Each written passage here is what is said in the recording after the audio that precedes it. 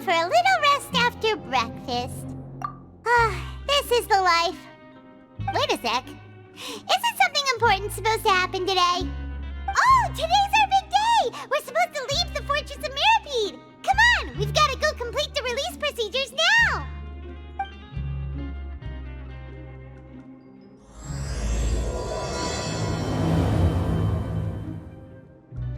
Please, sign here. This document will be effective immediately upon signing, and you two may exit the Fortress of Mirapede via the regular channels. It's been so long since we've been to the surface. Let's hurry up and... Huh? What's happening?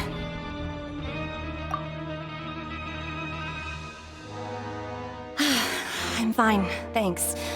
But I wonder what that tremor was just now. Let's go ask the Duke. Your Grace?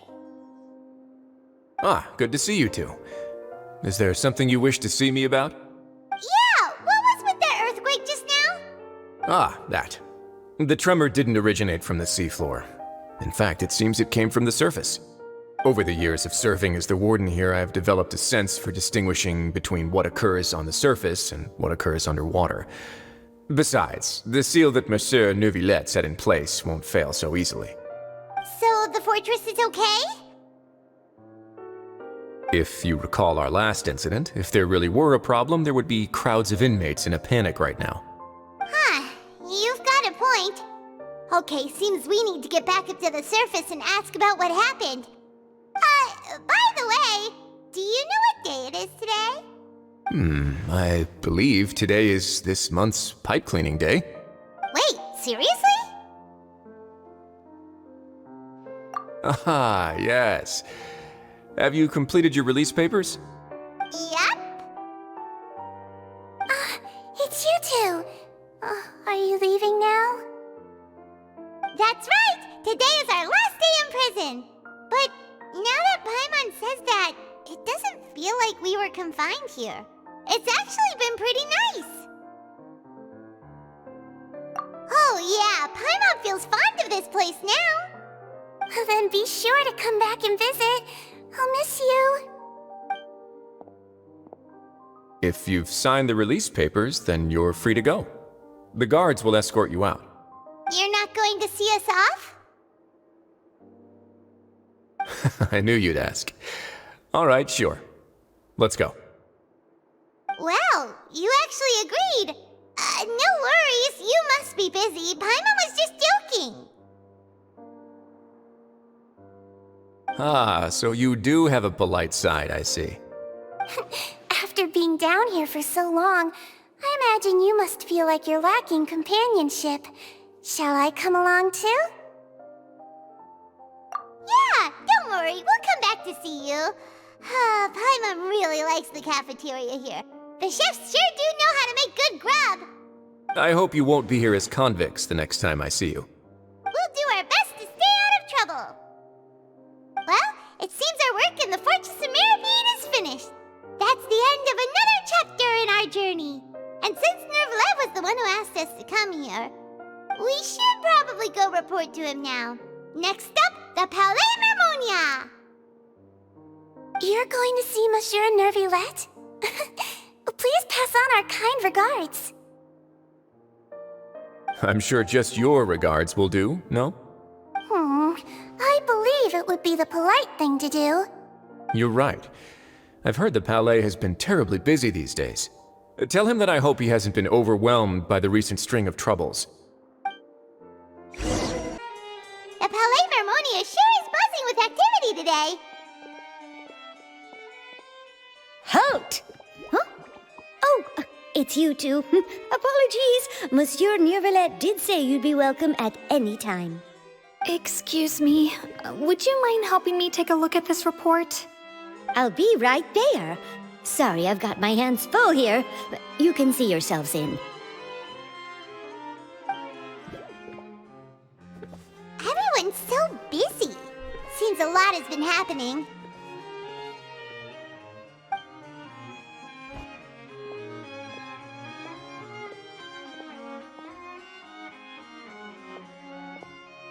Neuvillette! Hello. You've come at the right time, but you'll have to wait for just a moment, as there are some urgent matters I must tend to first. In the meantime, please, have a seat. If you'd like to have something to drink, let the Melusine outside know. That's all right. We just ate. Very well, then. Let's take a break over there while we wait for him to finish his work.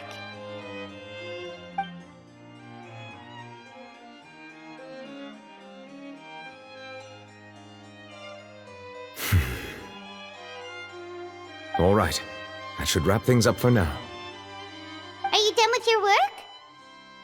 Yes, sorry to keep you waiting. Today should be the day you were released from the fortress of Meripede, and it appears that you've managed to complete all the release paperwork. That's right, and we came here to see you right away.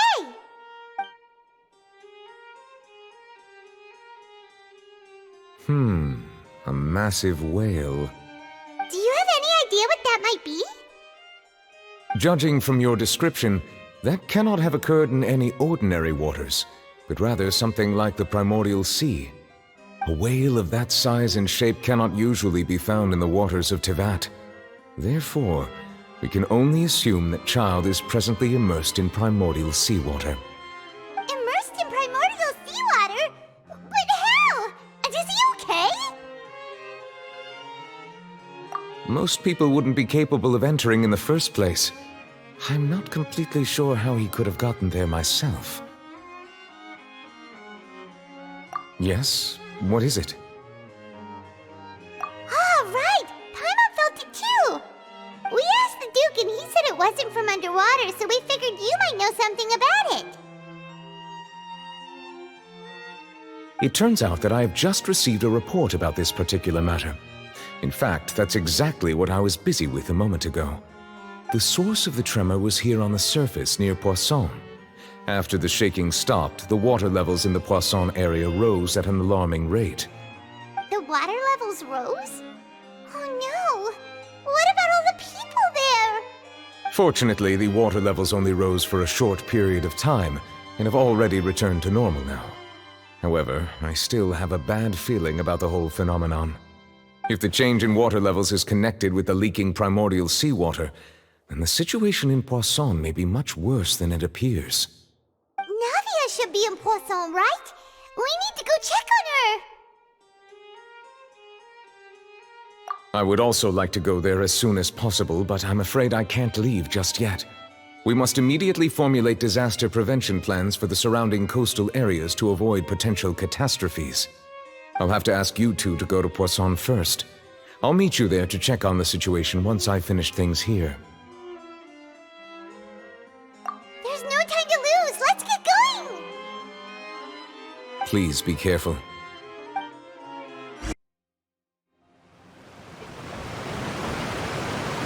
Oh no! What happened here?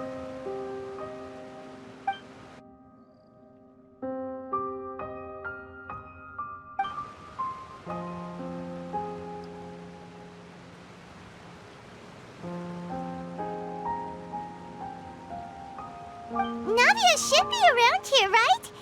We need to make sure she's still... Paimon means we need to check on her.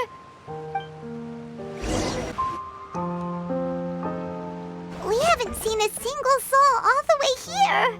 Oh, this is getting scary. What will I ever do now? Look, there's someone on the roof over there. Just stay put! We're coming up! Watch your balance! All right, just hurry!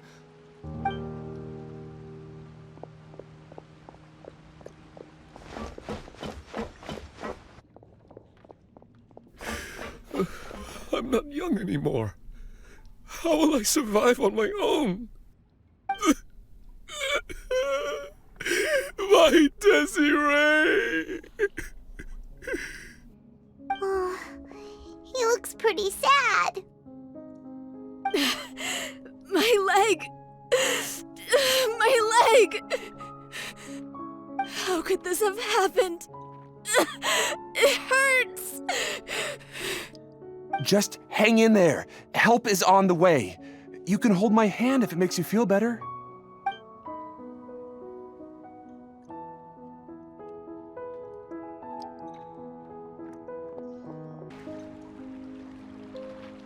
Oh, it's Navia! She's over there! Hey, Navia! Are you okay?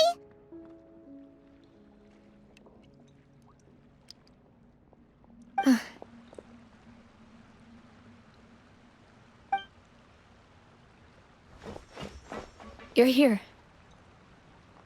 We heard there was a situation in Poisson, so we came as quickly as we could.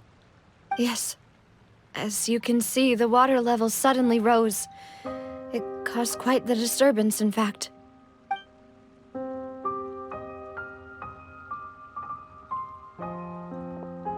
Demoiselle! There was a wounded resident next to a building southeast of here. We've already transported him to safety, but we've run out of medical supplies. He's wounded? How badly? He fell, so it's probably a broken leg. He's pretty shaken up. When the water level rose, he desperately climbed up to the roof. Once the water receded and he saw the ground, he became terrified and eventually... He jumped down then. Find the leader of Squad 1 and tell him to take the wounded resident to see a doctor. He should know where to go. Understood. I'll take over his search and rescue mission in the meantime. All right, you'll be in charge.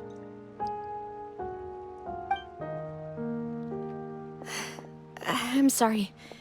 Where were we? The situation in Poisson? Ah, right. Allow me to explain. A little earlier, we suddenly heard a loud noise. At first, everyone thought that something might have exploded in the waterways. But before we knew it, water started pouring out from everywhere. The rushing water seemed a little odd, almost like the unique color of primordial seawater. Some people didn't realize the danger and thought it was just ordinary water, leaking from somewhere. Everyone on the street who happened to be close to the water didn't have a chance to escape. As the water levels rose, they suddenly disappeared. They were all dissolved. Those who realized what was happening started to flee in a panic, desperately trying to get to higher ground. Many were injured in the stampede, and some people fell from significant heights. The Spina di Rosula initiated rescue operations as quickly as possible, but there have been a lot of casualties. Fortunately, the water began to recede after some time, and the chaos came to an end. The water that flooded the area contained primordial seawater, so the lower levels of Poisson are still hazardous. To ensure everyone's safety, I've asked the people there to leave as soon as possible. No one knows if this could happen again. All we can do for now is try our best to help evacuate the residents. We still haven't completed the head count, but we'll have some numbers soon. How awful. And all of this just came out of nowhere. It was quite frightening indeed. I only wish that everything that just happened was a bad dream. Is there any way we can help, Navia? Thank you for being so willing to help in a moment of crisis like this. You don't know how much it means to me. I really can't express how grateful I am. Don't say that, Navia. That's what friends are for.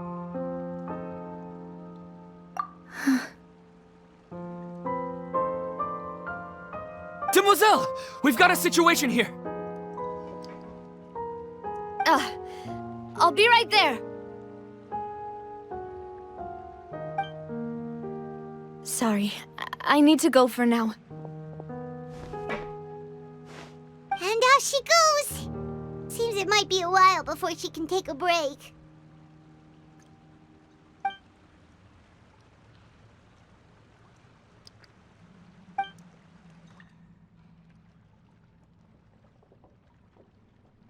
Okay, the wounded are being tended to, and we finished a preliminary head count. More support has just arrived, so I suppose I finally have a moment to focus on my own matters. Of course, we should remain ready for anything, and continue doing our best to rescue others. I'll be sure to have everyone at the Spina di Rosula ready to render assistance. Traveler, Paimon, would you two accompany me to my father's grave for a moment? Huh? Right now? Thank you.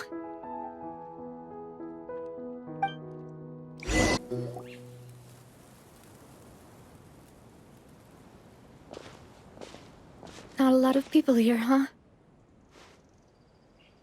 Well, given the time of day and the whole situation in Poisson, Paimon doesn't think there'd be a ton of people here visiting graves. Right. That's how things are now. The living are so exhausted that they've no strength to spare any words for the dead. Navia?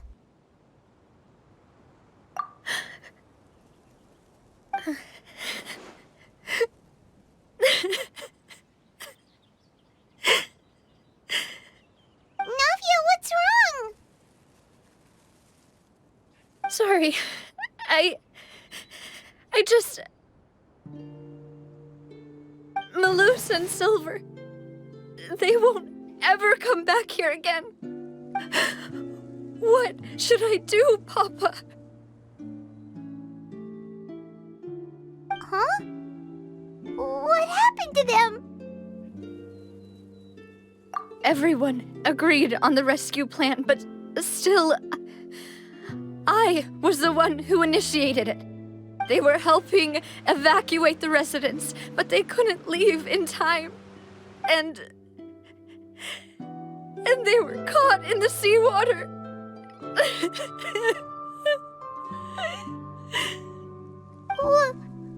What should we do? I've known them for so long.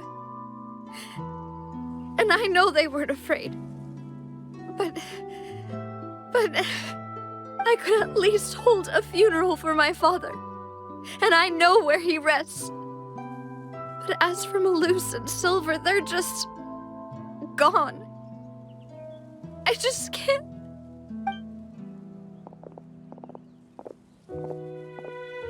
Everything looks so clean after it rains. Even the gravestones.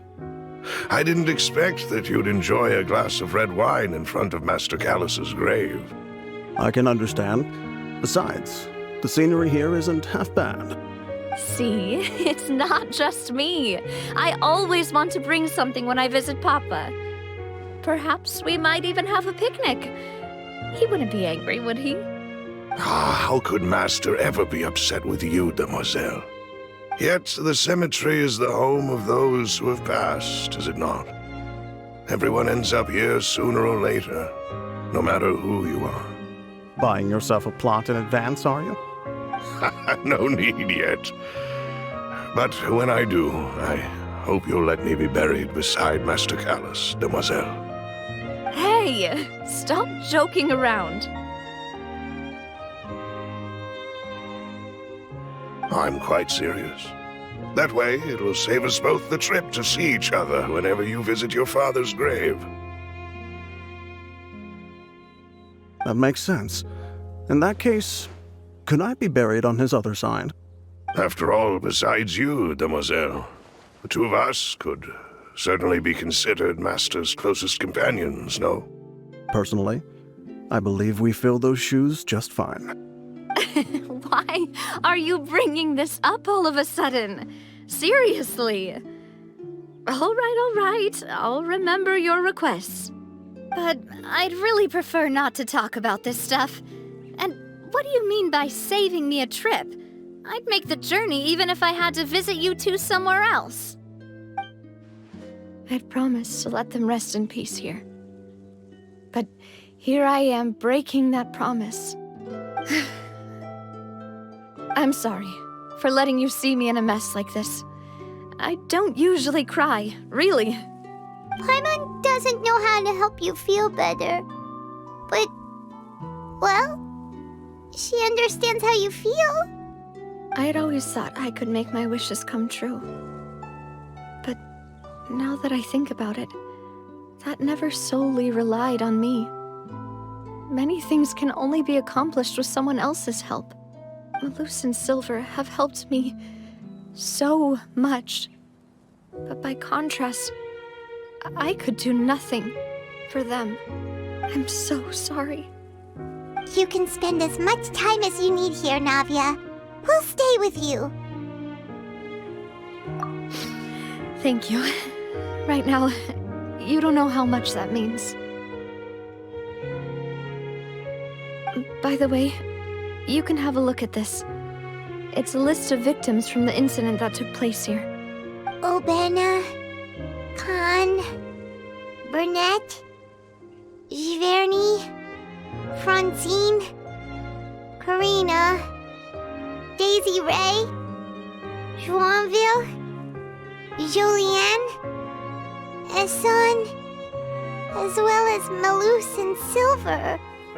So, everyone else is safe. But still... It's okay. I know what you're thinking. And you're right. We lost Malus and Silver.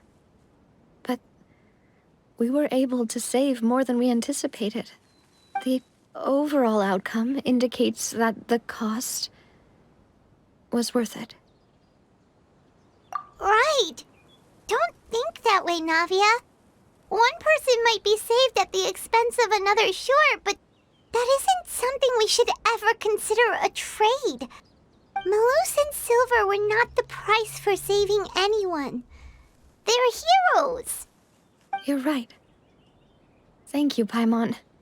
What you said just now was pretty amazing, actually.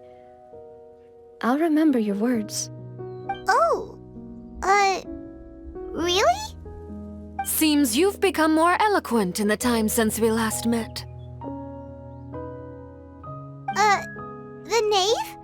What are you doing here? Is everything going well on your side? Yes, my people are carrying out the mission according to your request. All the residents of Poisson have been evacuated, and we're preparing to relocate them to higher ground. As for these supplies, we have everything taken care of. There is no need to worry. Thank you very much. Wait, do you two know each other? We just met recently. Right, Miss Navia? Usually, I would call this a coincidental encounter. But that doesn't quite fit this time.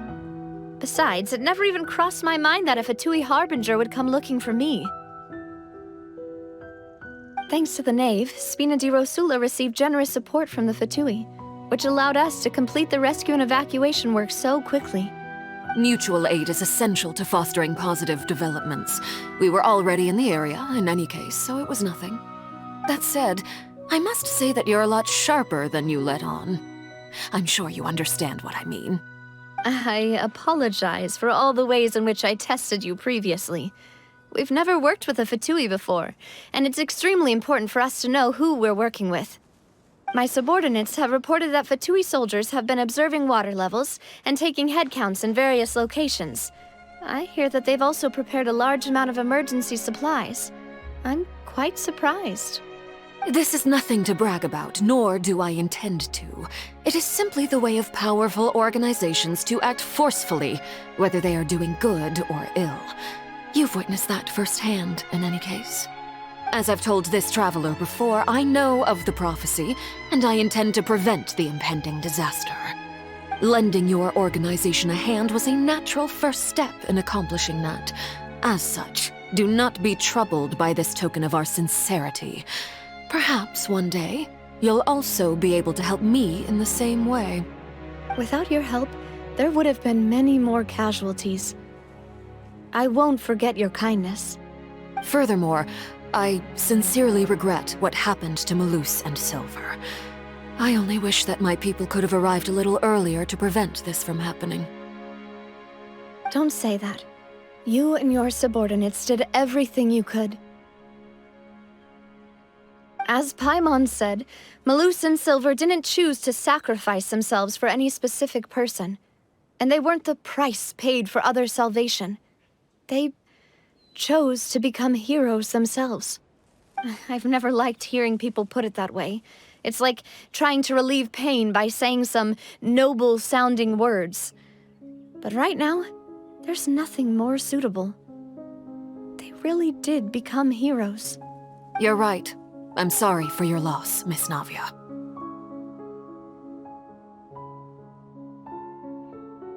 Water is life to Fontaine's people, and it also spells disaster. It's no wonder that people always say that prophecies represent fate. Fortunately, I've never been one for such opinions. So, you're one who will try to change fate, then? Of course. That is why I'm going to Hotel Bouffe de Thé. I still have some things to take care of, and the children need my attention. By the way, Traveler, Paimon, one more thing. Alright, then we'll just... Huh? This isn't right. Paimon thought you would ask us to walk with you for a moment so you could tell us something in private.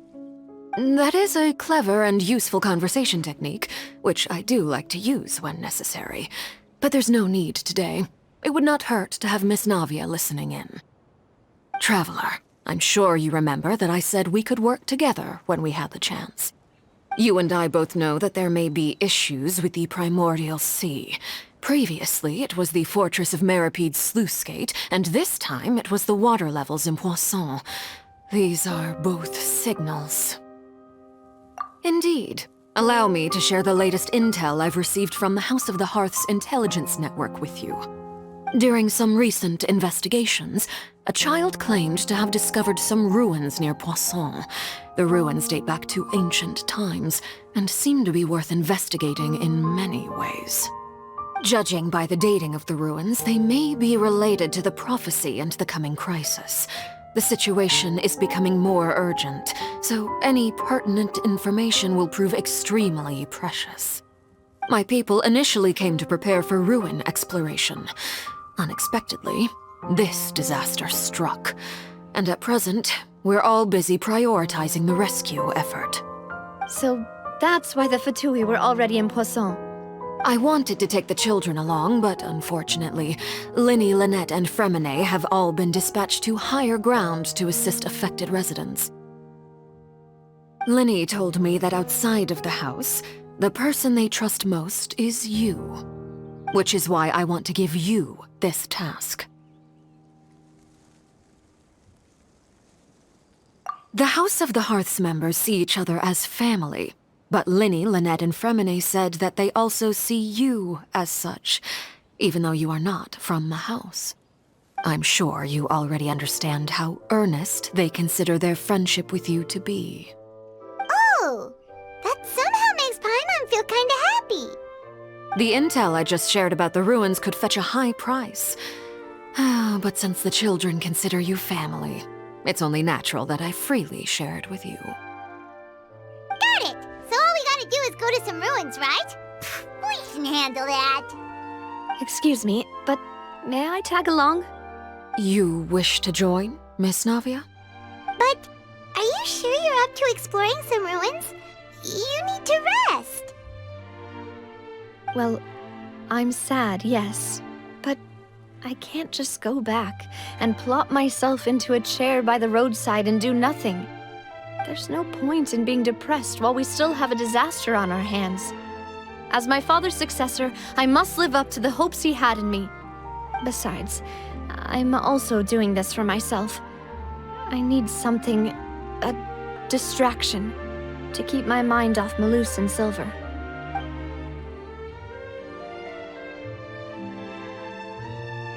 Since you put it that way, I have no objections. What do you say, Traveler? All right.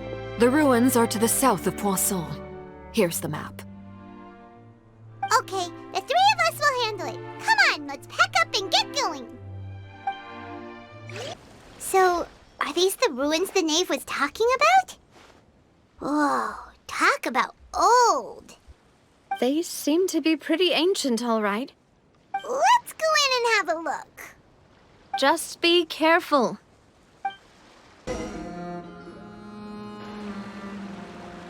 This place has also been contaminated by primordial seawater. Yeah. And a lot of it, too. A Fontanian would most likely dissolve the moment they fell in. Right! You can't go down if there's primordial seawater. It's too dangerous, and it won't be any help for you to just stay here. Don't get by my wrong. We're not saying you're useless. It's just that... No, you're right. I can't do anything in this situation. I'll leave this to you.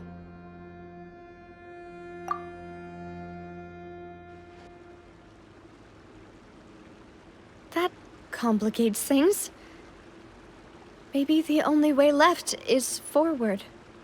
In that case, do you want to wait for us here? The water levels here are unstable, and there's a chance the water will rise. So staying here wouldn't be safe either. I'll go together with you. Perhaps we'll find the exit just up ahead.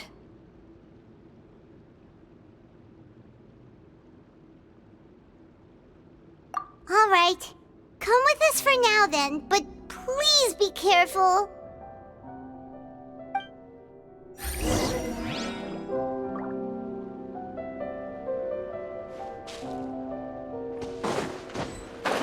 Oh no, it's a dead end!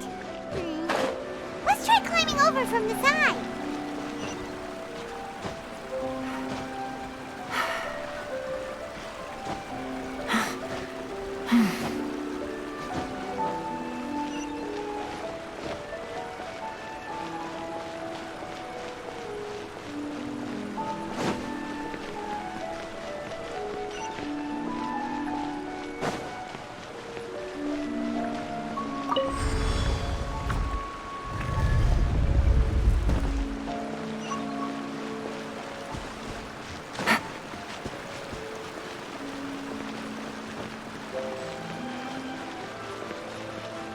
Wait, there's something wrong with this bridge!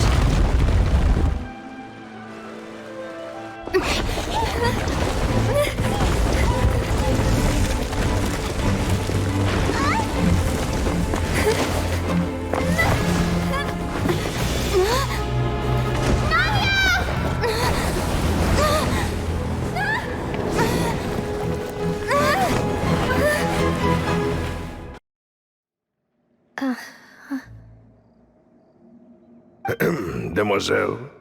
Huh? Demoiselle, what are you doing here by yourself? Would you be standing here till dark if I hadn't come to get you? Maybe she just wants some time to herself, Maloose. Oh, was I sleeping? Yes, it would appear so. I must be tired. That's quite possible. However, you were the one that suggested we go out for a walk. Oh, right. I nearly forgot. It must have slipped my mind when I dozed off. I haven't had a nap today yet. Have I? This is a familiar feeling, yet something's a little strange. Is something the matter, Demoiselle? Oh, no. No, I'm fine. I was just trying to recall why we came out for a walk. Do you remember Mr. Giverny? He'd requested our help before with foreign merchants who had a debt dispute with him, and we'd resolved the matter not long ago. We were headed to see how things were going with him at the moment. Ah, right. Yes. I remember now. Oh, Miss Navia. Ah, Mr. Maloose. And Mr. Silver, too. It's good to see all of you. How have you been? I've been great. Thanks to your help, those bothersome merchants finally realized that I wasn't the one they were looking for. Why, I wasn't even the guarantor for that person. They were knocking at my door day and night. Even my neighbor Obina was getting fed up with them. Sometimes force is required to calm someone down and get them to listen to what you have to say. That's right. Oh, by the way, Burnett, what was it that you wanted to give to Miss Navia again? Oh, yes. One moment, I have it right here. Miss Navia, these are some flower seeds that I prepared. Please take them. They're a very good variety, and they'll become very big and beautiful once they bloom. I don't know what we would have done without your help, so this is a little token of our appreciation. I hope you won't refuse. Ah, did you cultivate them yourself? Thank you so much. I'll certainly take them. Malus, we do still have some empty flower pots at home, right? Why, we can have as many pots as you'd like, demoiselle. Perfect. In that case, we'll swap out some of the decorative plants for some of Mrs. Burnett's flowers. Very well. Wait. Something seems to be off here. Excuse me, madam. If I'm not mistaken, your name is Burnett, correct? That's right. Is something wrong? No, it's nothing.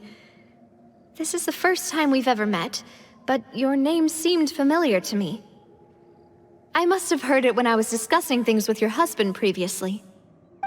I've heard this name before. Sometime recently, I'm sure of it. And why are there so few people around here? Where did everyone go? We must mind the time, demoiselle. We still have important things to attend to today. Huh? We do? Like what? Well, now, did you forget? Miss Navia, here you are! I've been looking for you. Please, come to the Opera House. Your trial is about to begin. My trial? Wait, why would I need to go to the Opera House? Yes, she's right, demoiselle. It's just about time now, so we should get going. Oh? All right then. Look, it's Navia! She's here! And her two attendants are with her. Goodness, everyone's finally here. There sure are a lot of people here to see the trial. And they all seem to be oddly excited about something. I even know some of these people. Karina, Desiree, Joyville, Jolien, Essen. Why are so many people here? And why do I have no recollection of this case? And as for the judge... huh? Where's Monsieur Neuvillette? Please sit in the defendant's seat. Don't worry, Silver and I shall accompany you. All right. But are you sure you can stand behind me? Typically, it wouldn't be allowed, but today is an exception.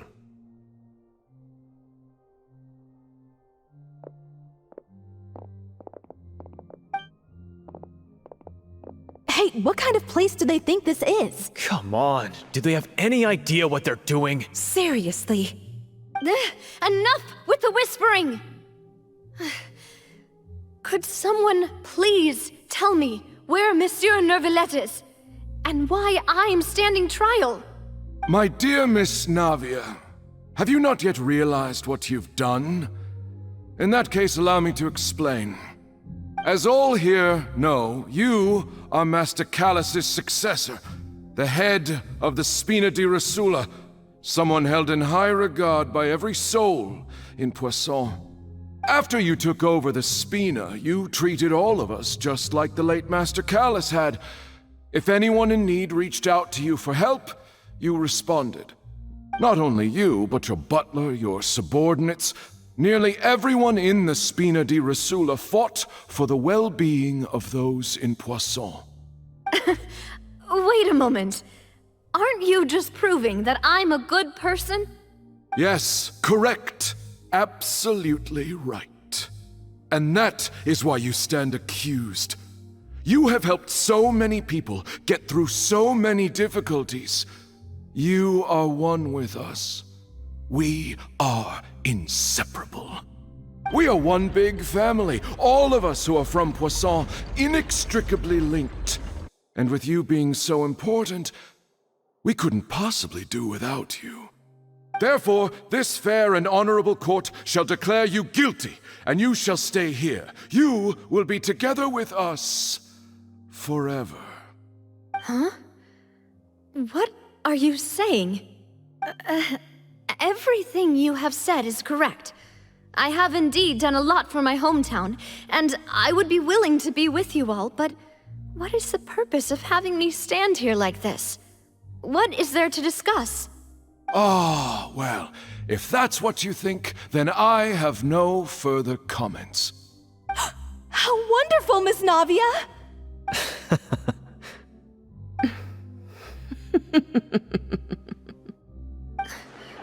I know all these people. Why are they laughing? I seem to remember now. Yes, I get it. This trial is...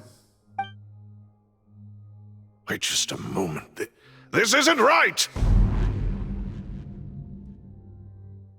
Malus? What was that, Mr. Malus? Our conclusion is very clear and unanimous. Let the court judge her now. She's guilty! Stay here, Navia! You're one of us! Demoiselle, don't admit guilt. This trial means to keep you here forever. I wish to exercise my right to defend Our Lady. Mr. Joinville, you only know of Navia's goodness, but nothing of her utterly independent mind. She was born a free and independent spirit. She has never been tied down by anything. Indeed, even the death of Master Callus couldn't stop her. Her actions cannot serve as proof that she identifies herself as part of any group. She merely acted as an individual, extending her hand to help others. Please do not mistake her actions as being otherwise. Really? As an individual, you say? Don't forget, we are all Fontanians here. This is the nation of justice, the nation of Hydro. Even if Miss Navia only voluntarily rendered her assistance, that doesn't change the fact that her beautiful soul must return to everyone. Water accepts all, blends with all. It will surely accept her kindness. Everything is measured here in the nation of Hydro, and in the end, everyone shall meld together. Thus, when a unanimous opinion emerges, that opinion represents justice. Now I speak for everyone. Our opinion is consistent. Navia should stay. We and Navia are one. And you would call this justice? Preposterous. You are merely jealous that Demoiselle still has a chance to exist as an individual. Have you forgotten how much you all once longed to become individuals, to become independent? Do you mean to defy our justice? If your justice is flawed, then why should we acknowledge it? As you said, we can also have our own justice. Silver and I shall defend Demoiselle. And that is how we will enforce justice. Ugh, my head... It hurts. Demoiselle. Silver, it hurts. My head is spinning. All I can see is stars swirling in front of me. I remember now. Everything that seemed odd from the very beginning.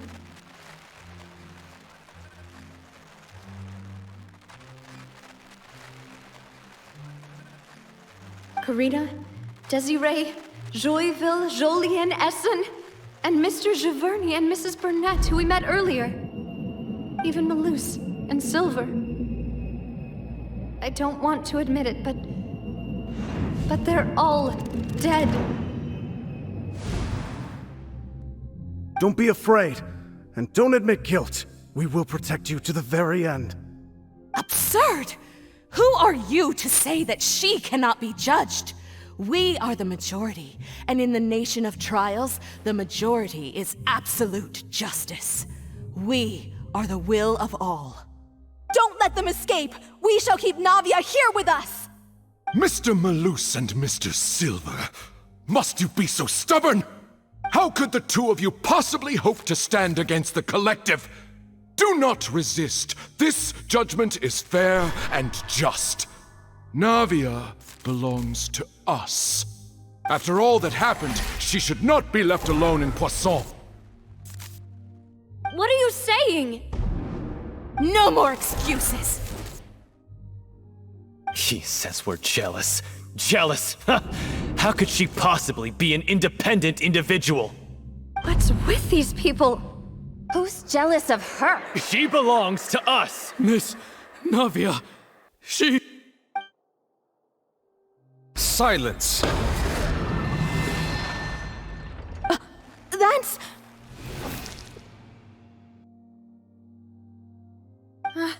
Monsieur Neuvillette! Such commotion is prohibited in the court.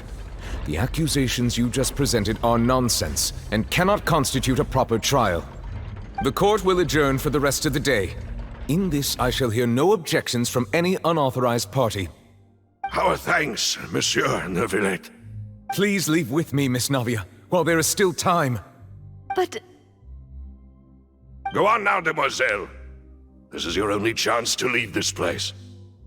What, can't bear to leave us behind or something? Malus. My apologies.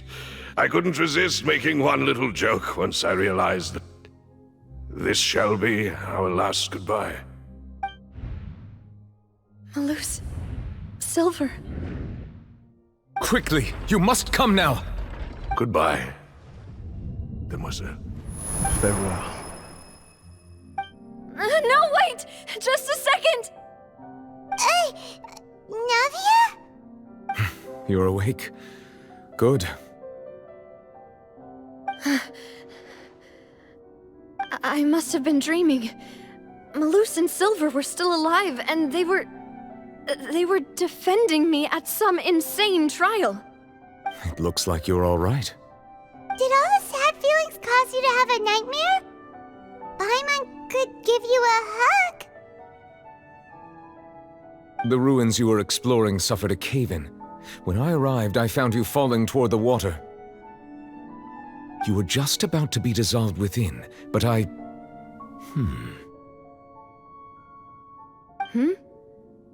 What is it? I think I saw 2 Oceanids protecting you. It was only for a moment, perhaps even a fraction of a second, but they gave me the chance to retrieve you.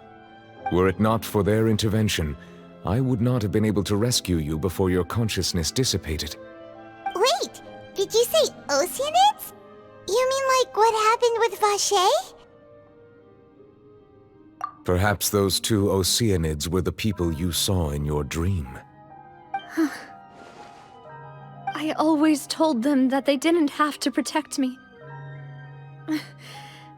To think that they'd keep doing so even after death.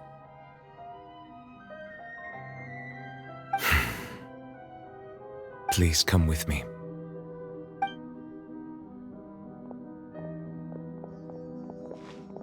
Neuvillette, are you okay? Oh, I am quite all right. Perhaps there's something we could chat about? Why do you look so stiff all of a sudden? Oh, Paimon knows. You're the type who feels awkward when there's nothing to talk about, right? I merely thought that we should give Navia some time to herself. Huh? Why didn't you just say so then? Don't you think it's even more awkward to call us over like this and then have nothing to talk about? I suppose so. Ah, Sigewinne. I hope all is well with her these days. Her work in the Fortress of Meropide has not been too much for her, has it? No way! Don't worry. She's doing doing fine down there. She's an amazing head nurse. I see. Well, that is good. I have always worried that Sigewinne would need a lot of time to understand the world of humanity, just as I have. Oh, and the Duke also says hi. Even though Sigewinne made him do that. He hopes that you haven't been overwhelmed by all that's happened lately. Thank you. I have indeed been busy lately, and I also hope that everything is going well in the Fortress of Meropide. He still doesn't know what to talk about. Let's chat about something else then.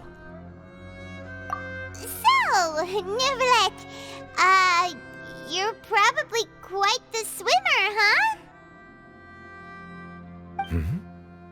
Yes, of course. This isn't going anywhere. Let's try something else. How did you find these ruins? Did the knave tell you? Yes, in fact. I had arranged to meet you in Poisson, but when I arrived, I discovered that the Fatui were helping the residents evacuate. They had even transported a large quantity of supplies to the area. Amid my astonishment, I ran into the knave, and we had a chat. She informed me that she had asked you to investigate the ancient ruins here. Yeah, we originally planned to meet up with you, but we thought you might still be busy with all those official documents. We didn't think exploring the ruins would take very long, and who would have thought you'd wrap things up so quickly?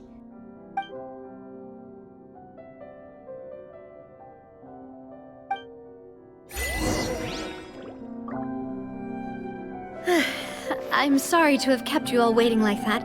I'm feeling much better now. I guess we should get going again.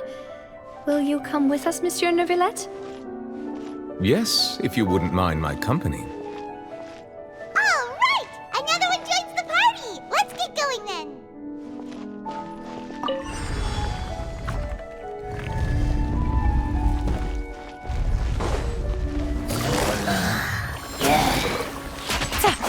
Inazuma shines eternal! Illusion shattered! Ha! Teamwork is dreamwork! Access denied. I can fix this!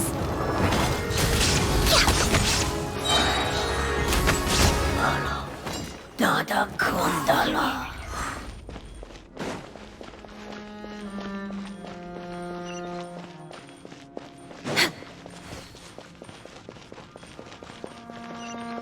Oh no! Another unstable path! Watch your step!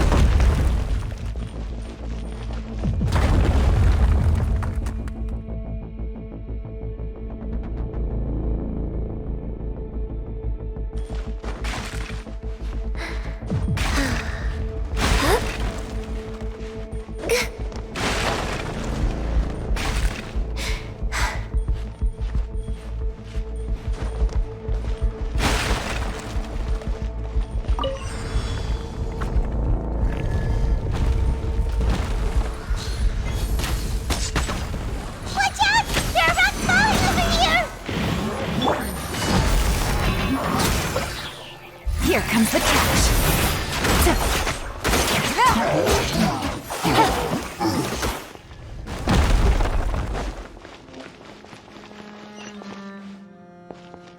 Take it easy.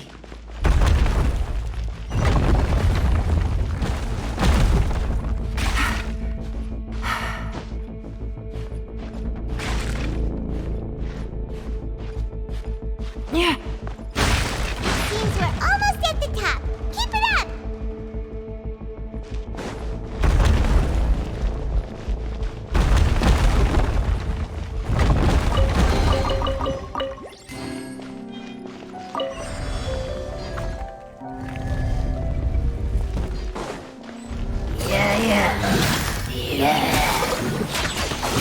Things are about to get dicey. Let's light it up! Everybody stand back! This is long overdue. Access denied. Now you shall perish!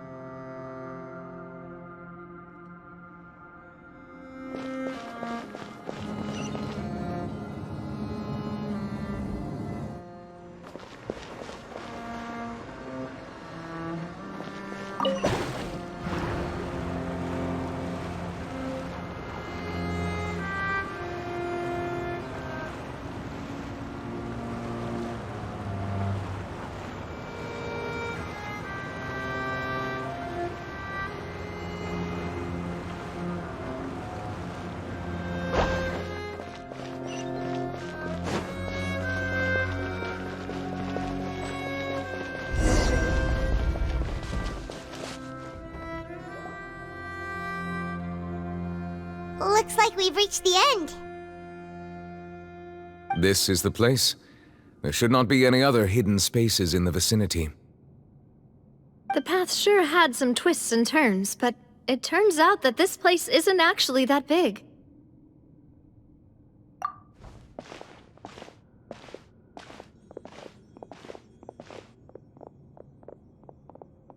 Stone slates. It seems like they were put here as an offering. Could we take them down and have a look? Perhaps we should just leave them be for now.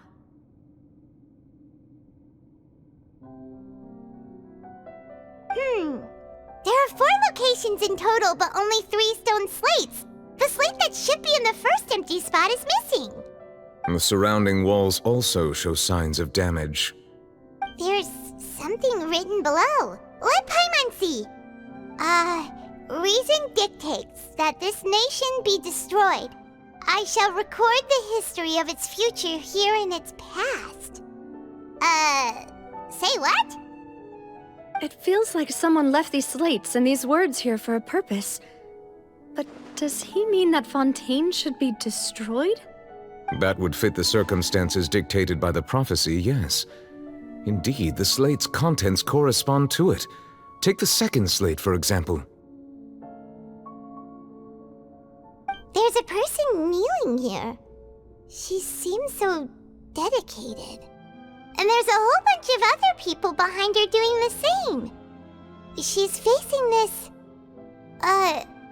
what is this? Some kind of island in the sky?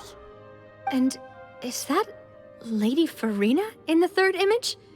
Did the Hydro Archon fall into the water? And is that a ring of people around her? Paimon doesn't quite get it. Are they all in the water? The fourth image. I know this one. This exactly matches the content of the prophecy. The people will all be dissolved into the waters, and only the Hydro Archon will remain, weeping on her throne.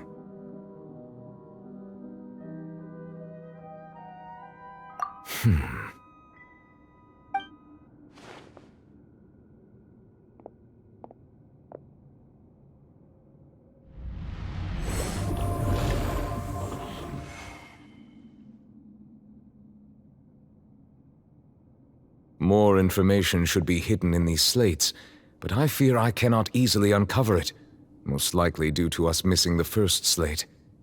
I am very sorry. Don't blame yourself, Monsieur Neuvillette. Deciphering ancient stone slates isn't one of your duties.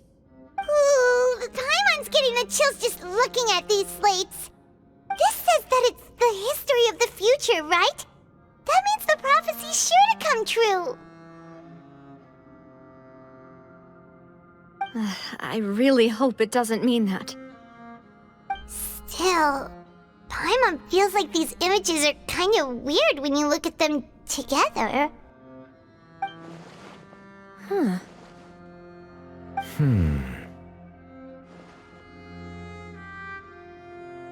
That's right!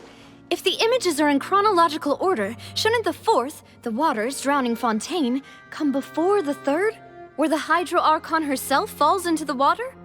And yet the order is reversed here. If we go by timing, Lady Farina only emerges in the third image. That means that the person in the second image might be the previous Hydro Archon. Egeria, then. I had never met her, but her appearance here does match the records. The previous Archon kneeling before the floating island in the skies, as if confessing a sin. Did she herself commit that sin? And if not, Why would she be in such a posture? Also, I'm still wondering why these ancient stone slates are here at all. Judging from their contents, could this place be the origin of the prophecy? Does that mean that someone, or some people, once saw these slates? But who would have created these slates and left these words here?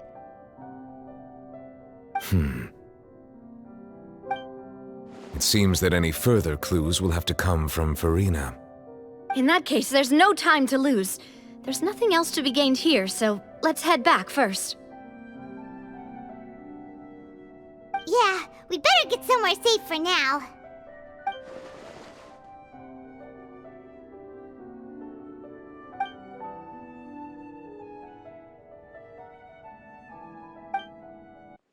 Let's split up here. I'm going to check on what's happening with the Spina. You know how it is. There's some things you just need to be there for yourself. You still have energy for that, Navia? Paimon's already beat. Just head back to the Fleuve-Cendre and have a rest then. Thanks for keeping me company all this time. I'll depart as well. Thanks for your hard work today. Rest well, everyone. Traveler, I will go talk to Farina tomorrow morning to ask about the stone slates. I'm sure that you're concerned about this matter as well. If you have time, drop by my office. I will share the results of our discussion with you. Are you really gonna talk to her about this directly? Will that be a problem? Paimon's getting a little scared now that it's come to this.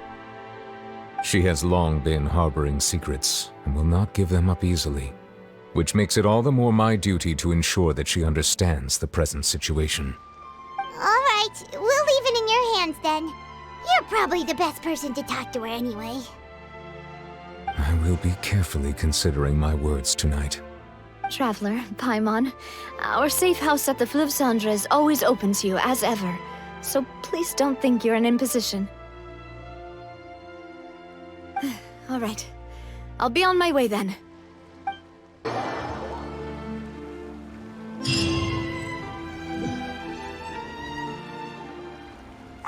We're finally back!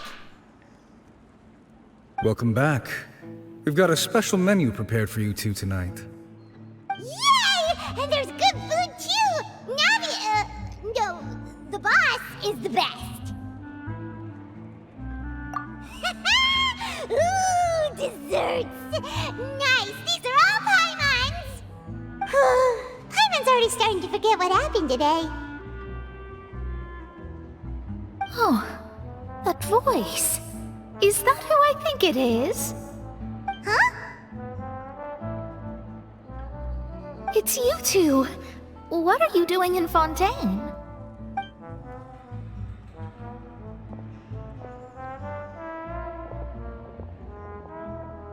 Mona?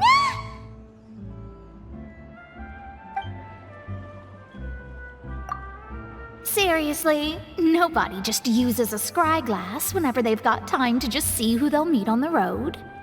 Still, we didn't expect to see you here. Wait, you're not a Fontanian, are you, Mona? Well, I have some business to attend to here, so I booked a hotel in the city. I was just out for a stroll when I bumped into you. Quite unexpectedly, if I might add. Why did you think I was from Fontaine, though? Is that because Magistus doesn't sound much like a Mondstadt surname? Yeah, let's go with that. Well, I used to have my own surname, which was, well, some other thing. Either way, the old hag told me when she took me as her disciple that the first step to being a great astrologist's pupil was to change that name. There was nothing for it, really.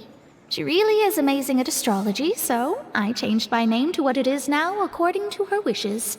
To my surprise, however, Magistus is not the name of some ancient house or clan. It isn't? Nope. Although it is used by us in place of surnames, it generally just means great.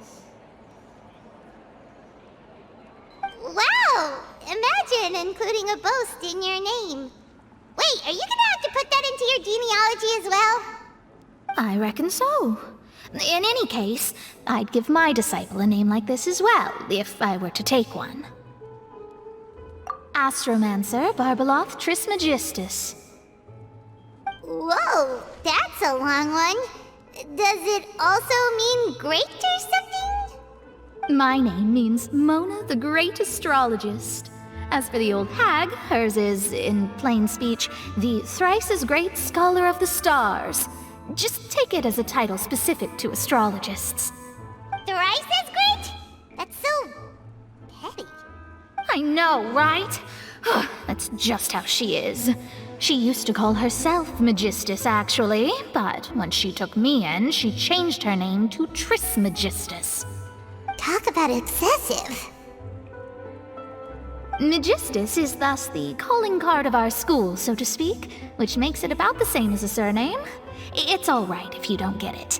You can look into it further should you need to study astrology more deeply. That sounds terrible! But anyway, you're not Fontanian, are you, Mona? You're from Mondstadt, right? Well, I was born in Mondstadt, yes.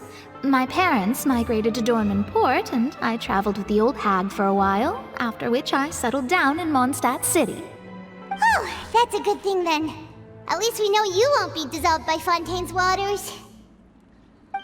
Speaking of that, I'm sure you're aware that a bunch of things have happened here in Fontaine, right? I know you're not a local, but I'd avoid getting too close to any water that looks strange all the same. There's something ominous about it. Well, the water, I mean. That was the main reason, yes. Just a while back, the Steambird invited me to take part in a panel and speak about the circulation of the prophecy as an astrologist. The invitation was sent quite early on. I don't think anyone expected Fontaine to be in this much trouble. What do you make of that prophecy, Mona? Just tell us what you think as an astrologist. Your word would go a long way to make things more certain and less scary. What I can tell you is that I'm an astrologist, and that this prophecy concerns the fate of Fontaine, even that of Altivat. Ascertaining this is akin to reading the fortune of the whole world. I'm afraid that this is not something that just anyone can do. If I could do it, you would no longer call me an astrologist, but a visionary. But on the flip side, the prophecy is so huge and powerful that it must surely come from a powerful visionary. Its contents involve the fate of the world. Disregarding it would be a mistake. A visionary? Sounds really powerful and all, but does such a person really exist? Of course. The old hag could do it, and I'd bet there are others amongst those Hexenzirkel colleagues of hers who could do something similar. Huh? Are you sure? All right, I'll help you. It isn't often that I see you with such a serious look on your face. I'll tell you once I hear back from her. Thanks, Mona! You're amazing as always! Oh, well, this is something only I can do after all. So yes, your praises are quite welcome. That's the greatest of astrologists for you! Of all the people we know, you know the star's the best! Indeed, indeed. That's the spirit. Oh, sorry. I came to see what all the commotion was about. If there's anything you need, do not hesitate to inform the Spina di Rosula. Oh, whoops. Guess we were getting a little too carried away there. Well, I'll go tend to my own business now. If I receive any news, I'll be sure to come find you two again. And there she goes, quick as rushing water. And here we are with the Spina guy giving us suspicious looks. Right, but we were able to recruit Mona's help, didn't we? Our Fontanian friends will thank us someday.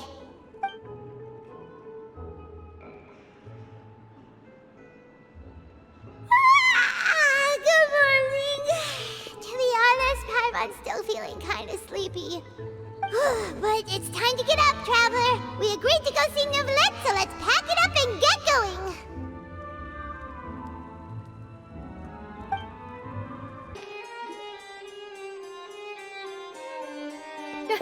You're here, finally. Is something wrong? Monsieur Neurvalette and Lady Farina, they seem to have gotten into a dispute. Please go see for yourself.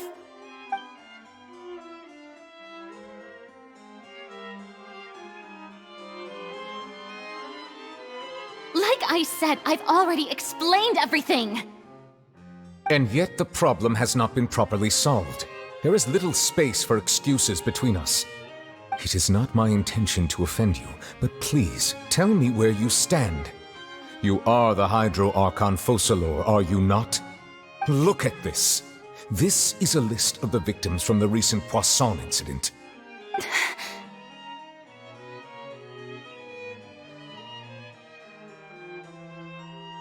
You mean... they're all... We did not arrive in time to avert this disaster, and I will not have it happen again.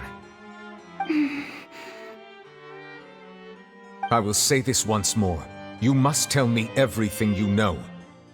Yesterday, I found 3 stone slates in some ancient ruins near Poisson. Do you know anything about those? Seriously? You're questioning me like this is a court case now. I don't know anything about that. But you found them in some ancient ruins, you say? That's correct, which is why I came to ask you some questions. There should have been 4 slates, but one of them was missing. The other 3 feature different images that seem to correlate to the prophecy. The prophecy? The second of these slates depicts the previous Hydro Archon Egeria kneeling before a floating island in the sky, as if confessing something. Do you know nothing of this either? I don't. I've never seen such slates. I'll ask you again. Do you really have no information regarding the previous Archon? My deciphering of the slates indicates that the Hydro Archon Egeria once had to confess to, or apologize for, a certain sin. If anyone would know about it, it should be you. All gods don't have the same secrets, you know. She was herself and I'm me. Is it really so strange that I know nothing? I understand your concerns, but I'm sorry. I just don't have anything to tell you. Forgive me for saying this now, Lady Farina, but I have long known of your various secret investigations into certain matters. There are several indications that you have been investigating the prophecy on the sly. This is not strange in itself, considering that you are the Hydro Archon. But it is strange that you should also claim to not know any of Egeria's secrets, as well as do nothing following your inquiries. You have never been as superficial as you have presented yourself to be, nor are you a fool. And yet, your behavior is very inconsistent.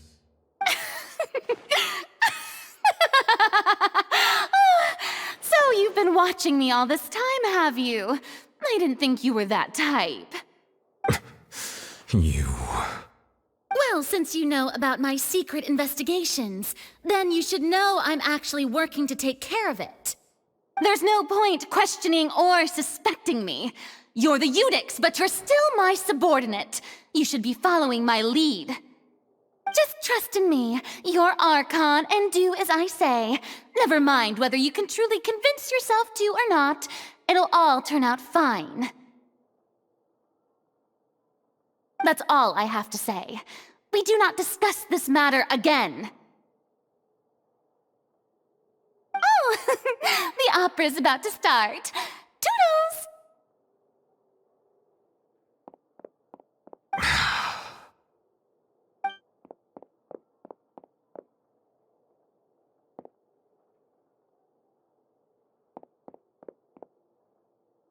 Did Farina not notice us standing by the door? Wonder what's up with her. She was smiling. Huh. She didn't seem in the mood to care if we were listening in or not. I assume you've been outside for a while now? Oh! You noticed! Seems Farina didn't even realize we were here. She was in a great panic, though I cannot discern the reason. Our discussion reached impasses time and again, A state of affairs that we cannot allow to continue. Still, I do not understand. Dialogue is the basis for understanding, so why did she keep refusing to engage? Everyone in her inner circle has noticed that she is hiding some secret. The issue is her attitude. I fear that she will not reveal anything unless absolutely forced to. We may have to create a situation in which she will have no choice but to speak. Oh? Like what? Normally, people will only reveal the truth when standing trial. Perhaps we must have the Hydro Archon experience just such a scenario. But Farina's seen so many trials, and she's really good at dodging questions. How do we make sure that she won't just slip away at the first chance she gets? We will need to consider this thoroughly, join forces with various parties, and then do what we can. If at all possible, I would prefer to recuse myself from this affair, but we must prevent the prophecy from coming to pass. This may be cruel to her, but all Fontaine is in crisis. The information a god possesses is too precious, and so we must take a chance on this.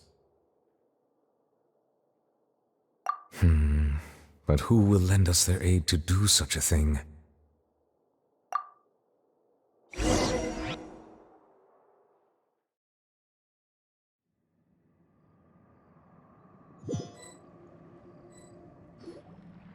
Well, that's everyone, huh? Speaking of which, it was pretty smart of you to think of hiding here. Poisson was just involved in a disaster, so it's presently devoid of people. That naturally makes it the best choice. And here you are drinking tea like it's the most natural thing in the world, huh? That's what families should do. Sit and enjoy a leisurely time together. It's nice to enjoy tea here, you know? Care for a cup? Lend me your ears, everyone. Or perhaps one of you might like to start us off. How about you, friend? Me? No, I don't think I can. Then, how about you, good sir? I fear that I will cause the mood on this boat to become as somber as it is in court. Well then, I guess we're lucky we've got a local like me to organize things. Wonderful, the spotlight at last. I guess I'll be facilitating things from here. That was a little long-winded, don't you think? Oh, you might be right. Anyway, to cut to the chase, our friend here, the Traveler, has brought us together to discuss something. As for what that is, well, let's start by saying that we'll be pooling our efforts together to create a series of traps. Oh, how intriguing. Well, it's just an expression, really. One that I just learned from Chlorand, and used on the spot. So, let's invite her to explain in detail. A round of applause, please.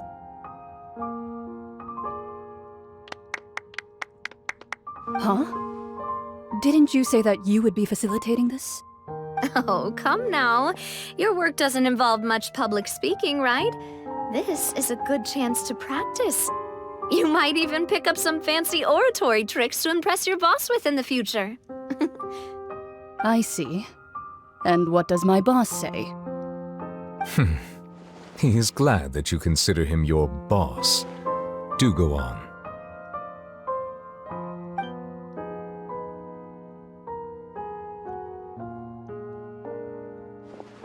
In that case, do any of you have experience hunting?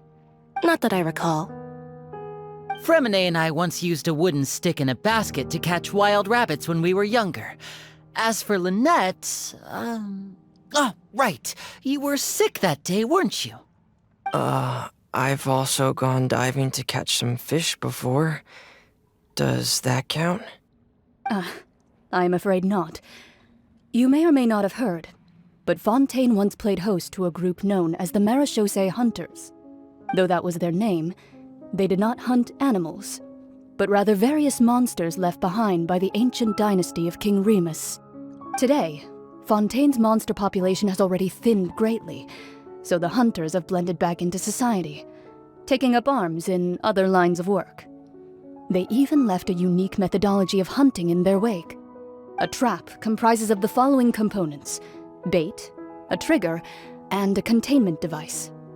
Sometimes a lethal implement will also be necessary to deal with the prey. So, if we were to build a trap together, right now, what would you choose to build it with? For me, I would prefer something basket-shaped. Pigeons and rabbits will see the bait and naturally enter the snare. Our line of work requires a deft hand, and we're some of the best in the industry, so you can count on our techniques. You used some of those techniques while moving the people of Poisson, didn't you? My subordinates mentioned that you even performed some magic for the bawling children. Yes, and I even managed to gather some intelligence in the meantime. I'm quite the multitasker if I do say so myself. I'm afraid I can't claim that as my strong suit. I prefer more stable methods, like placing bait in the water and waiting for the fish to come within reach. That's the kind of method I would count on. Calm and steady. Exactly the kind of person who would catch loads of fish. And I can be their assistant. With discretion, I'm sure. I'd probably use some sort of mechanical animal. Papa once bought me some small clockwork squirrels, mice, and such. When placed in the forest, they can attract others of their kind. I remember that you liked those too, didn't you? I did. And that would be a good way to go about it. If they're realistic enough, animals of the same kind will follow them all the way to the trap. What about you, Monsieur Neuvillette? I fear I do not have any related experience. That makes sense. You usually solve problems directly, without the use of any such tricks. But I do have one more question for you, monsieur. If we were to create a trap now, how would you design it? I would like for it to be effective, but bring no harm to the prey. A more gentle trap would be ideal. Kind, as always. However, our intention doesn't necessarily change the containment device and the type of implement we need. If we wanted to kill the prey in one strike, we would need a powerful implement. However, that also goes for prey that must be captured and safely contained. Wait, why's that? Only a hunter who's a true expert at subduing their prey can snare it without harming it. The line that divides life and death is often exceedingly thin. So are we going hunting together? We hadn't thought of seeing ourselves as hunters. It kinda works, but maybe it's still not the best metaphor. If our means of capturing and dealing with our prey is to put them on trial, then the hunting metaphor is actually quite accurate. But we shall require much more courage than any hunter to judge a god, a being whose seat is an exalted throne. Oh, so that's what's going on. Sounds very interesting.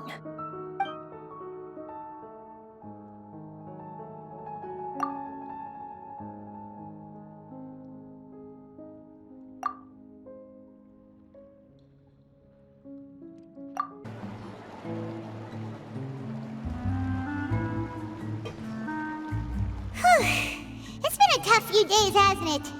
So much has been happening.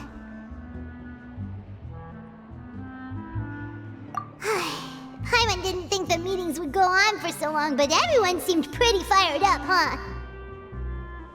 Paimon thought they'd be at least a little frightened. Well, Fremine was, now that Paimon thinks about it, but everyone else just looked a little surprised. Well... It's hard to say. Paimon doesn't have any experience with this sort of thing. But with you around, Paimon sure will do great. After all, you're the most reliable person in the world, aren't you? Huh?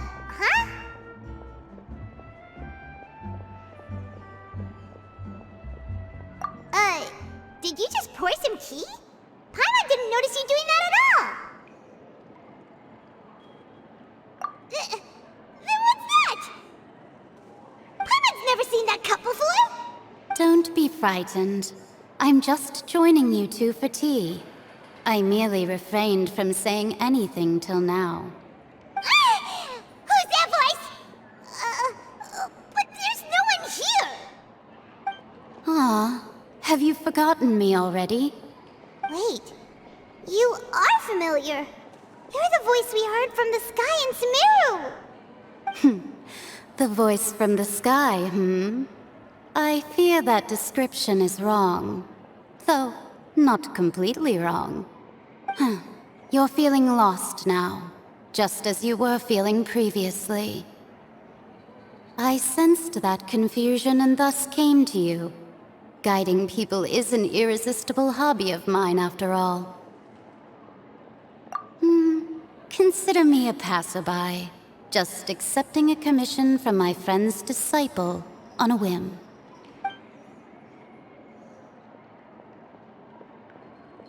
The prophecy. Yes, what has been prophesied will be fulfilled. You may view such things as the history of the future. What? Then is there any way we can stop it? I believe you have witnessed a failed attempt with your own eyes. Can everything in Teyvat so easily be changed? Ah, so you've caught on. Just as prophecies are usually only the future as seen from the perspectives of the gods, could things be happening in hidden corners where the gods' gaze does not fall? Are the things that you shall see different from the fate that the gods perceive?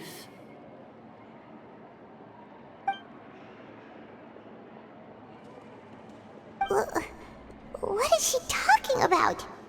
It all sounds really impressive and important and stuff, but it also sounds kinda scary.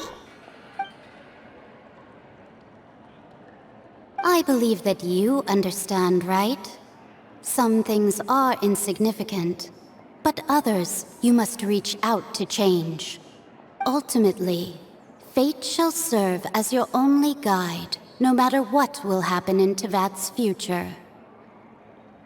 All you need to do is to play your part. This was good tea, by the way. Thank you for your hospitality. Well, that'll be all for today. The voice. It's gone.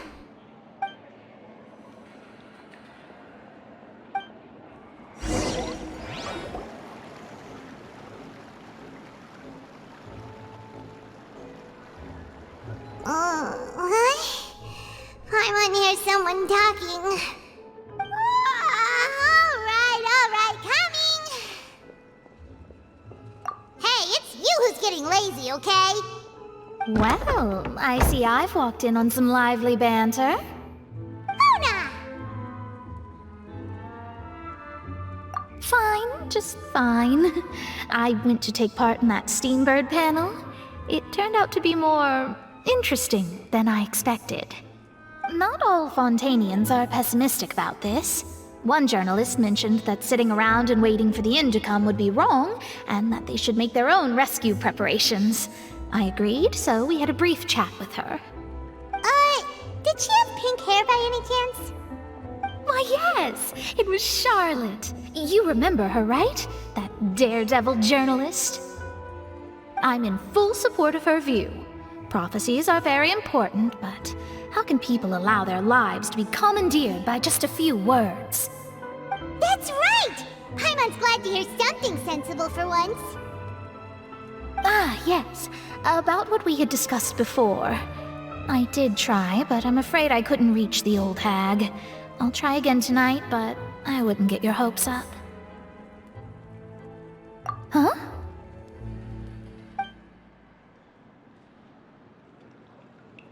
Goodness gracious. Are you serious? She said that even the god's gaze has blind spots. Pretty bold if you ask Paimon. Most people would believe the gods to be all-knowing, right?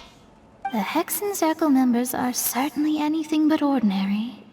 As for the mage named N, the old hag has mentioned her a few times.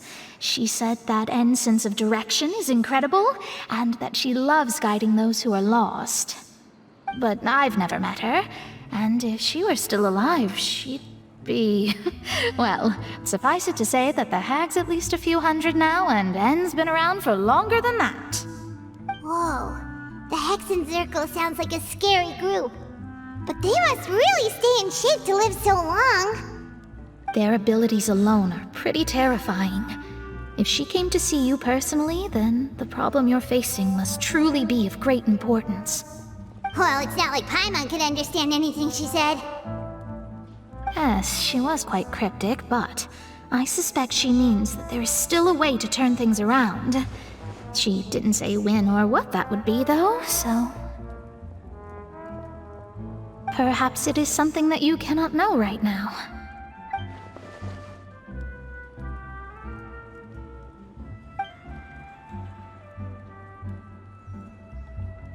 Traveler, Paimon, are you two all right? Oh, we're fine. We're just a little down right now. It kind of feels like the end is coming, you know? I see. I feel that same sense of desperation, too. I guess you could consider me someone who has often witnessed fate. So far as I have seen, it cannot be swayed. But even so, I still hope for, and believe in, miracles. Astrology is eternal and rational, but fate may not be. It is cruel, but it can also be beautiful.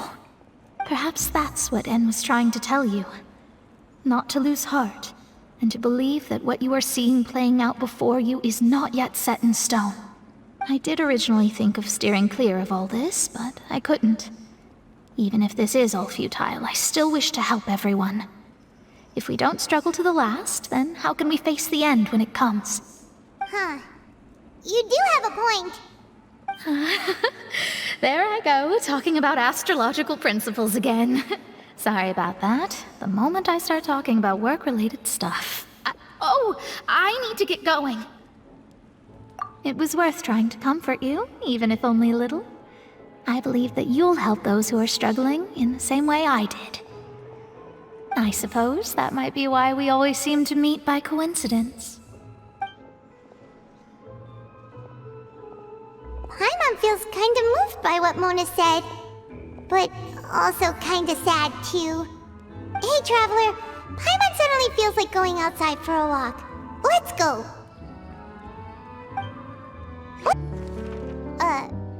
Huh? Our names are written in this newspaper. What's going on? Let Paimon see! The underwater stronghold, the Fortress of Meripede, has continued in its noble autonomy, but that does not mean that others cannot interact with it. My recent attempts to enter the fortress bore little fruit. Huh. Guess Charlotte still hasn't given up on that. Thus, did an Outlander friend become the focus of this report, a blonde adventurer with their white fairy legends trailing in their wake.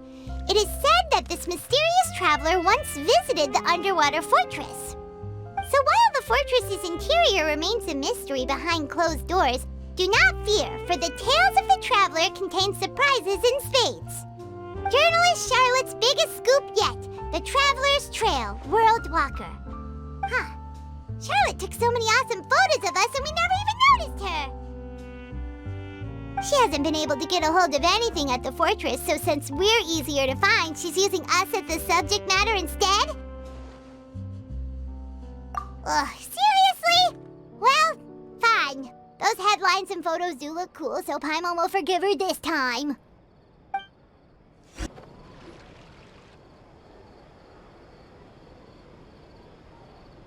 We're here! Paimon's hungry. Should we go in and get something to eat?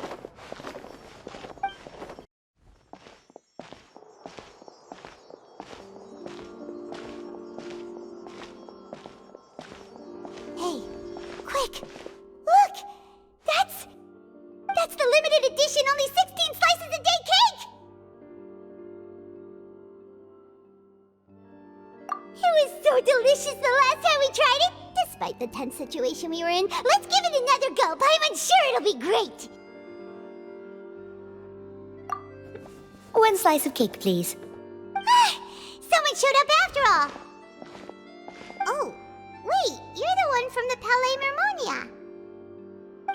are you here to buy cake too? It seems Monsieur Nervalette was right. You really can eat. Wait, did he really say something like that? That's right. Even he has his own preferences when it comes to food. As for me, I love the cake and coffee here. Do you come here often? Usually every day. Every day? It's part of my daily schedule, apart from work. I shall have my cake and coffee. Then what if someone told you one day that this place would be closing soon, and you wouldn't get to eat cake here anymore? What would you think? But why would it close? Well, Paimon doesn't know either, but maybe the waters will rise tomorrow. Oh, the prophecy. To be honest, I haven't paid much attention to that. No, still, even if there'd be no more cake tomorrow, that wouldn't keep me from having some today. No, it's the same for eating in general. You might not be able to eat tomorrow, but if you can do so today, then you should carry on. That's what people call living, you know. Huh. Don't be sad. Excuse me, could I have 2 more slices of cake to go? These 2 slices are for you. Sijuin said that this kind of expression you're making is what humans call being sad. Oh, you know Sijuin? I sure do. She was born before me, and she sometimes comes to the surface to teach us things about humans. She said that humans are creatures that are saddened easily, yes, and you can only lift their spirits by feeding them delicious food. So please try the cakes here. I've got something else to do, so I'll be going now. You two try to stay in a good mood after eating, all right? Bye.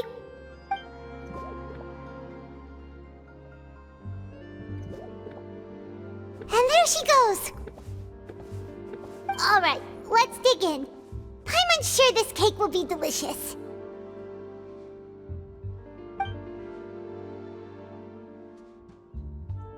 It's more delicious than last time, and the flavor gets even better with a sip of tea. It sure would be nice if we could come again tomorrow. Sure would be nice if we could always eat delicious food here. Oh, we're near the Steambird office. Let's go look for Charlotte and have a chat.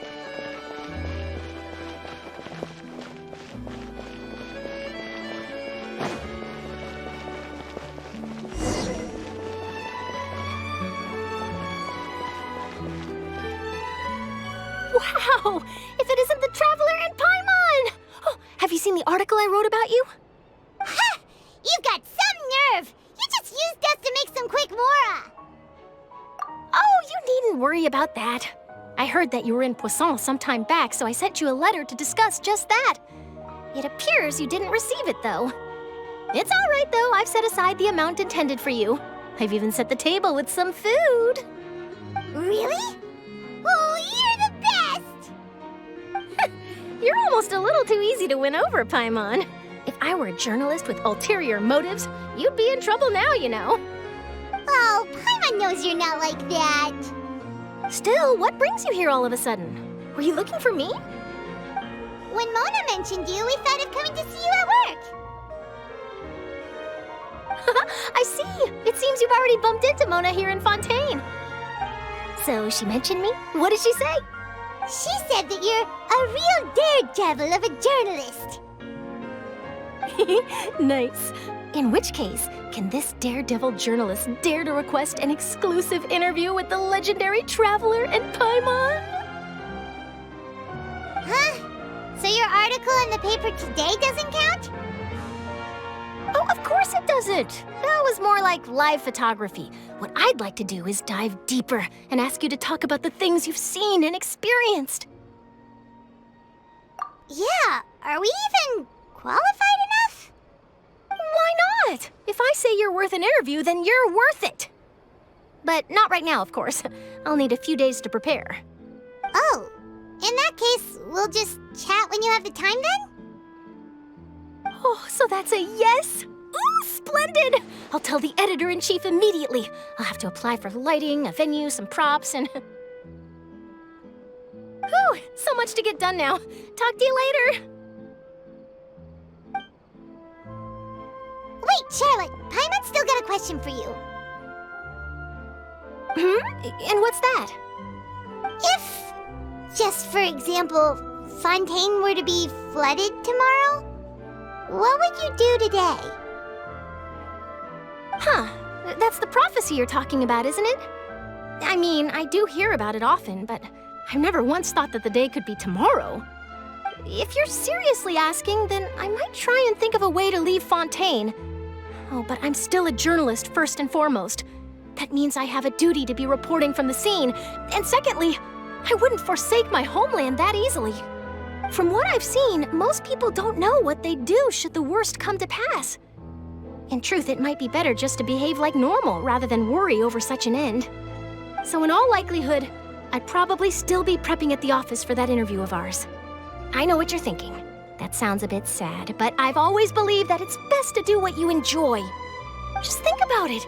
If this nation really were to be suddenly destroyed tomorrow, but I still successfully finish an exclusive interview with a truly unique person, then the story I would wind up writing would truly be timeless. And then do you know what I'd do? Well, I'd write that story, send it for printing, and use messenger pigeons to get copies out to the various nations as soon as possible. I'm not a dreamer, nor am I a workaholic, but I do love my job, and I'd be proud of leaving such an article behind. I guess you could say that I was born to be a journalist. But anyway, that's my answer. And on that note, I'll get back to my preparations. That's so nice. All of a sudden, Paimon actually kinda envies her. Anyway, let's go and take a look at the sea, shall we? The sea breeze and scenery can be a pretty soothing combo, huh? Paimon's been thinking. If it wasn't Fontaine, but all of Tevat that would be destroyed tomorrow, where would we go and what would we do? No, Paimon should ask, if you could choose, what would you like to do?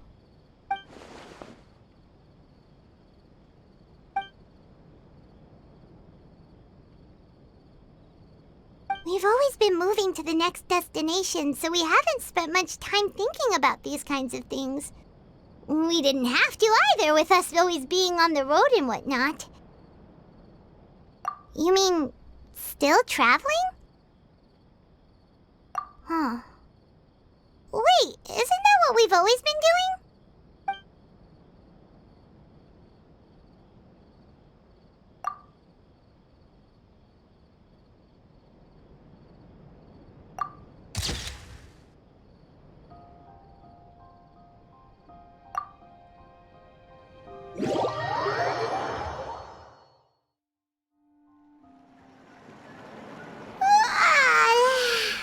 Feels like you'll grow mold if you stay here long enough. But it's still better than the Fortress of Mirapede, that's for sure. It's not only damp there, but salty too. Ah, so the two of you are still here. Wonderful. Oh, you're from the Palais Mermonia, aren't you? Yes, I'm Isadora. Monsieur Nervillet sent me to look for you two before. I heard that afterward you went to the Fortress of Mirapede. Not at all. I'm well aware that you're friends of his. Actually, I'm here to pass along a message from him. Yes, inside the Opera House.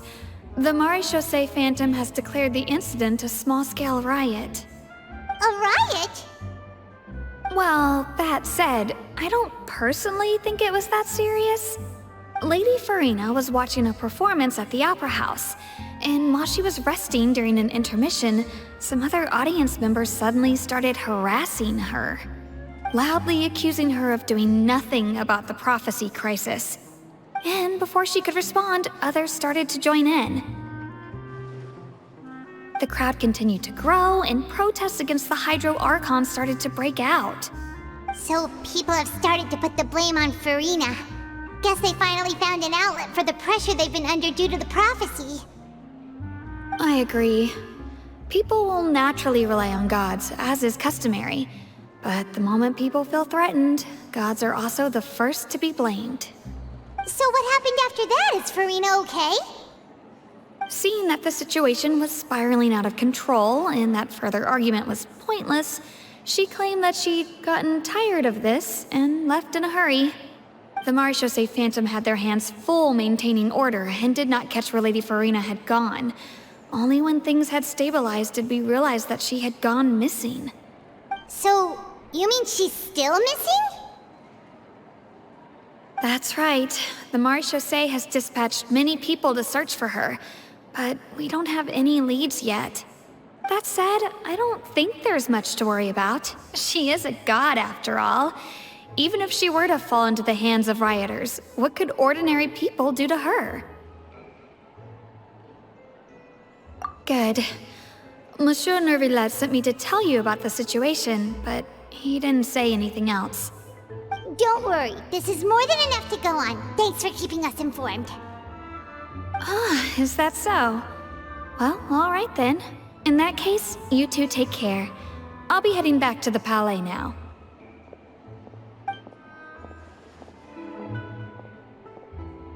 Well, sounds like we should hurry over to Poisson then. If we know Farina, she won't try to fix things in this situation. Instead, she'll look for a place to wait out the heat. And, as we also know, she may be loud and dramatic, but she doesn't have a heart of stone. When Nervillet was talking to her in the Palais Mermonia, and she heard about Poisson, she couldn't hide her sadness and remorse. It would be hard for her to ignore being accused by the public today. Paimon thinks Farina's probably taken the opportunity to slip away to Poisson and try to relieve the sense of guilt that she's feeling. Huh! Well, what do you think? Paimon knows the answer, of course, but Paimon can do the analysis to back it up, too. Cool, huh? In that case, there's not a moment to lose. Poisson, here we come! This place looks deserted. Guess all the survivors must have evacuated already. All that's left here are signs of devastation. Could Farina really be here? Let's try to find her as soon as possible.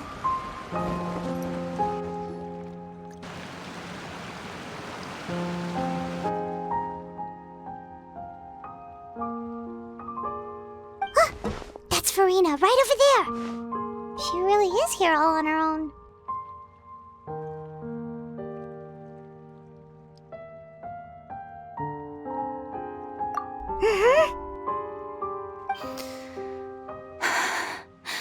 Should I just give up? This is all meaningless. What was meant to happen did happen after all. Everyone's dead. I'm sorry. I'm so sorry. Give up, Farina. There's no point in holding out. I'm sorry. But what can I even do other than to repeat meaningless apologies over and over? Who's that? Don't worry, Farina. It's just us.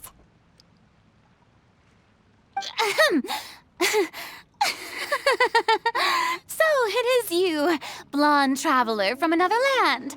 Why, I almost thought you were someone from that mob of my ignorant subjects, come to kneel and beg for my forgiveness. Farina, you were crying just now, weren't you? The tear stains on your face are obvious. What do you mean, tear stains? Oh, I remember. The show at the Opera House earlier this morning was so moving. I'm still trying to process it. Who did that uncivilized rabble think they were, disturbing my enjoyment of the arts? They even dare to tout their archon. I must teach them a lesson. I can just imagine their twisted and frustrated faces once they realize that I'm nowhere to be found. Oh, and I'm sure Nouvellette and those people from the Marsh Chaussee Phantom are freaking out right next to them, too.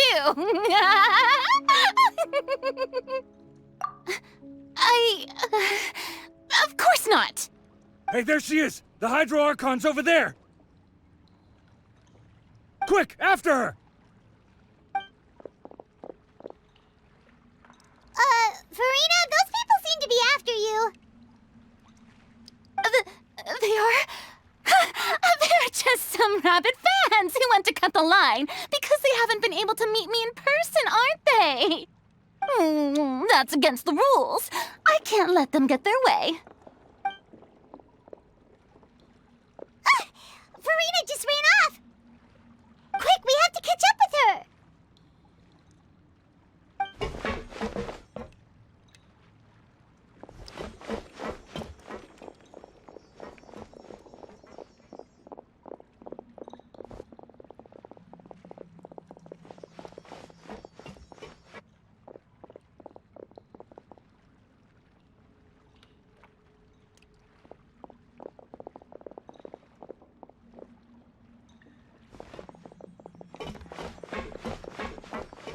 This should be the place, right?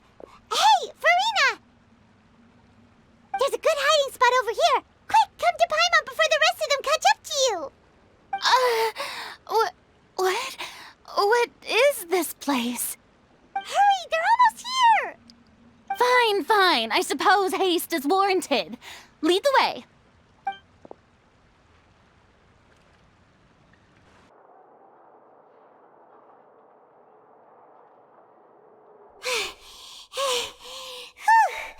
Paimon's exhausted.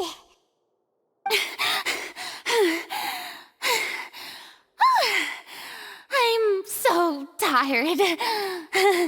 I totally thought they had caught me. No, I mean, I merely gave in to the sheer enthusiasm they displayed.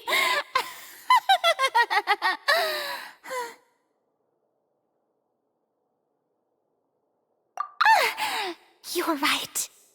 Yep, that's a good girl.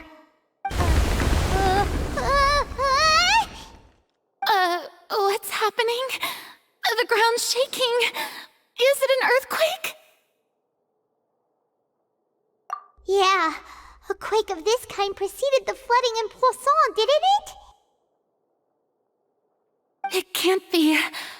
It's happening again. Well, there's no need to worry too much about that. Nouvellette's made some emergency plans, so the evacuation should go a lot smoother this time. Yeah, I hope you're right. But the people of Poisson, they've already...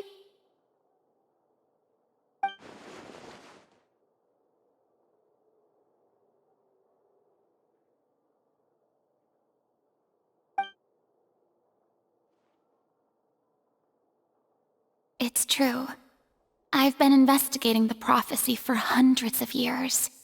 I once had informants all over Tevat, searching for clues and feeding information back to me. I've tried all kinds of ways, too, to hold back the sea. Anything to keep the coastline from advancing. But all my efforts proved to be futile in the end. Really, the truth has been clear to me for a very long time. We cannot make an enemy of the divine. No matter what we do, the will of the heavenly principles will have its way, and the prophecy shall be fulfilled.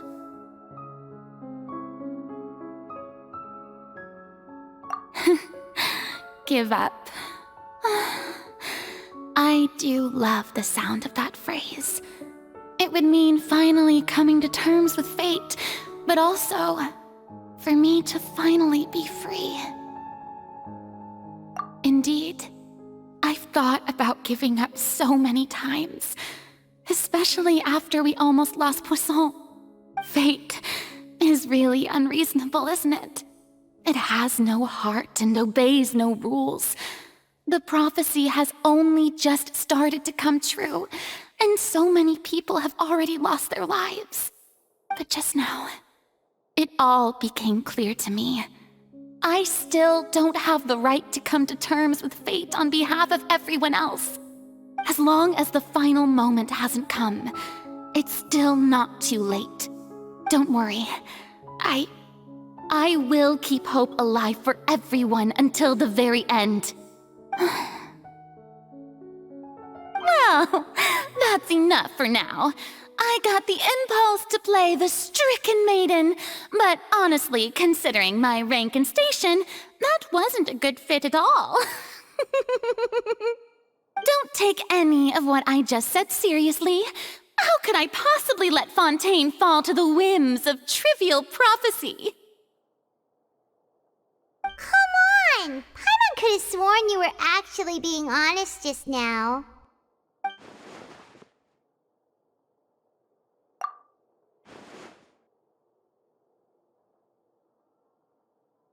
Share my burden. That's impossible. It was fated right from the start that this would be my duty alone.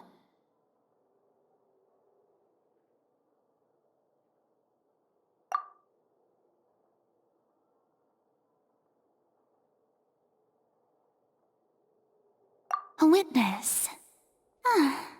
Yes, I've heard that you came to Tevat from beyond the stars, yes. In other words, you never belonged here. And if Tevat is, in its entirety, a show on a stage, then you're just a spectator, aren't you? If that's the case...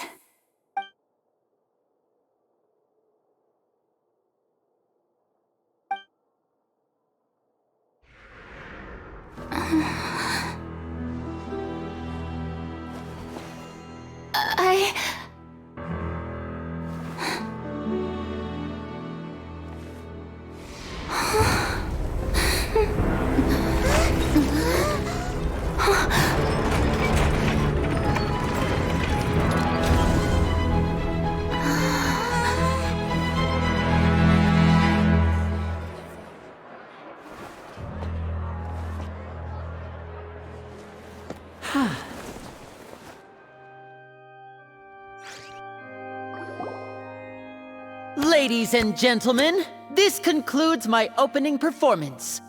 Now, without further ado, we may proceed to the trial of our god. So this is what it is. Yes, you deserve praise for the effort you took to raise the dramatic stakes. Do not forget, however, that I am Focalor, the god of justice, the embodiment of justice itself. Does it not strike you as even the least bit absurd to bring the very concept of justice to trial? May I interpret these words as your refusal to stand trial? In that case, you will have the opportunity to defend your honor through a duel. You would draw your blade against a god?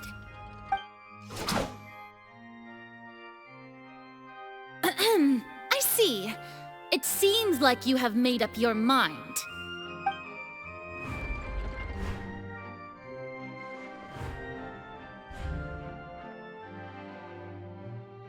Paimon can't believe it. She just surrendered. What the heck is going on? Did I just see an Archon surrender to a human? Wow, how utterly humiliating. Lady Farina, what is the meaning of this? Shh! It would seem that there has been a misunderstanding. To be clear, the raising of both hands is not always an indication of surrender. Looking for excuses again, huh? I raised my hands just now to indicate my acceptance of the trial. No duel shall be necessary. I will admit that I've been running away for a long time. I'm sorry, everyone. I was unable to protect the people of Poisson. It is my duty to stand trial for my crimes. You are not the only ones to be disappointed in me. I, too, am exceedingly disappointed in myself. But now, it is time for the Hydro Archon to show you her courage and resolve. I, Farina, will use this trial to show the world the true meaning of justice! This time, I will protect you. Applaud and rejoice! One of the most outrageous and fantastical arcs known to the opera epiclese is now unfolding before your eyes. Mark my words, this shall be one of the most exhilarating and brilliant shows ever to grace the stage of Fontaine! The trial of the Hydro Archon, Focalor, will now begin! Woohoo! Oh, now we're making history! Why does it feel like Farina just took over the whole thing? Like, come on!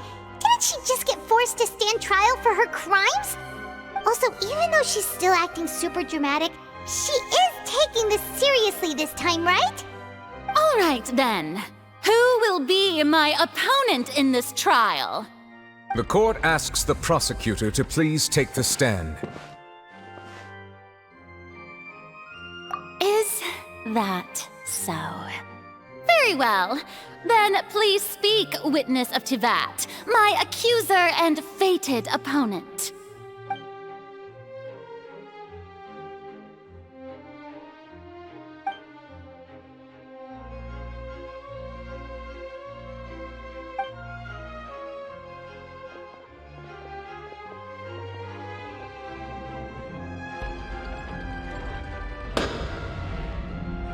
Also, please allow me to ask, as a final question before the trial begins.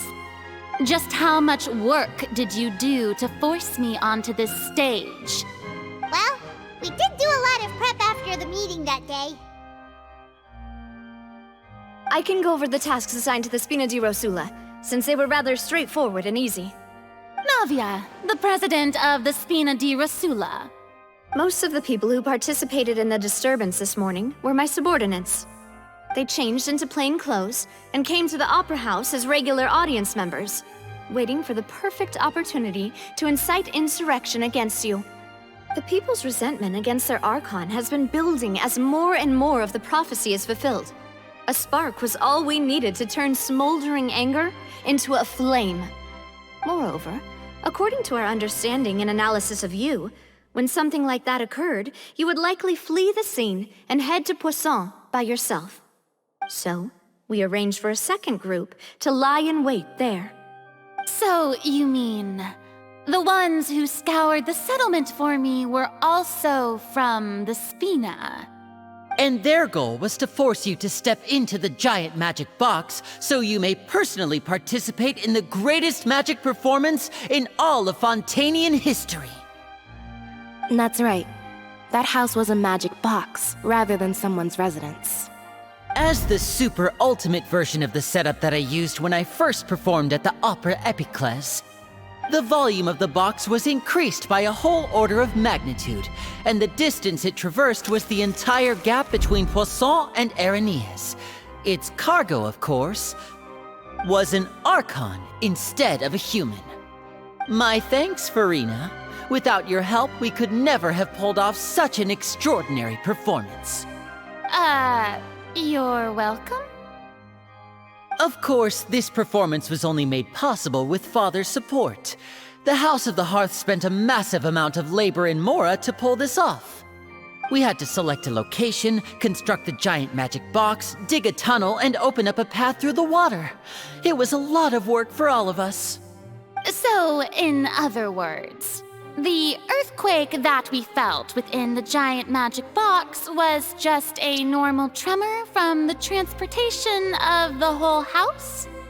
That's right. It wasn't a sign of another disaster to come.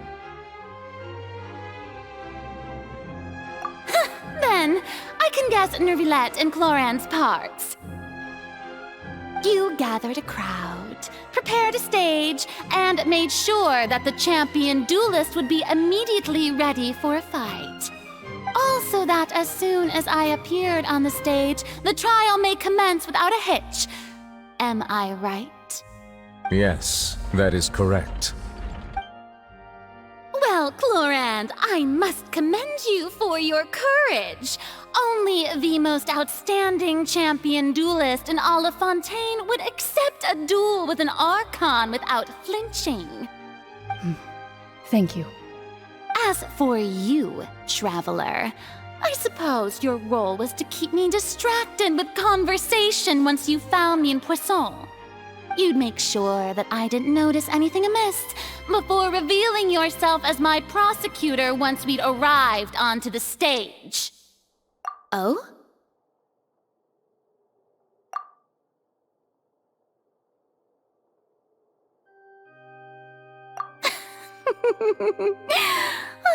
Is that so? Then I suppose I must have missed my final chance. It's fine. It matters not. What's done is done. The stage is already set, so there's no reason to disappoint the audience. Let's see this trial through to the very end.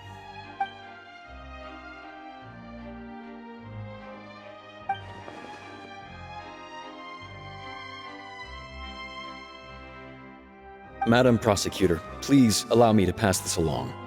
This is a document that Miss Charlotte applied for and received permission to share with you during the trial. According to her, it should speed up the proceedings. Huh? Charlotte wanted to give us something? Oh, so she's here too! Hey, Charlotte! Oh, let Paimon see. Isn't this the exclusive interview that she did with us before? So she's already finished it, huh? Wait, then that means this document is a perfect timeline of everything that's happened ever since we stepped foot in Fontaine! So in other words, we can refer to this anthology of evidence every time we want to use something from our journey as evidence for an argument! Let's quickly confirm the information in it. Just think of it as a refresher, alright? You defeated the Hydro Archon in the very first duels you took part in at the Opera House. That's one for the history books, all right. I didn't think that you'd wind up getting to the bottom of the case I'd been following all this time. I guess you could also see this as a happy coincidence. This is the first time Monsieur Neuvillette had a difference of opinion with the Oratrice. Even the Hydro Archon can't figure it out. A Fatui Harbinger. She's an extraordinary person. Her instinct must mean something. The fortress of Meripede was almost destroyed in a single day. That I didn't witness that scene personally will always be a source of professional regret, I think. According to Monsieur Neuvillette, both Child and that whale should have been in the primordial sea at that time. I nearly lost my awesome friend Navia. To be honest, that still gives me shivers. The words of someone as extraordinary as a witch can probably only be truly understood when something surreal happens to you.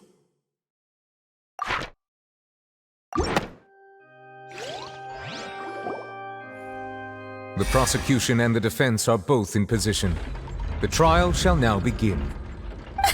Oh, come on, Neuvillette. There's no need to repeat all the unimportant legalese. Just fast forward to the part where the prosecution lays out my offenses.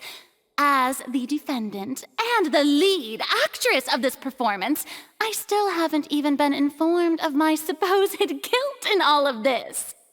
Of course, it is only natural for humans to struggle to understand the actions of a god. However, you will need more than that to convict me of a crime. That's true, but my charge here is unrelated to your conduct as an Archon. Instead, I would like to charge you as a fraud who's never been the Archon in the first place. Wait, what was that? Lady Farina's a fraud? Hey, I came here thinking that we were going to try the Hydro Archon for forsaking her duty, but did I hear that right? She's not our Archon at all? Charge accepted. Lady Farina, do you plead guilty to the charge?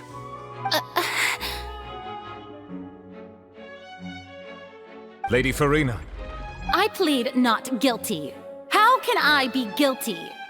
There is no way that I, Hannelore, otherwise known as Farina de Fontaine, a member of the Seven and the Regina of all waters, kindreds, peoples, and laws of Fontaine, could be anything other than your true Archon. Yeah, even though Lady Farina can be rather eccentric, isn't it going too far to doubt her very identity? Yeah, I've never questioned her identity either. Sure, Lady Farina can be super irresponsible, but what grounds does that prosecutor have to make such a huge claim?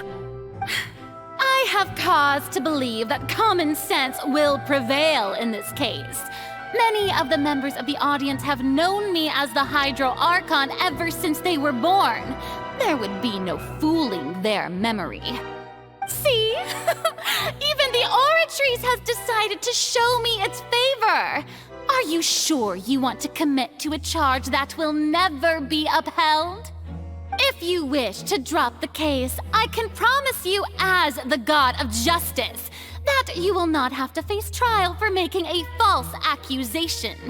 We will treat everything that's happened as a dramatic spectacle and move on with our lives. What do you say to that? Huh. An argument with near impossible odds, huh?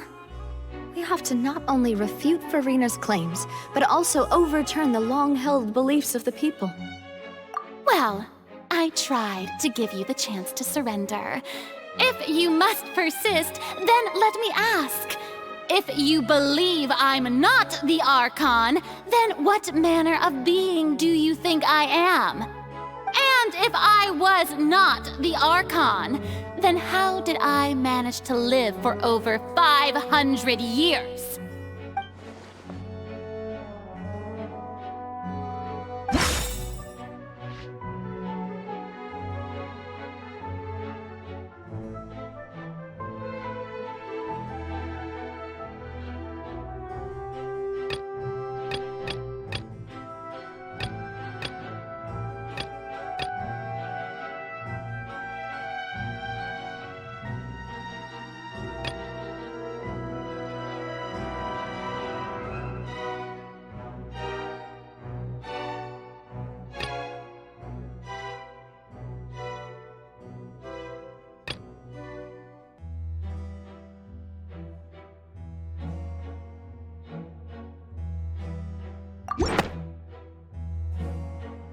First of all, you may be a member of another long-lived race, which would allow you to naturally possess an extended lifespan. And second of all, even if that wasn't the case, there could be other ways to extend your life. Who gave you that idea? Was it the knave? You'd sink so low as to use a harbinger's words against me. A curse? I once thought it possible that the aura of an Archon might naturally resemble a type of curse. But in light of this claim, perhaps what I sensed was not your divinity, but a curse after all. You sensed it too, huh, Nervalet? Lady Farina is actually a human? Well, it is true that it's extremely difficult to tell humans and gods apart just by looking at them. It's not impossible.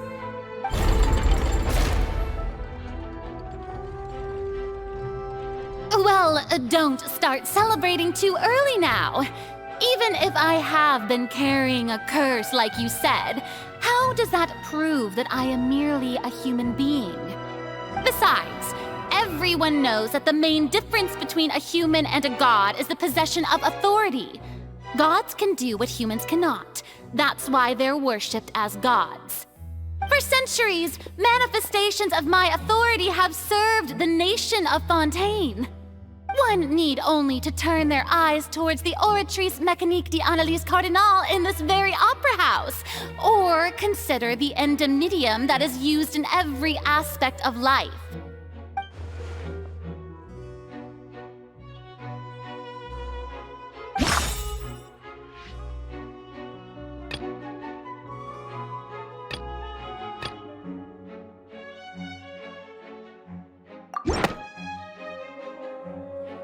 You tried to reference the Oratrice.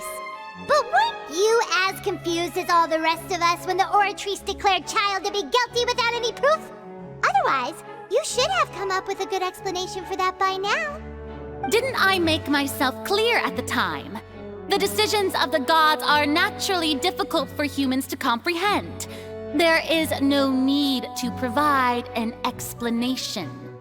Lady Farina, I believe a reminder of your current circumstances is in order. While the court is in session, the principles of justice and the law must come before all else. While you are an Archon, you are also first and foremost the defendant in this trial. You will prove yourself unable to defend against the prosecution's charges if you continue to withhold vital information against the rules of the court. I never thought you'd use that kind of rhetoric against me. That was no trick of rhetoric, Lady Farina. I've merely reiterated the rules of the court. Rules that all should respect and follow. So, you neither knew why Child was declared guilty, nor did you understand the structure and operations of the oratrice. Instead of having been created by you, the manifestations of authority you mentioned have been made by the real Hydro Archon, haven't they? The real Hydro Archon? Well, now you're really losing me. It is true that I did not know why the oratrice gave out a guilty verdict that day. But the oratrice handed out that verdict unilaterally, and it has been operating independently ever since it was first created. You can't argue that just because a divine creation is flawed, that the god behind it must also be no god at all. She's still throwing out all kinds of excuses. Seems like she's confident that we won't be able to produce proof that she has no power over the oratrice. My power as an Archon. There are many ordinary citizens in the audience. How can I just carelessly demonstrate the formidable power of an Archon? If that poses a concern, I'm prepared to extend my protection to the audience. You don't need to go that far.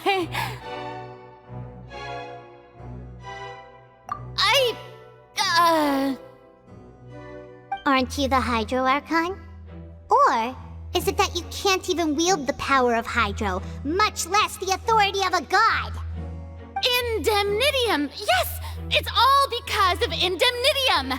All Archons derive their power from the faith of the people, and I've converted the people's faith in justice into Indemnitium!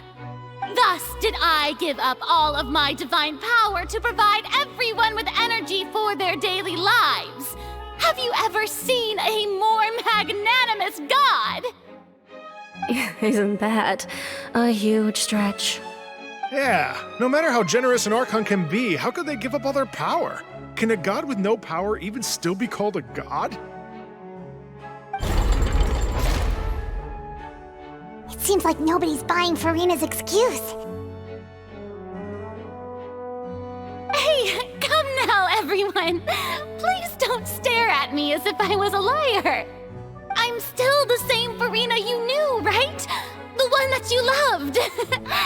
Shouldn't you want to believe in me? Please? You've got to believe me! If what the prosecutor said is true, she really has committed a grave offense. Did she deceive all of us? And all of our parents and grandparents too? And all of our ancestors? Ever since they were born? Enough! That's enough! Tell me then, if I'm not the real Hydro Archon, then who is? If you have no evidence of another Hydro Archon's existence, nor can you find anyone who can back up their claim to be such, then what grounds have you to say that I'm not actually the real deal? Wow, she came up with yet another argument. How can we refute her now?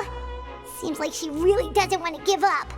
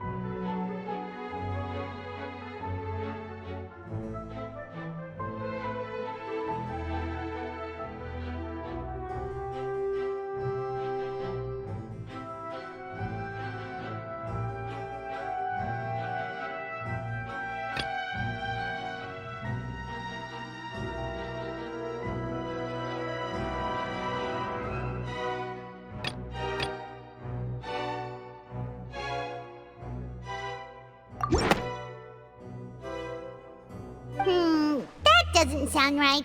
Paimon doesn't think this clue can be used as compelling evidence to build our case.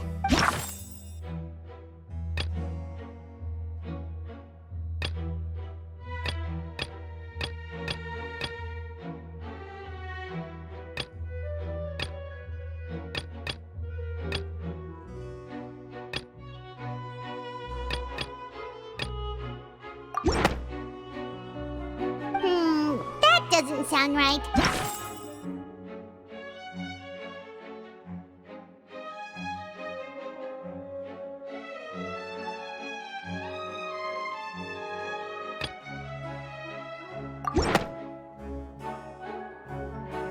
It has been established that all Fontanians can dissolve in water from the primordial sea.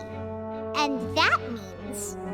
Since you insist on claiming to be a god and not a human, then there's a method that you can use right here and now to eliminate all suspicions of you being the latter. Miss Navia, please apply to serve as a temporary attorney for the prosecution before addressing the court. Though you act in partnership with the prosecutor, you must still adhere to proper procedure. Super sorry, Monsieur Chief Justice. I swear this really will be the last time that I'll speak out of turn. Now, I've brought some seawater from Poisson.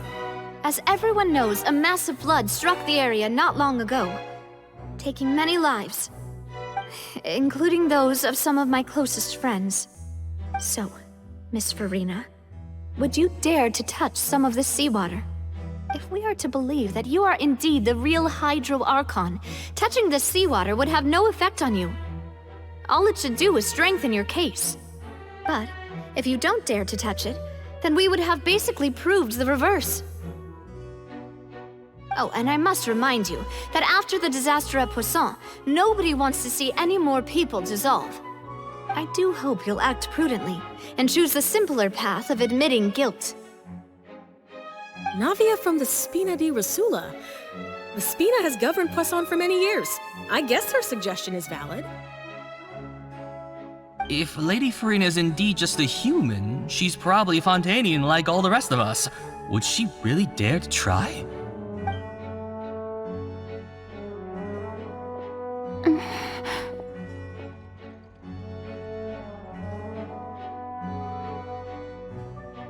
Lady Farina, this test has been unilaterally proposed by the prosecution. As it falls outside the realm of standard court proceedings, you possess the right to decline participation. Well, of course he had to tell her that. But refusing to participate is basically the same as a confession of guilt. She's just staring at the water without saying a single word. It really does seem like she's quite terrified of it. That could only mean... What's going on? Is she really planning to... that's not what we thought she would... Due to the inherent risk of the test, Lady Farina, you may... Hey!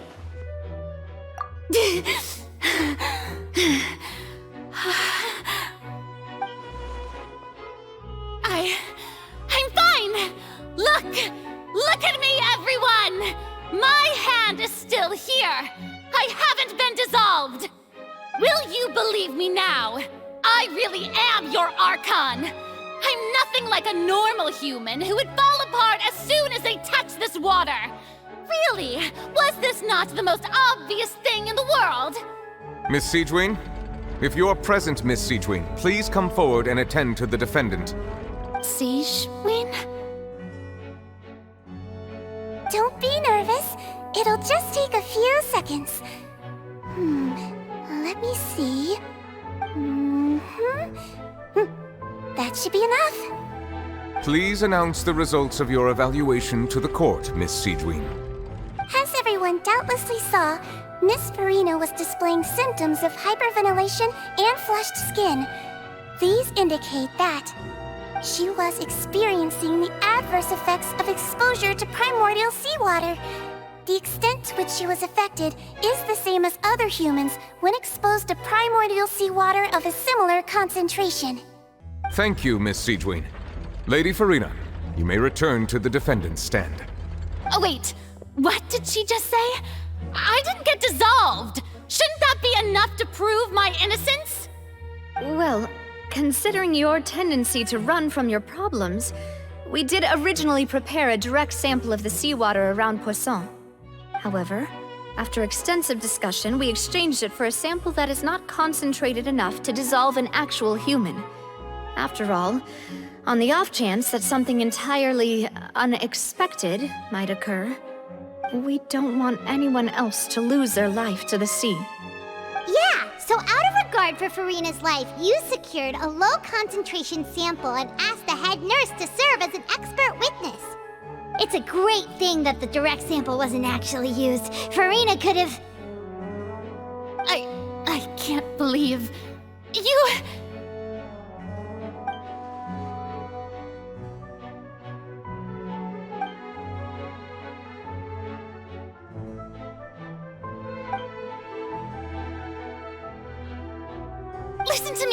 Listen to me, everyone! Please don't give me such cold and disdainful looks!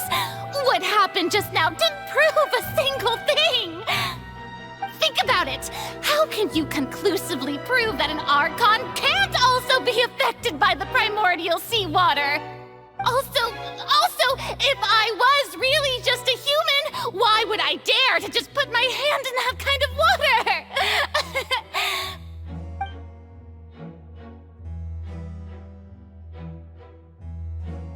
Please, anyone, just listen to me! I swear, I really am your Archon!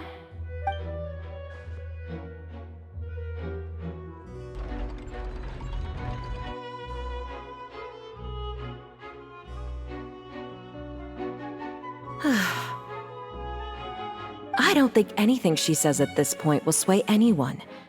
The odds are just too stacked against her now. With all the things that have been said, Paimon doesn't think there's any way left for Farina to win. I believe the time for arguments and presentation of evidence has come to an end.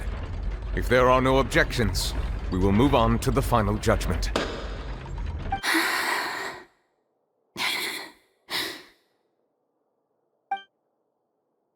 I don't think anything she says at this point will sway her. She's too stacked against her now.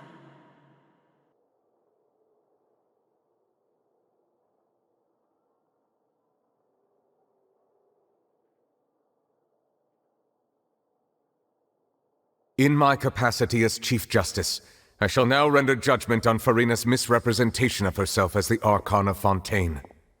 As a human who knowingly deceived her fellow citizens, Farina is... guilty.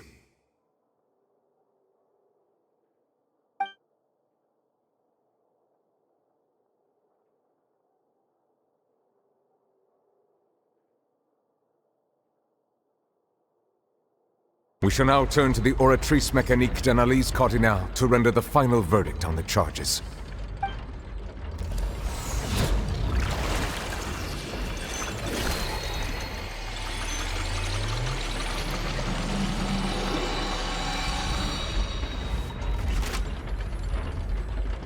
According to the judgment of the Oratrice Mécanique d'Analyse Cardinale, Farina is... Well, what's wrong? What's the Oratrice's verdict? No, the Oratrice also displays a guilty verdict. Isn't that correct then? However, the exact wording of the verdict is thus: the Hydro Archon, guilty, to be punished via the death sentence. The death sentence? That's actually one of the available sentences? I've always thought that it was just a myth. The one and only time the death sentence has been handed out at the court, and it's been given to the very person we've worshipped as the god of justice? What an unexpected twist. Farina's been sentenced to death by the Oratrice? We just wanted to use the trial to show her the seriousness of things so she'd tell us the truth. How did things escalate this quickly? This outcome is indeed quite strange. According to Fontaine's current definitions of justice, as well as its recommendations for criminal sentences. Is this sentence really appropriate for the crimes that have been committed? Yeah! Even Vache wasn't sentenced to death by the Oratrice. You know, the real evil mastermind behind the serial disappearances case. Indeed. Not only is Farina's sentence overly excessive, the very point of our trial today was also to prove that Farina has never been the Hydro Archon in the first place. But now, the Oratrice seems to have deliberately invoked the title of the Hydro Archon. What does this mean?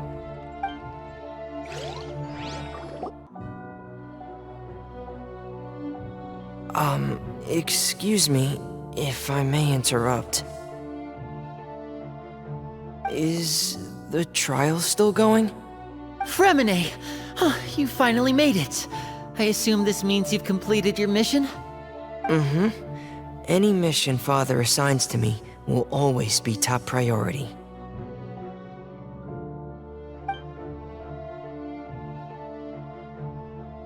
Is that the first prophecy slate? Huh. So the knave privately arranged for Fremine to try and find the missing slate. I looked everywhere and finally found it at the bottom of the sea. It took me a long time to get around some dangerous stretches of water. But has the trial already concluded?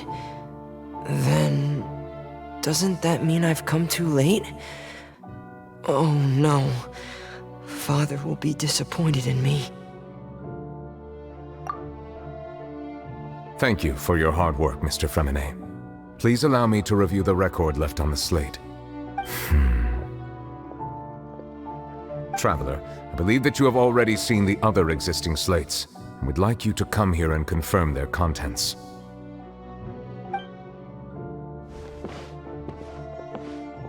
Huh? So what do you see? What is it?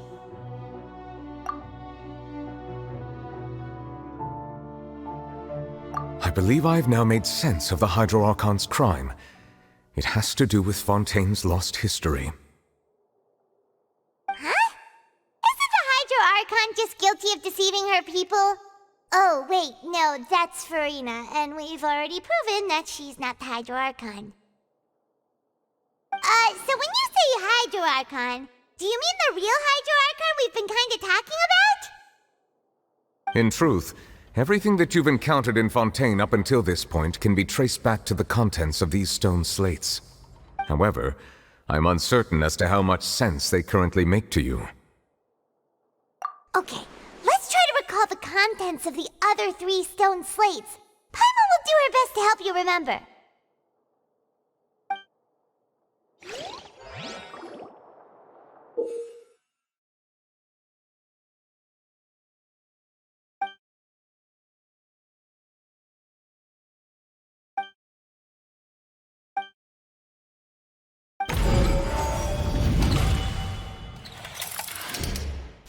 Stone slate describes what you just said.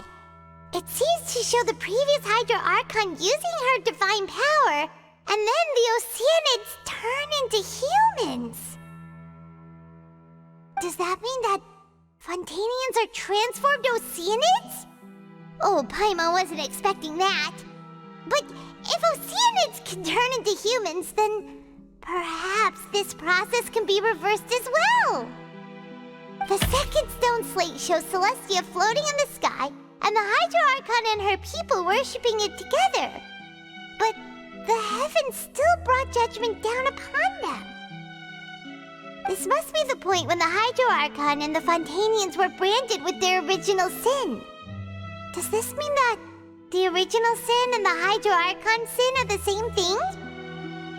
The third slate shows the Hydro Archon sinking into the sea surrounded by many people.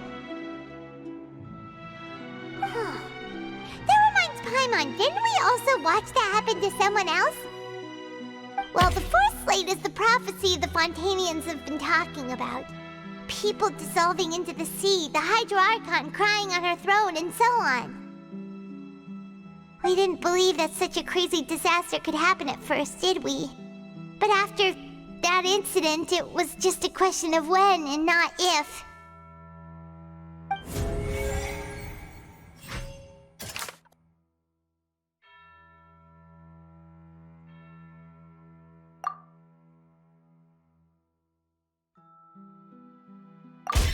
We know from the case of the serial disappearances of young women that Fontanians can be dissolved in primordial seawater. And the first stone slate tells us that long ago, the Hydro Archon used her power to turn Oceanids into humans. This might be the reason that Fontanians can dissolve.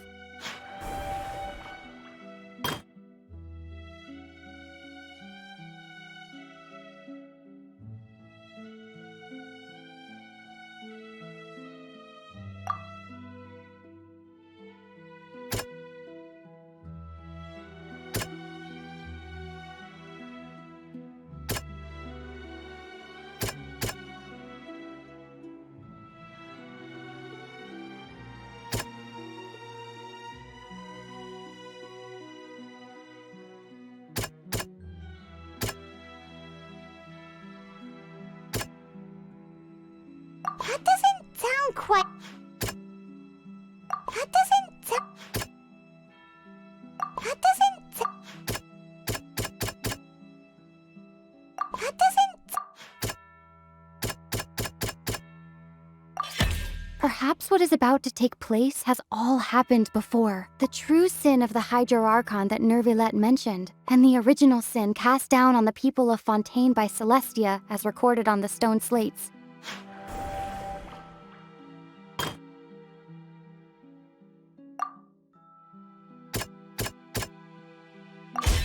It's not as simple as falling into the sea. When Navia fell into the sea, her consciousness was subjected to judgment. The stone slates show the people gathered around the Hydro Archon in the sea.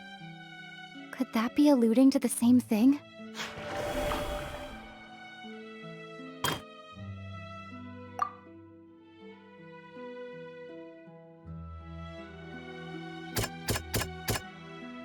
That doesn't sound...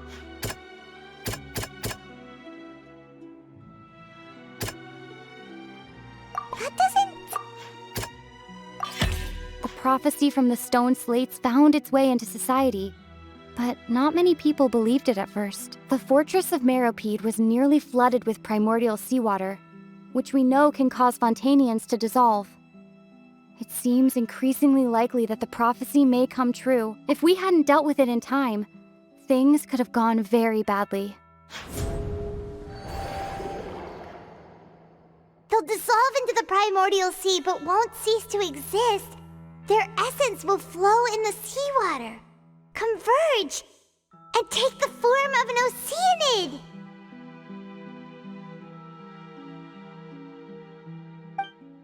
The Hydro Archon was sentenced to death in court, shocking everyone present. Perhaps this means that her sin was actually Fontaine's original sin. Navia fell into the water inside those ruins, and she nearly dissolved. She was surrounded by the people of Poisson in a court within her consciousness, and was forced to take part in a trial meant to make her stay. The eruption of the primordial sea at the fortress of Meropide was the surest sign that the prophecy was about to come to pass no matter what. The prophecy's contents can all be verified by recent events. If we combine what we know together, loads of truths should come to light.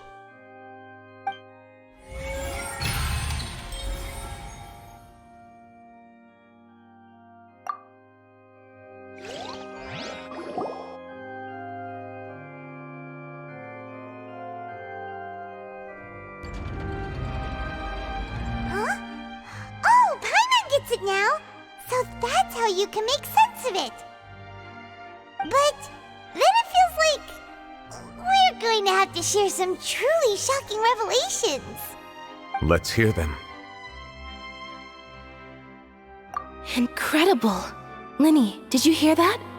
We're not real humans. All Fontanians were originally created by the late previous Hydro Archon, with Oceanids as their basis. The evidence for that can be found in how only Fontanians could dissolve in primordial seawater, and how all the girls Vacher dissolved were also turned into Oceanids. Oh, and according to Navia, when she was about to get dissolved, she also saw everyone gathered around for a trial, all of them in the shape of Oceanids. Indeed. Yeah, and it follows from the content of the first slate that she probably angered Celestia by creating humans without prior permission. That could also explain why the Oratrice judged the Hydro Archon to be guilty. It's to account for that ancient sin. The Hydro Archon's true sin was creating us? And yet, after many hundreds of years, the Hydro Archon's creations have turned around to try to judge the Archon within the Opera Epiclese. The twists of history are often the most unexpected of all. Yeah, isn't the image here just like when Navia fell into the sea?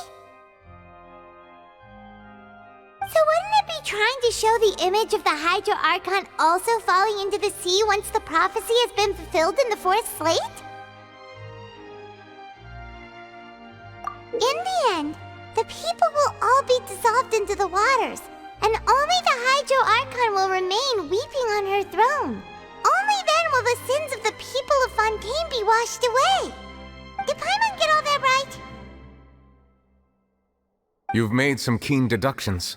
I must say, given how much you still don't know, it is impressive that you've already managed to connect so many pieces of the truth. However, while you were able to decode all the information on the slates, they've also been etched with an additional layer of hidden information using a different power source. When we were at the ruins, I tried to decipher the hidden information recorded in the slates. But since we only had 3 slates at the time, I was unable to come to a full conclusion. Now that the slate collection is complete, I shall make another attempt to decipher the narrative recorded within. If everything goes well, we should finally be informed of the unadulterated truth.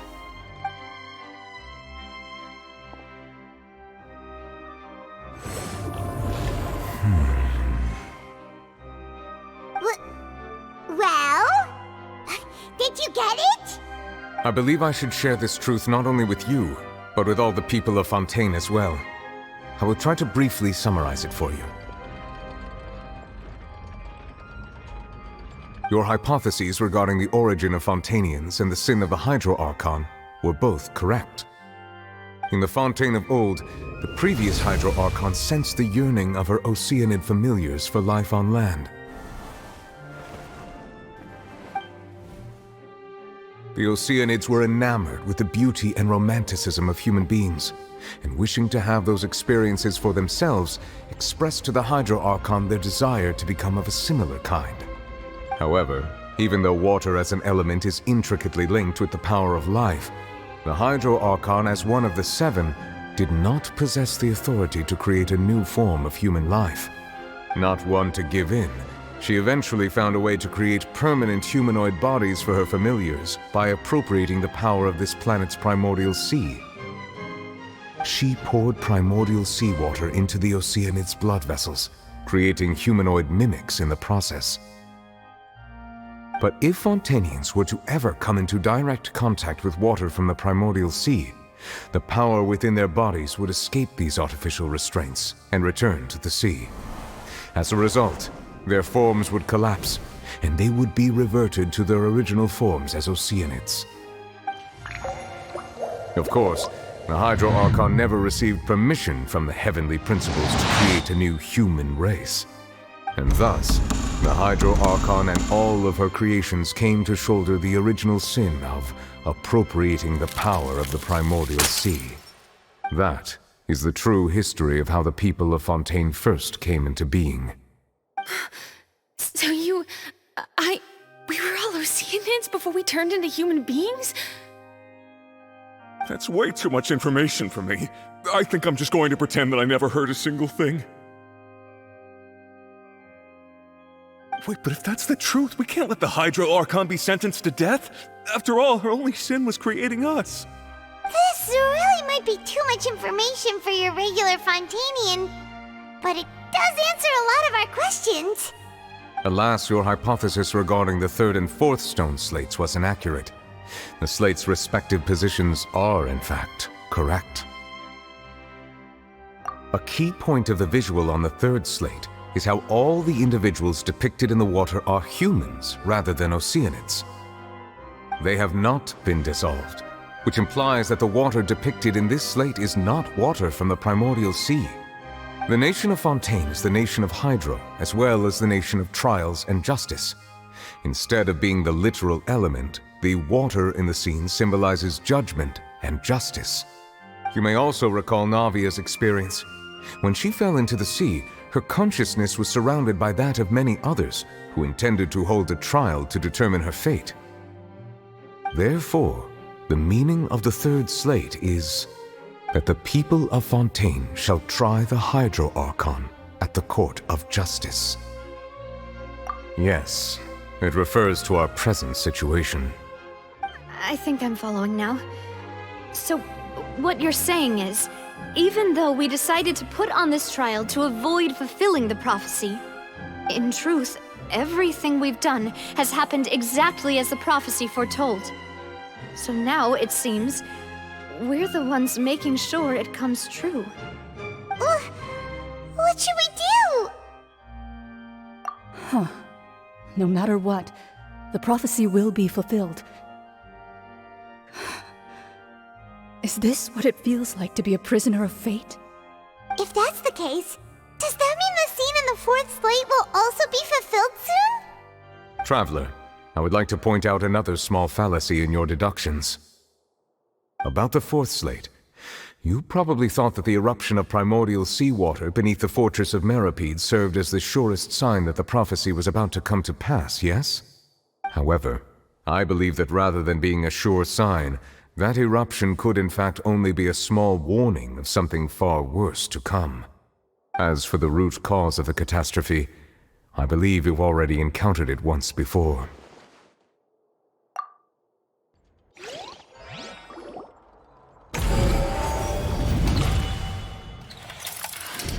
This eruption was just a small warning of the things to come. We must find the root cause of the disaster.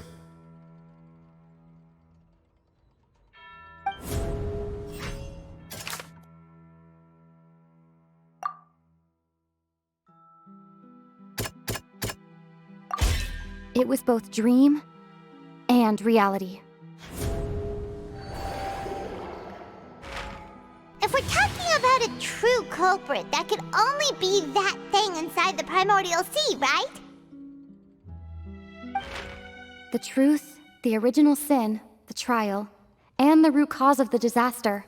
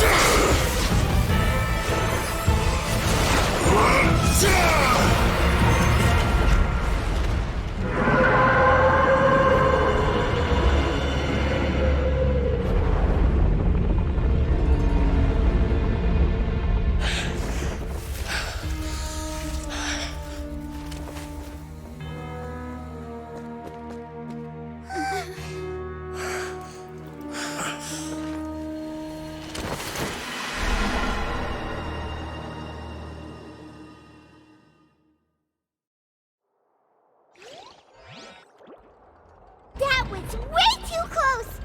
How did that thing just burst into the opera house? Wait, was that the huge whale you saw in your dream? So we've met it at last. I understand very well why it has chosen to make an appearance here. That whale does not belong to Tevat.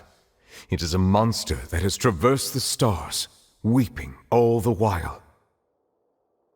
It has been greedily consuming the energy from the planet's primordial sea, using it to grow. That is the main cause for the rising sea levels. And once it has finished consuming all of the energy contained within the sea, its next step will be... You said that when the Hydro Archon first created Fontanians out of Oceanids, she filled their blood vessels with primordial seawater. Precisely. That whale finds the blood of Fontanians nigh impossible to resist. Therefore, when it left the primordial sea, it decided to make its next stop a packed opera house full of food. Food in the form of Fontanians. We just barely managed to push it back, right? In that case, won't it come back to target the people again once it's managed to recover its strength? That is correct. Indeed, it is more accurate to say that we should thank that Harbinger for buying us some time. Without him, the whale would have likely come onto land far sooner. From the way he looked, he must have been fighting the creature for quite a long time. That battle maniac. We've always known that he had a special connection with that whale, but we definitely didn't expect it to help us out like this.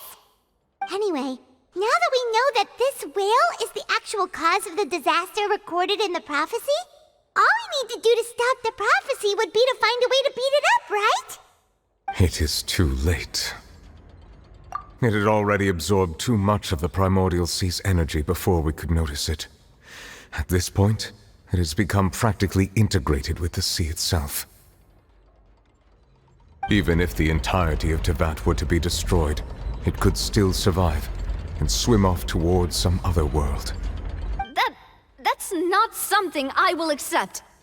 We've already done everything we can, and we even found the true culprit. We've come so far. You can't just tell me that the last hurdle is some impossible foe. That's just not fair. Indeed, that's not how a grand performance should end. I'll fight it to the end, no matter what. So the prophecy will be fulfilled no matter what, huh?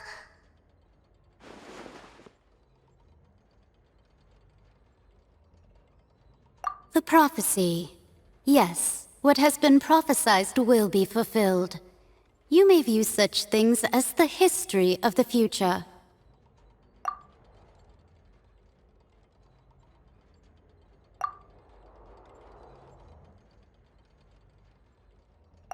Just as prophecies are usually only the future as seen from the perspectives of the gods, could things be happening in hidden corners where the gods' gaze does not fall?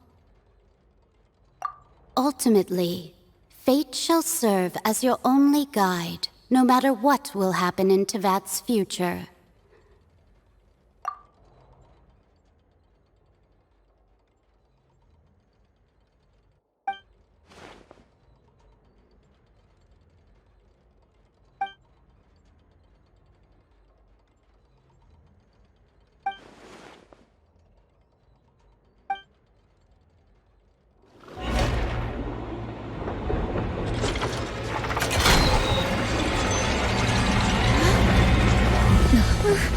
What's happening with the oratories?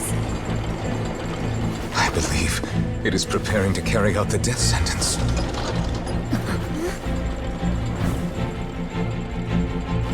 Farina!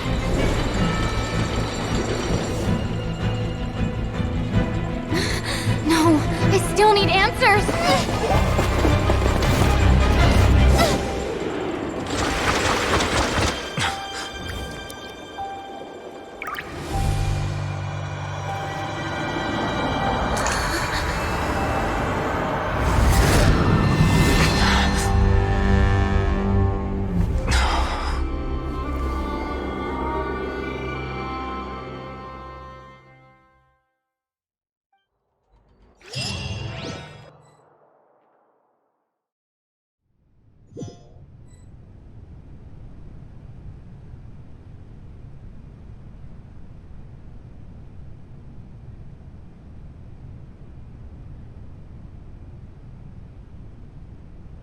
You...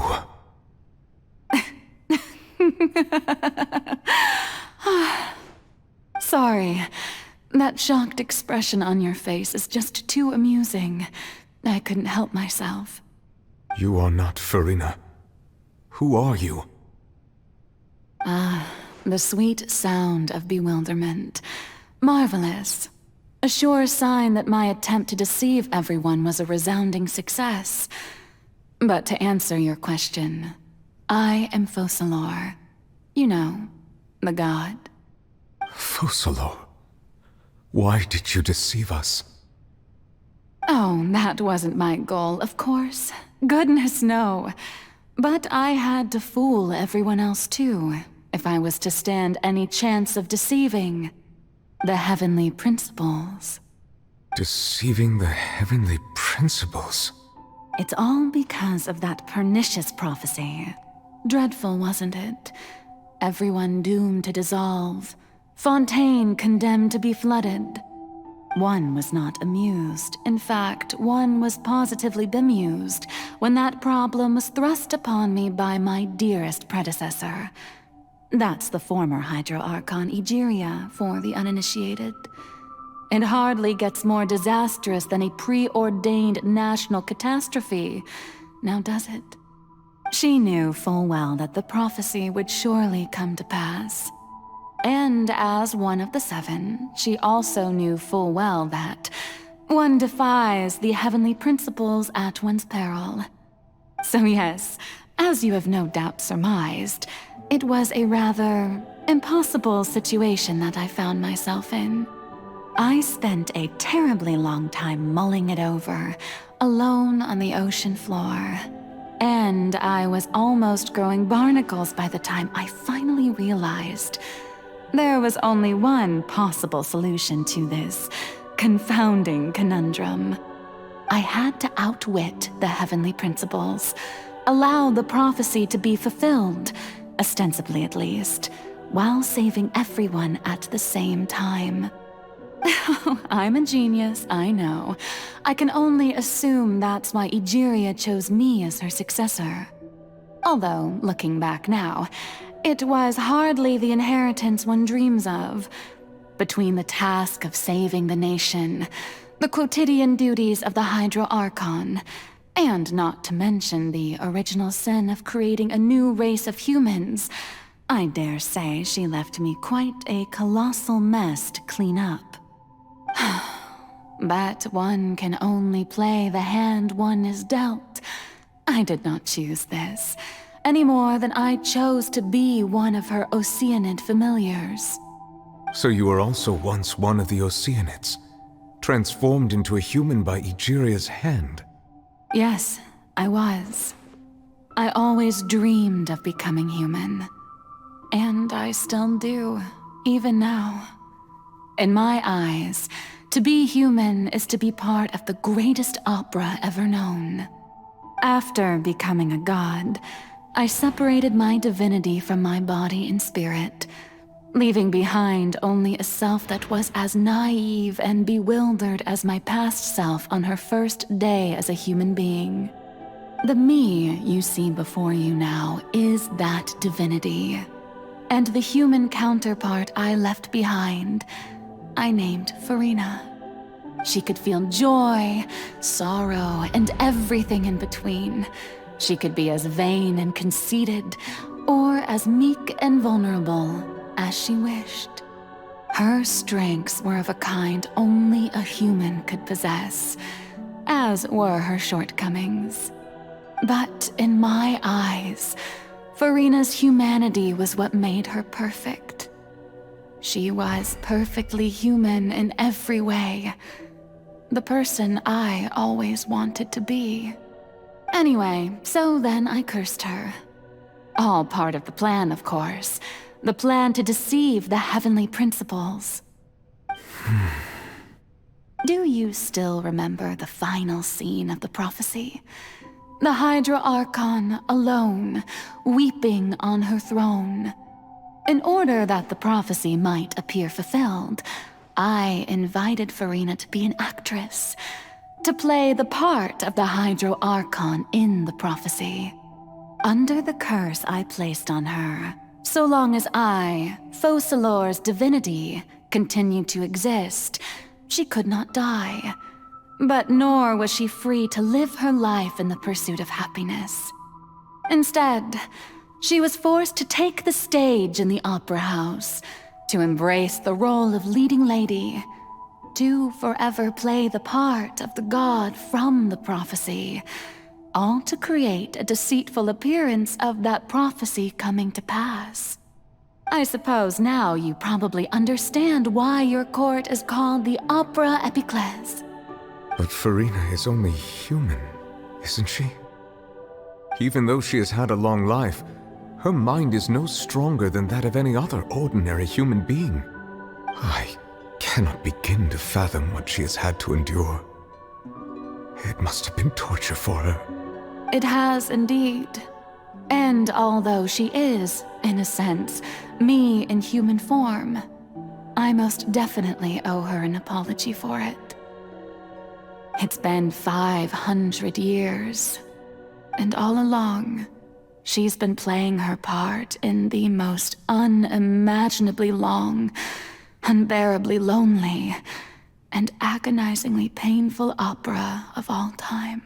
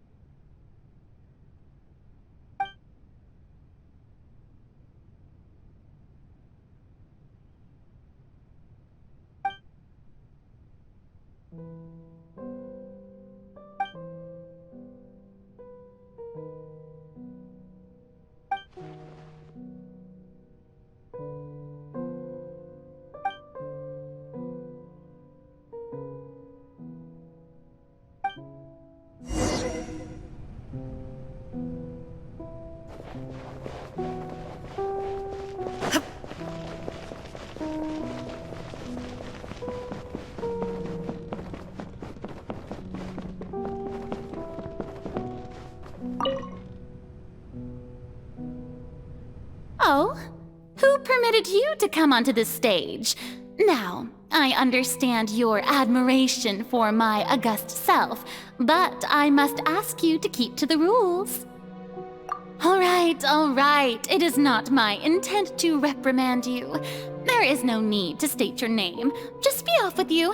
Do not distract me from my performance. Oh, do not jest. Can you not feel it? I am Focalor. The eyes of countless Fontanians are upon me.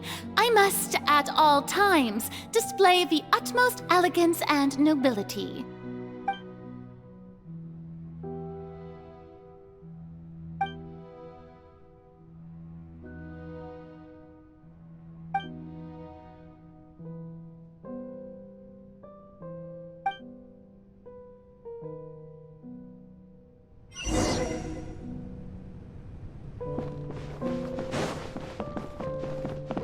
Dear audience, the performance is experiencing a technical difficulty, but worry not. The guards shall resolve it soon enough. Teamwork is dreamwork!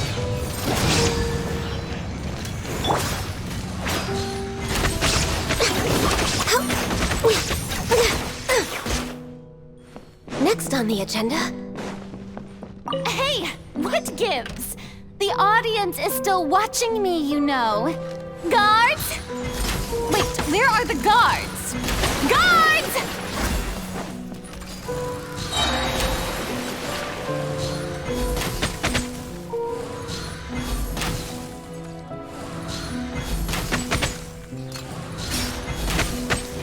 Access denied.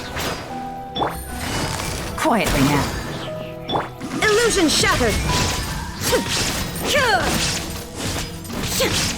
No touching. Next on the agenda...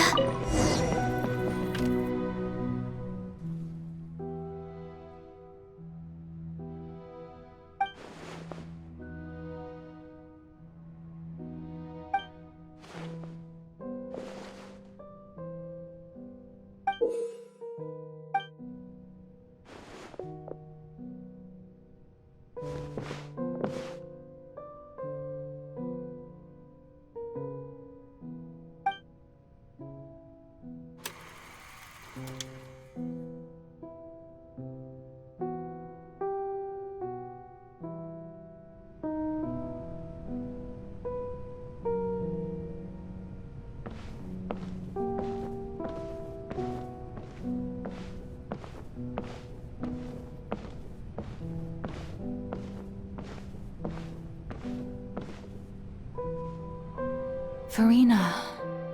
Farina. Huh? Who's that? Who's calling me? Where are you? Be not nervous. Be not afraid. I am before you. Wait a moment. You're mirror me? How can this be? Mirror you, huh? You know what? That's not bad. Let's go with that. Mirror me. What do you wish to say? The prophecy. Have you heard of it? What prophecy? Wait. I know. I don't know why, but it's in my head somehow. The people will all be dissolved into the waters, and only the Hydro Archon will remain, weeping on her throne. Only then will the sins of the people of Fontaine be washed away. Oh, very good. You know it well. What's going on? I can't seem to remember anything clearly. The only thing I know for sure is this prophecy. Will it really come to pass? Yes, it will. And that is why I've come to you. Disaster will come to Fontaine sooner or later. Things will develop just as the prophecy declared. There is no escaping it. But doesn't that mean everyone will die? I'm a Fontainian just like them. Will I dissolve too? Oh, don't worry. Magical meetings exist in this world precisely to give people a chance to turn things around. It is the reason why you met me today. I will tell you how to save everyone, but you may have to suffer somewhat. Oh, so there's still hope after all. Goodness, you frightened me. You spoke so much and with so much certainty. As for the suffering, well, I will admit that the first thing that came to mind was, why do I have to be the one to suffer? But if the prophecy will come true, I'll also die anyway, right?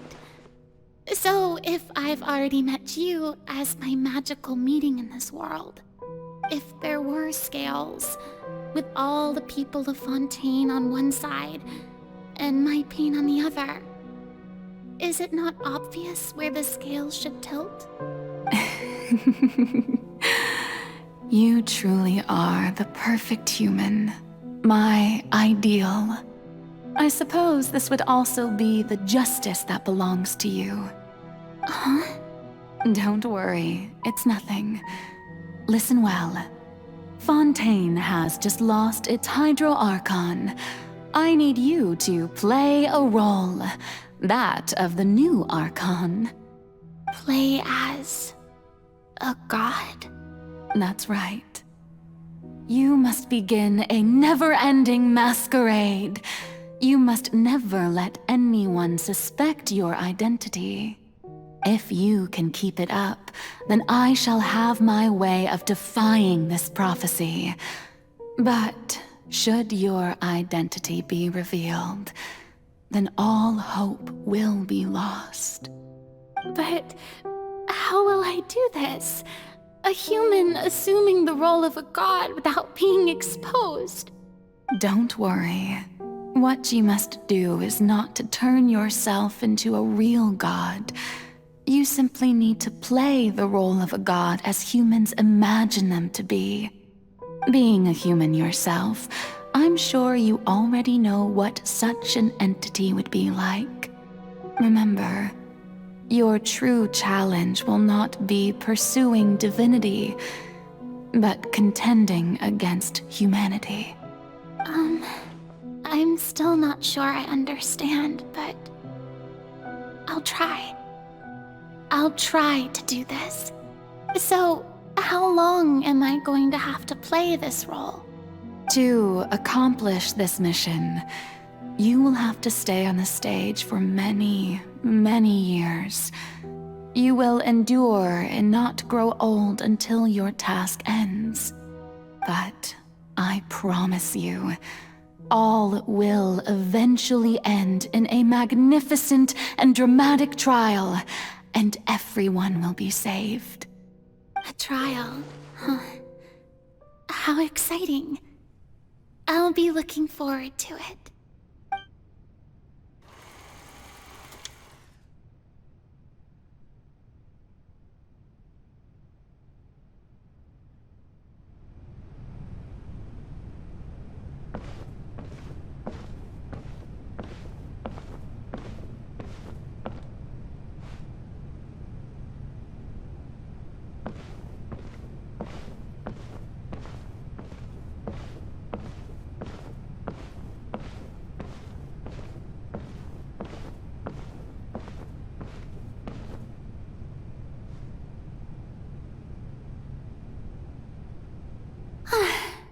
The Maison Cardinalise has announced my accession, but this is my first time facing the people.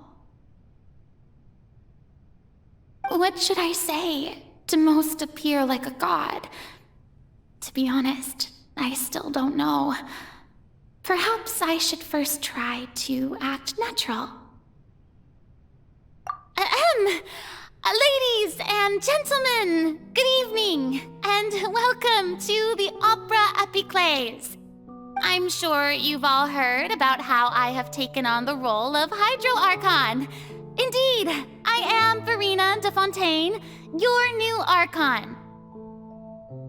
In truth, I know little about becoming a nation's new god, but it will be my honor to guide you all. As the god Focalor, the god of justice, I shall do all within my power to lead you into an age of fairness and justice. Once again, thank you all for coming. If you should have any questions or suggestions, please send them to the Maison Cardinalise. The future of Fontaine will require us to work together, after all. This should do it. I thought I might stammer, but thankfully, I was able to convey my thoughts just fine. Okay, and next. That's the new Hydro Archon.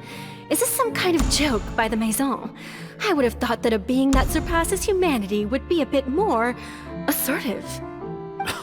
Hey, did you hear that? She even told us to send her suggestions there at the end.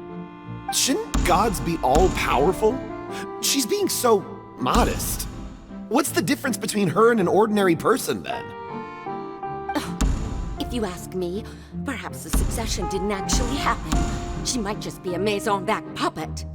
Wait, what's going on? Why is everyone suspecting me of being a fake? Oh, this is bad. If I get exposed here, there'll be no saving the people from the prophecy. Right.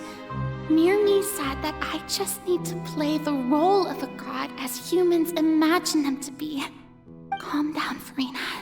Think. What do the people want? How would they imagine a god to speak and act? Assertive, with a strong sense of presence. One who can dispel all doubt. That is the character I'm fated to play.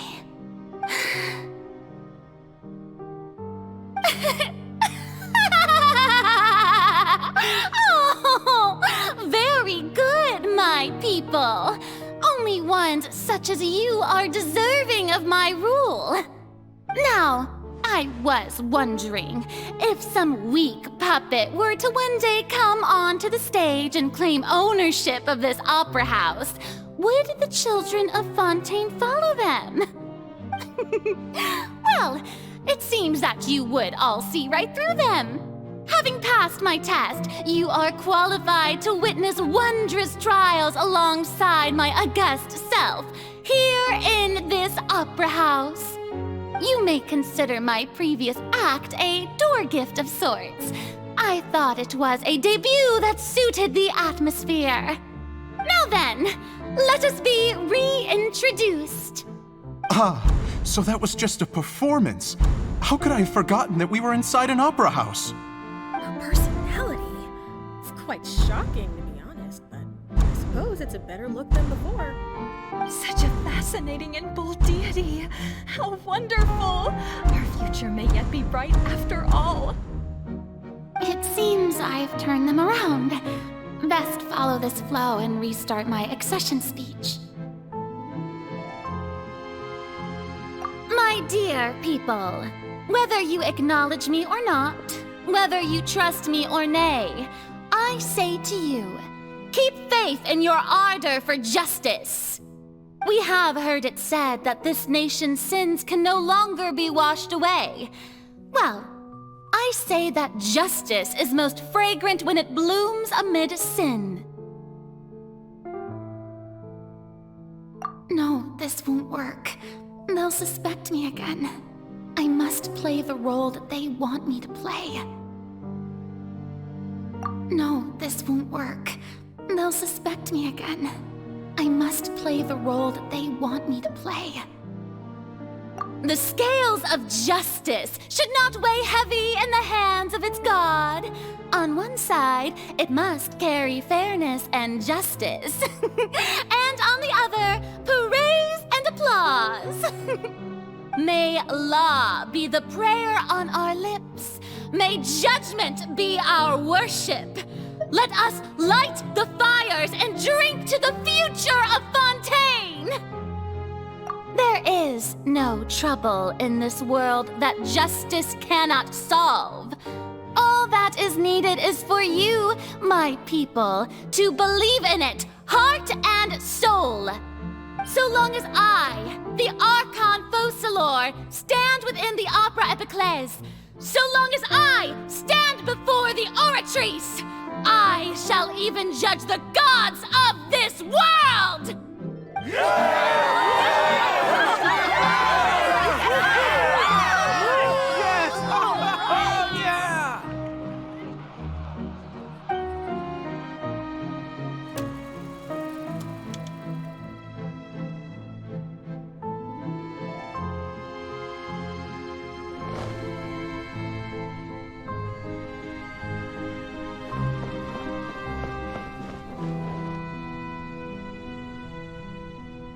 Lady Farina, here are today's case reports, as well as a summary of the follow-up for your perusal. Come now, was I not just at the Opera House in person? Leave these kinds of things to Neuvillette. Besides, none of these trials were the one that I'm looking forward to the most. If I may be so impertinent, what kind of trial are you truly looking forward to? A magnificent, dramatic, and wondrous trial. A trial to end all things. How could you hope to understand? That's true. I fear I lack the ability to grasp your divine thought, Lady Archon. No need for fright, and do not take what I said before too seriously. Go now, do your duties. The trial I await. It will come one day.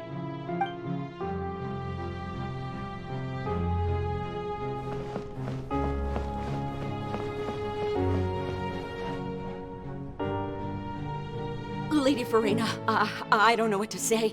Thank you for agreeing to see me. No need to thank me. Or rather, thank your own sense of perseverance instead.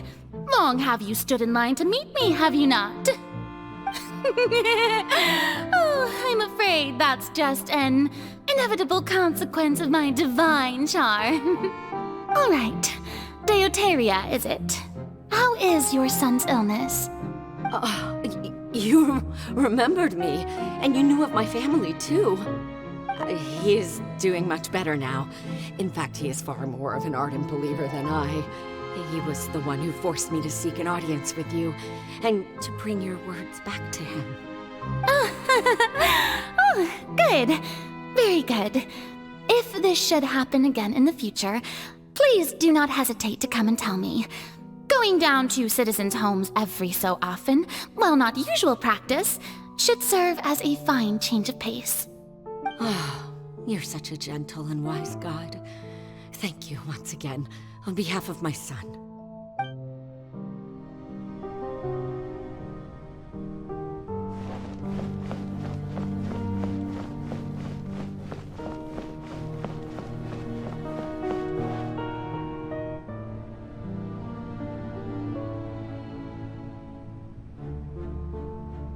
Lady Farina, here are the latest hydrological reports. As for the specific parameters you asked to take note of, I'm afraid things still don't look good. I see. It's as I thought then. As your god, I did already expect this, but I wanted to see how far your human wisdom would allow you to analyze it. All manner of signs indicate that the prophecy will still come to pass.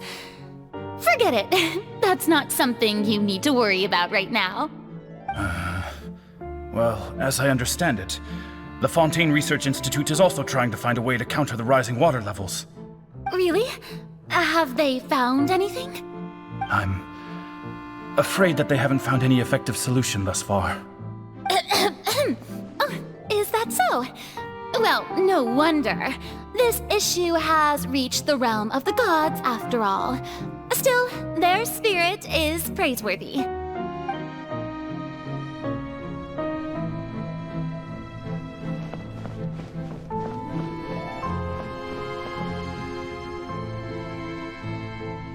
The day is finally over. I haven't had a moment to breathe this whole time. But it's good to see that everything's getting on track. There are no longer any voices of suspicion. Maybe this is fine. I just need to keep going, and everyone will be saved.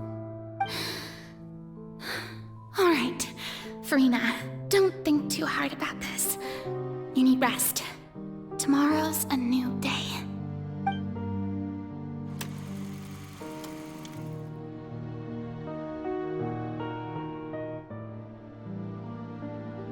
Lady Farina, here are the new trial reports for the latest cases, as well as a summary of the follow-up. There'll be no need for that. I've seen them already. There's no need to go back over scenes I've witnessed in person before. Lady Farina, I've waited so long for this chance to see you in this manner. Indeed, my dear, loyal citizen. This joyous moment is an honor for us both. Lady Farina, we're detecting significant hydrological anomalies near Poisson. Understood. Keep monitoring. Keep me informed should anything come up at the Institute.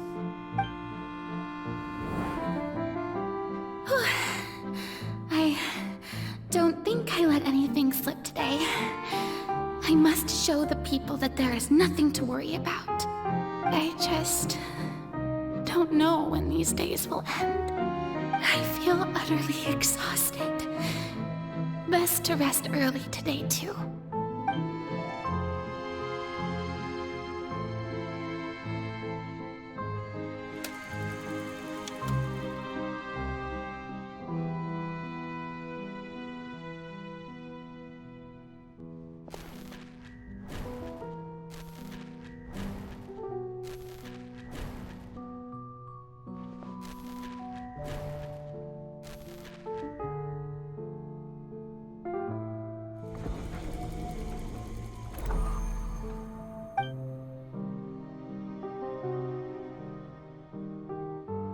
Lady Farina, it's like a dream being able to speak with you up close like this.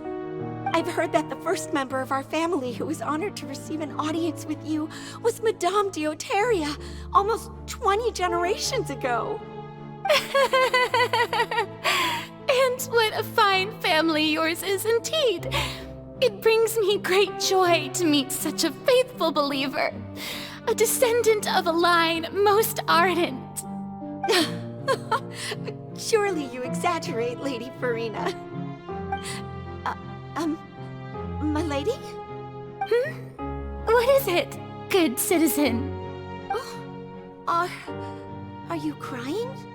Uh-huh. Oh, really now? I didn't even notice. This must be the overflow of hydro from my person. Well, can't quite help being the god whose dominion is the waters, can I? No wonder. No wonder. A manifestation of your power, then. Oh, Archon, I am honored to have witnessed it. Honored indeed.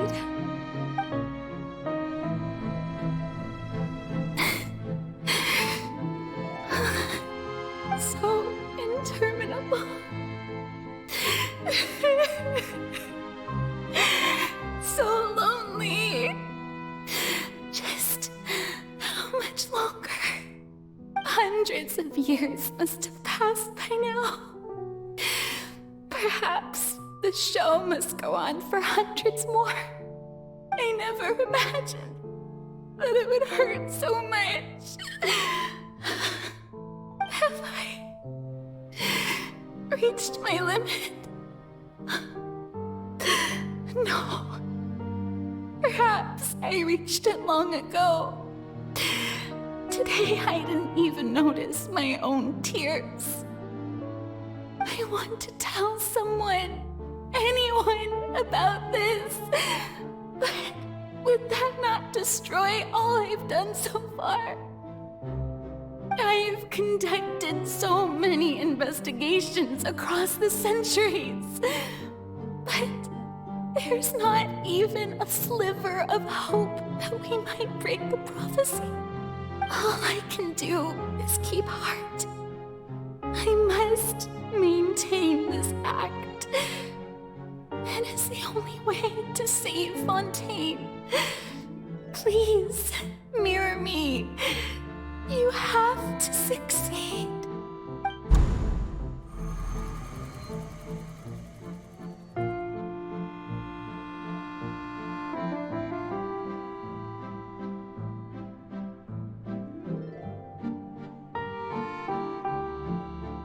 Farina, you don't have to shoulder this burden alone.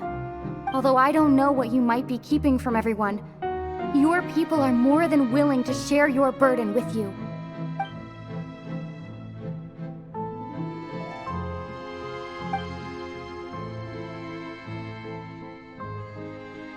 Share my burden.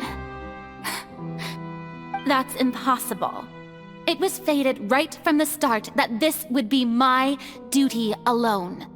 But even if your burden doesn't need to be shared, you can still choose to confide in someone. Just share it with me. I'm what you'd call a witness. A witness? Yes, I've heard that you came to Tevat from beyond the stars, yes. In other words, you never belonged here.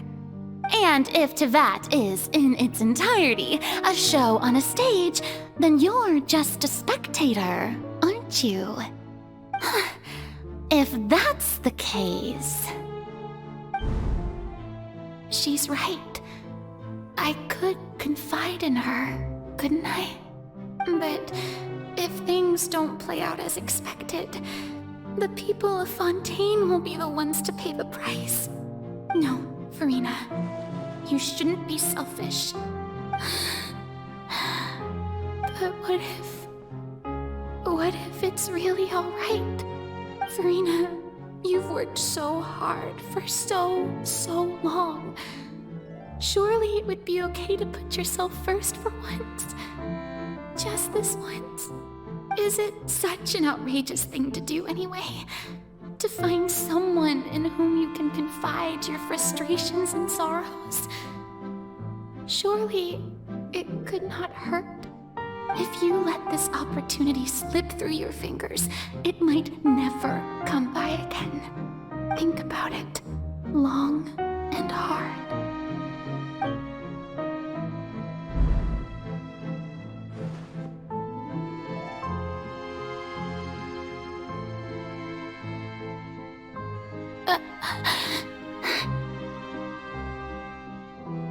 No, I have nothing to say. I am Farina, the Archon of Fontaine. Everything will surely get better. All you need to do, dear spectator, is to witness my performance until the curtains fall.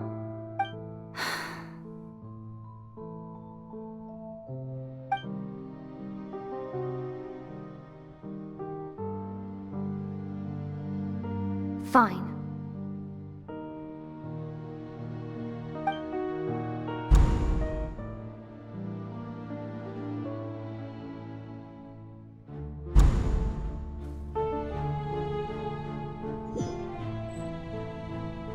So even Farina doesn't know the truth?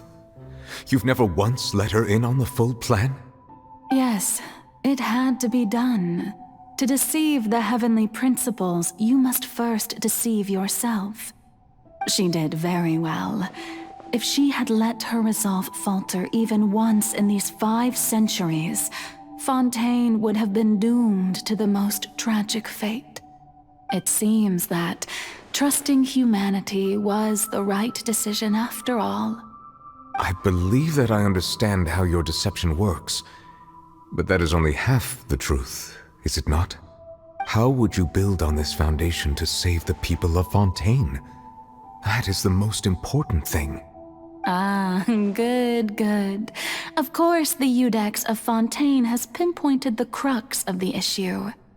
I'm sure you've long sensed that the Oratrice is no simple machine, yes? I've always suspected that it had its own consciousness. And Lenny did mention that he heard a human voice within the core chamber. It now seems that that person was you, hidden within the machine all along. Am I right? And then I became one with the Oratrice, taking Fontaine's gnosis with me. Yes, it would seem so, wouldn't it? Alas, your understanding of this device still lacks sufficient depth. In truth, it is no enactor of justice. It is, in fact, a device created to kill the god of justice. I beg your pardon? Oh, you have it. And to be more precise, not only will the Oratrice take down the god of justice, it will also take down the divine throne upon which she has been placed. I mean, did you think I would be the sort to enjoy peaceful repose while Farina suffered? My work over these last 500 years has been to constantly accumulate indemnitium within the Oratrice. But really, some have already discovered that only a small fraction of the energy generated by the device was ever used to provide power to Fontaine. The vast majority has been, had to be, accumulated to enact this death sentence. It was all a part of your plan then? Both the trial and the sentence? Indeed. This power, accrued over 5 centuries, could have sustained Fontainians for millennia had it only been used for that purpose. Almost all of it has now been stored within the Oratrice. But only power of this magnitude could hope to destroy the Hydro Archon's divine throne, shaking the rules established by Celestia and breaking through the institution that is the Seven. So the Oratrice's call for death was for neither Farina nor Focalor, but for the Hydro Archon. The destruction of that divine throne. If I do not misunderstand your intent, you must be... returning what's rightfully yours to you, of course. In other words, this was all done to return the authority of the Hydro Archon to the Hydro Dragon of this planet. But...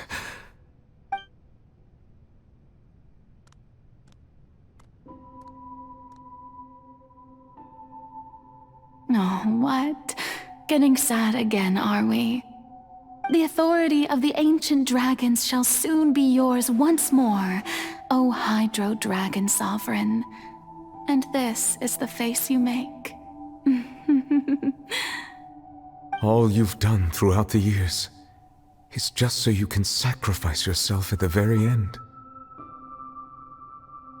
I've never quite seen it that way, you know. Even now, I'm quite pleased at how well my deception worked.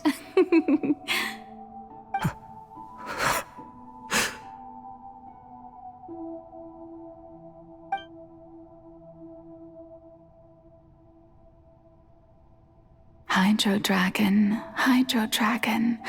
don't cry. I must say, had it been within my rights, I would have loved to judge the heavenly principles themselves. Were they not guilty of essentially the same crime? Egeria stole the power of the primordial sea, and the heavenly principles stole the power you ancient dragons possessed. I, for my part, am the god of justice. And is it not just that your original powers should be returned to you? Speaking of justice, I have always believed that justice lies in the process of pursuing human existence itself.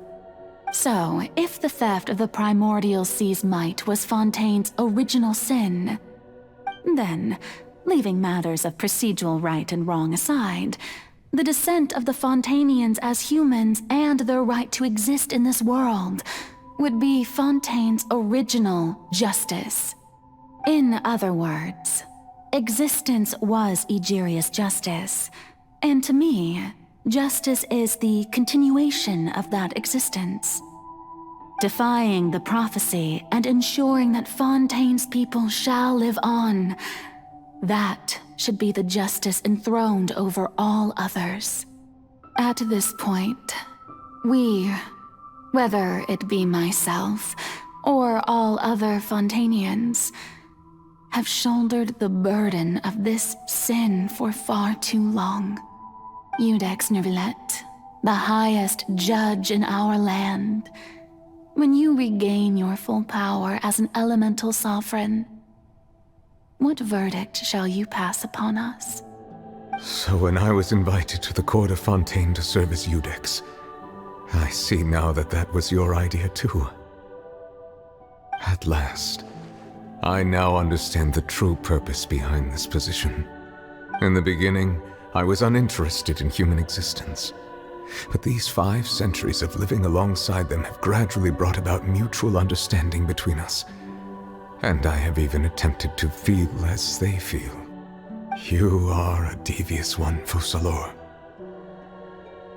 Things being as they are, surely you know that I could never declare them to be guilty.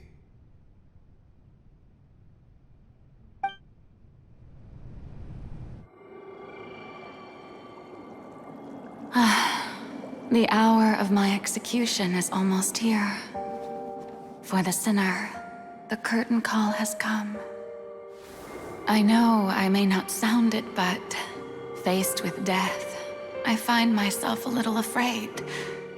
Perhaps this is one thing both gods and humans have in common.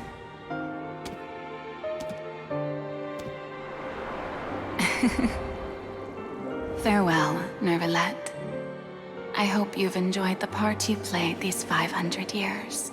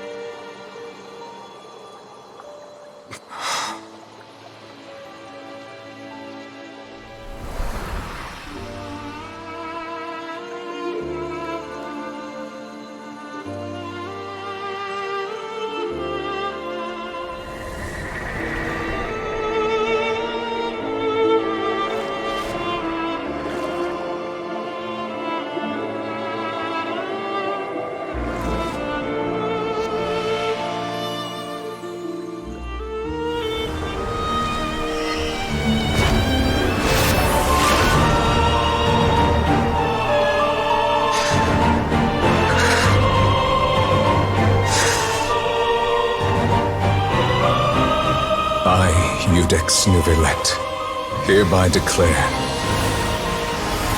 people of Fontaine, your sins are forgiven.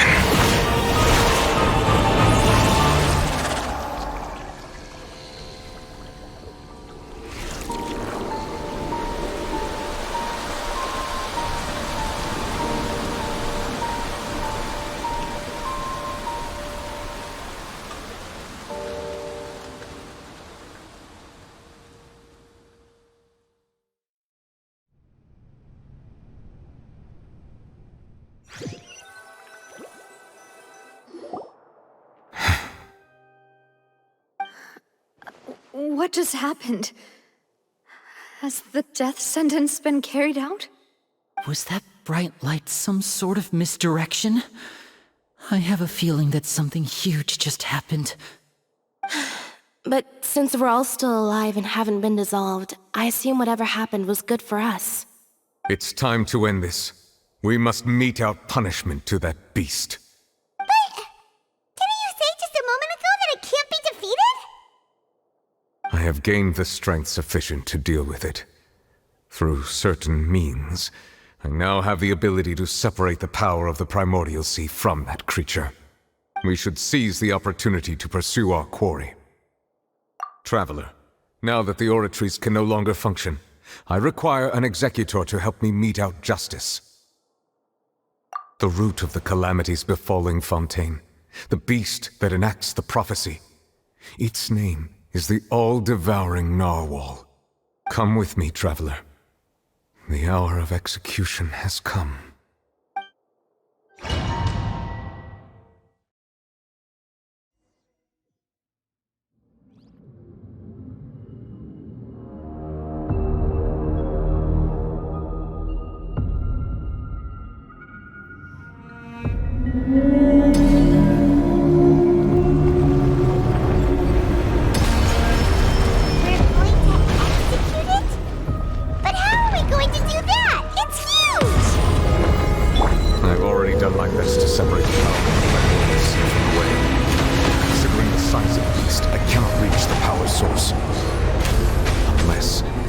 Find a way to attack it from within. I shall share a part of the ancient dragon's power. I shall look for an opening to it.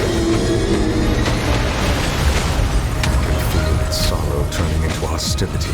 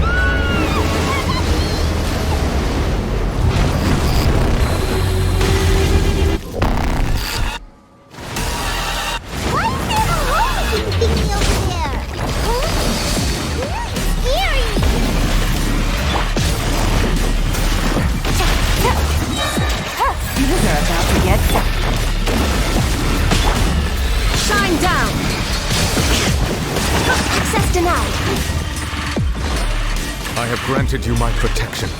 Do not fear. Seize the moment and use my power to suppress its root from within.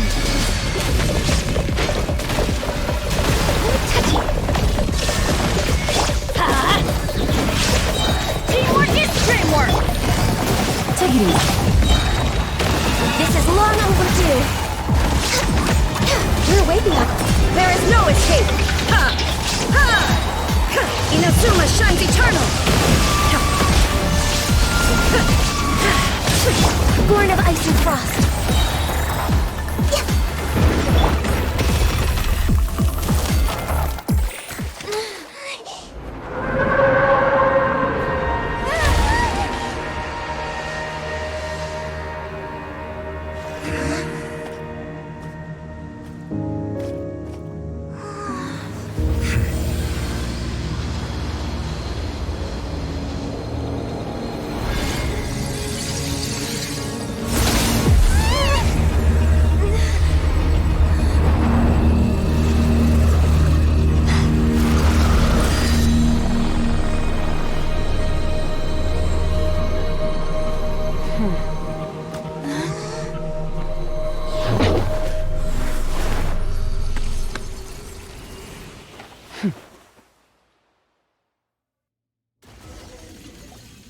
Thanks for helping with the cleanup. It should have been my job, but... oh well. It was just supposed to be a short private training session for me. I didn't think that my disciple and my master's pet would start brawling in the meantime. Well, actually, I had a feeling that it would happen at some point, but they bumped into one another earlier than I thought. What a blunder. I suppose I'll have to swing my sword 3 million times as penance. That power. Who are you exactly? Paimon has an idea. From what she said earlier, she must be Child's master. Skirk, right? It's just that he gave us the impression that she was the less talkative person. I simply did not have anything to say to the weak. But you, on the other hand, managed to defeat the all-devouring narwhal without using power from beyond this world. So you may speak to me as equals. I have to agree. It's a strange use of a planet's primordial waters just to raise an all-devouring narwhal. That kind of power is wasted on it. It's not cooperative, it eats too much, and I have more important things to do with my time than pet sitting. The only thing that creature has going for it is its looks. All in all, it fails as a pet. Miss Skirk? I think you might have missed the point. The point being? Well, being that this pet almost destroyed an entire nation. So what sort of person is your master? Well, Child's master's master. Wait, is that right? Oh, right. So you don't know him. Sorry, I assumed you did. His name is Sertologi. Huh? I am unfamiliar with that name. Huh. So Master isn't sufficiently famous. How should I describe him then? Have you heard of the name The Fowl? The Fowl? Still nothing? Well, how about the Visionary? Vetterfulnir then? Or Gold Rhindaughter? Ooh, that one we've heard! Rhindaughter's part of the Hexen Circle. She's Albedo's mom, right? Oh, so you do know that name. To be honest, I also heard all of those names and titles from my master. I don't actually know them either. But I suppose you understand now, yes? My master is likely a similar sort to Rhindaughter. They are both pursuing some form of perfection. Wait! Didn't you also mention a visionary person? Paimon didn't quite catch their name. Actually, never mind that. I believe it expedient to inform you that the all-devouring narwhal used up nearly all its strength fighting you. Such roiling hydro energies will prove difficult for the planet's deep seas to digest. As such, the fontaine back on the surface has most likely been thrown into chaos. In other words, the prophecy that you've been fretting over should now be in full swing. What?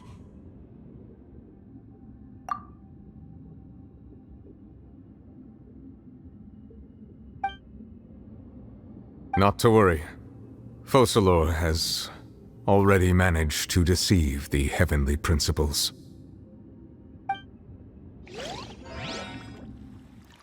In the end, the people will all be dissolved into the waters, and only Farina will remain, weeping on her throne.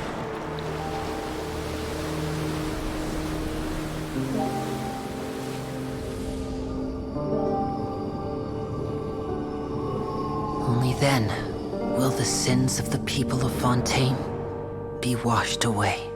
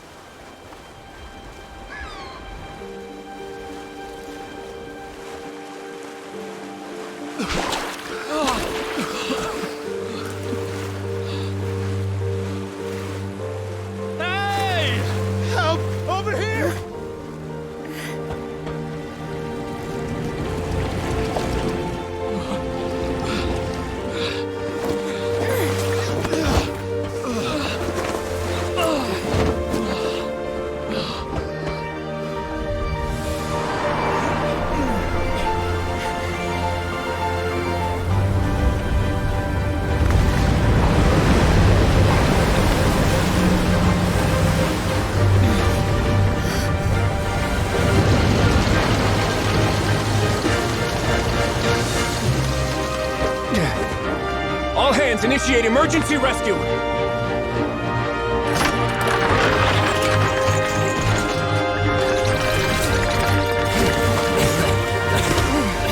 Hurry!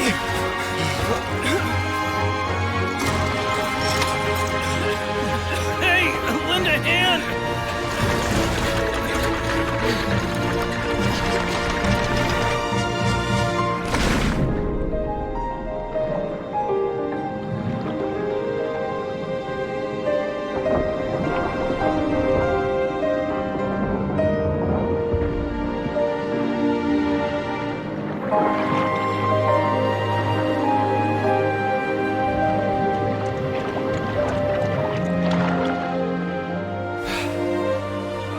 Look! The water's receding!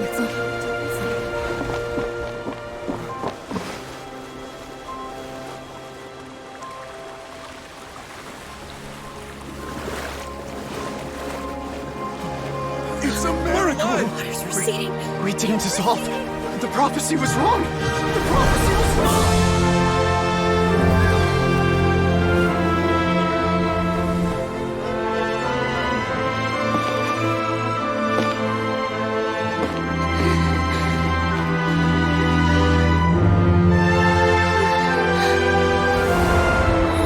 Are you right? Yeah. We're saved. The prophecy was wrong.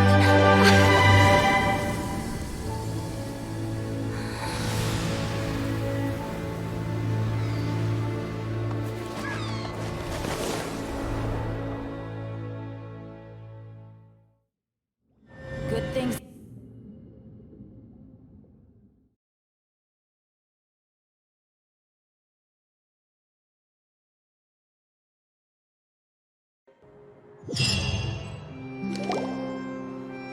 Basolo renewed. The Sfina attacks post-disaster rebuilding.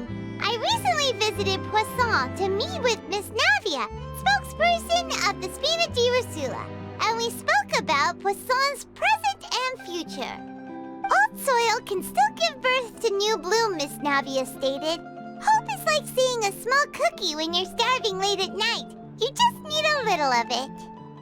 Skyship Winglet, lunar brain of the Fontaine Research Institute. The various disputes that have arisen on account of Mr. Edwin have suddenly become a shield over the Institute, with Jurier turning out to be a once overlooked hidden gem. People always call the first researcher mad, but few know what to call the second. And should that latter person achieve a miracle, they would find it all the harder to find a word with which to classify him and his team. Wow! Paimon barely recognizes the people in the reports. Are those really Jurier and Navia? They sound like real big shots. What do you think? Pretty enthralling, huh? The Steambird's idea was pretty simple. With the disaster just having passed, we would print a free edition packed to the margins with good news to calm people down. The value for these big scoops lies in their inevitable follow-ups. We'll publish further reports and go into the stories behind those people. Edwin's assistant, Jurier, created a true flying ship, while Navia is leading people in the reconstruction of their home. I'm sure that these stories could draw even your well-traveled eye. Paimon's curious too! Wait a minute. Didn't we watch everything happen from start to finish? What's there to be curious about? And that's exactly why I'd like you to come conduct interviews with me. You're the best incubators of news, if you haven't noticed. And also, with you around, I'm sure I'll get to see that Duke. Are you sure? Hasn't he turned you down several times already? Oh, this time will be different. Come on! Let's head to Poisson first, and then make a trip to the fortress. There are some things you'll only know when you get there.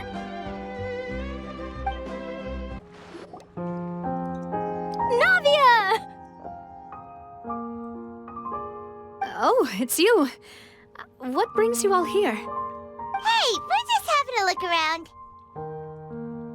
I'm here to update myself on how things are going here. Oh, the Fatui are here too! Let me introduce you. This is Mr. Garunt Snezhevich. He represented the Knave in sending us a large amount of supplies, and is helping with our work. Our residents are hard at work as well. Thanks to everyone, work is progressing nicely. We've lost a lot of people, but we're moving forward. That will have to be enough. Hello, Miss Charlotte. I'm a big fan of yours. I especially like that article you wrote last year about Fontaine's stray cats. But if you don't mind, could you not emphasize our role too much in your report? It's not charity we're doing here. We just happen to share the same interests as the Spina. I get where you're coming from. I'll keep it as simple as possible. Or would you be willing to feature as friendly neighbors? That would be fine. Thanks! Oh, you're back too. How are things? We finished laying down the construction materials. It'll be another hour before the workers are able to go over there. Huh? You're here too, Clorian? Well, her reputation's greatly risen after that whole duel business with Miss Farina. So she's here in Poisson to wait out the heat. All right. She really came here to help me out. There's too much to consider in the reconstruction of Poisson. The Spina has need of more decision-makers. And, well, I do already happen to be connected to Mr. Callis. Oh, wait just a moment. Do you mind me asking a few questions? You know, about how you felt before the duel, about what it was like facing down a god. There's lots of exciting material there, I bet. Forget it. I'm sure you can find a better theme than that, Miss Charlotte. I see you're the same as always. Couldn't you do me a favor, for Navia's sake? Well, if we're talking about doing things for my sake, you might as well just take a few more photos of me. Or of the Traveler. It's better than wasting time persuading Clorand, at any rate. Of course I will. I'm not gonna let her off that easy. All right, then everyone who wants to be in the photo, gather up. And smile.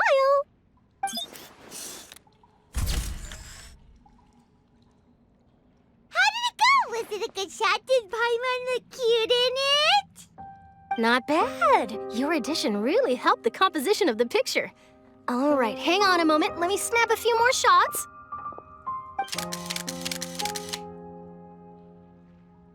All right, that should do it. I'll be back here later anyway, so let's call it a day.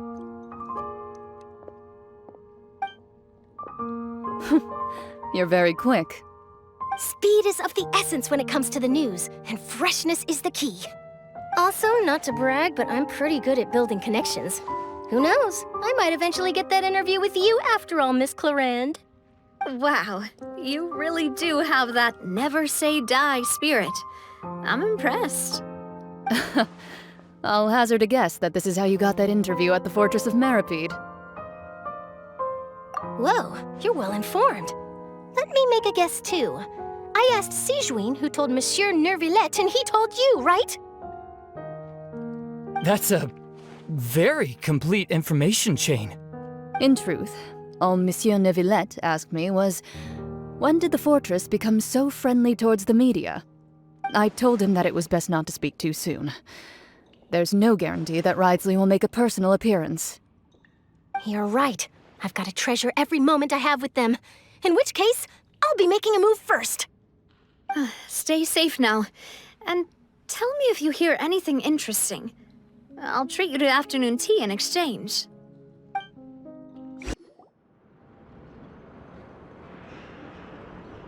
Wow, guess we're here again, huh? There's a real nostalgic feeling to this place. Looks like you've been missing us. Duke! Did you come all the way to the entrance to greet us? Of course. I'm here to welcome you and our dear Miss Charlotte, whom our good head nurse recommended to me. It's an honor to finally meet the much-rumored Duke. Thank you for consenting to my visit to the fortress, sir. No need to thank me.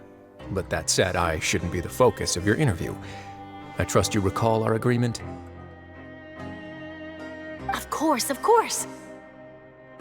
All right then, this way.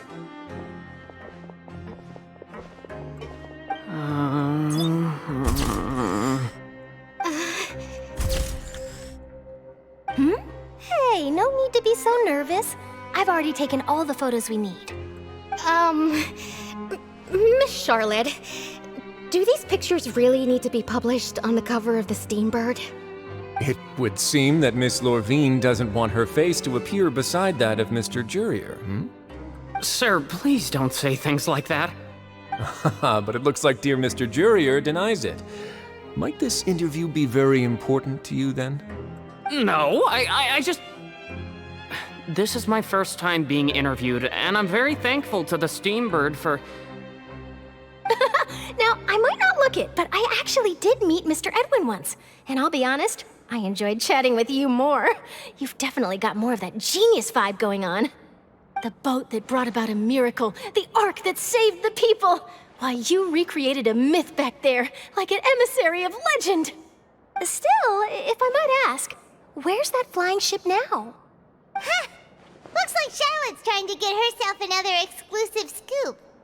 I have to apologize, but that ship is presently in the bowels of our factory. I'm afraid it won't be easy for you to get a shot of it. Really? Well, then in that case, could I have an interview with you to make up for that loss? You already know my answer, I'm afraid. Best you interview our head nurse instead. Or perhaps you'd like to take another photo of this couple of researchers? Did you really have to use the word couple? Well, then, 2 solo photos will do. Is my hair messed up? Please, someone help me have a look. Things sure are getting pretty lively here. We've seen this kind of thing before. Oh, seems like everyone's here. Would any of you like to try this new drink I came up with? Ah, Siegeween. Hey, Miss Charlotte. Why don't you, take some pretty photos of our head nurse? Sure. Come on, Miss Siegeween, over this way. Let's find a brighter spot. Huh? Sure. Do I have to smile? So, how have things been at the fortress?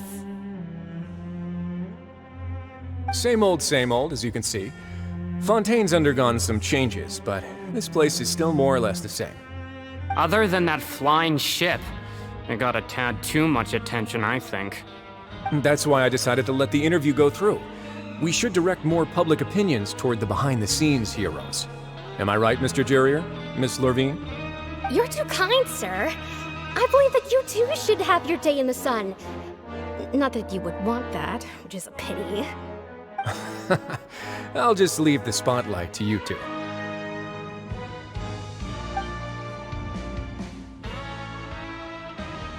I see. Lots of things happened that day, huh? Anyway, regarding that Harbinger, I'm not sure you remember, but his 3 young followers are still waiting for his return. He sure did win them over, huh? I'll tell them that there's good news and bad news. The good being that their boss seems fine, and the bad being that they must face extended sentences for abetting his escape. Oh, actually, what about you? Are things gonna change for you too? What change can there be? The fortress will keep chugging along, and so will my duties.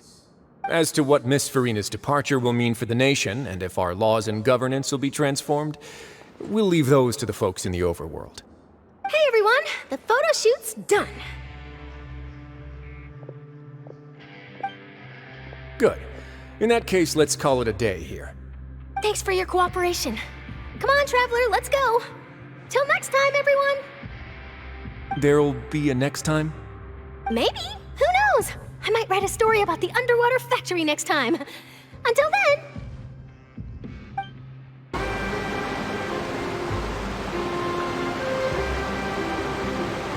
I didn't see them! They really are here! How did you know? Navia mentioned that she stayed in touch with Linny and the others after working together.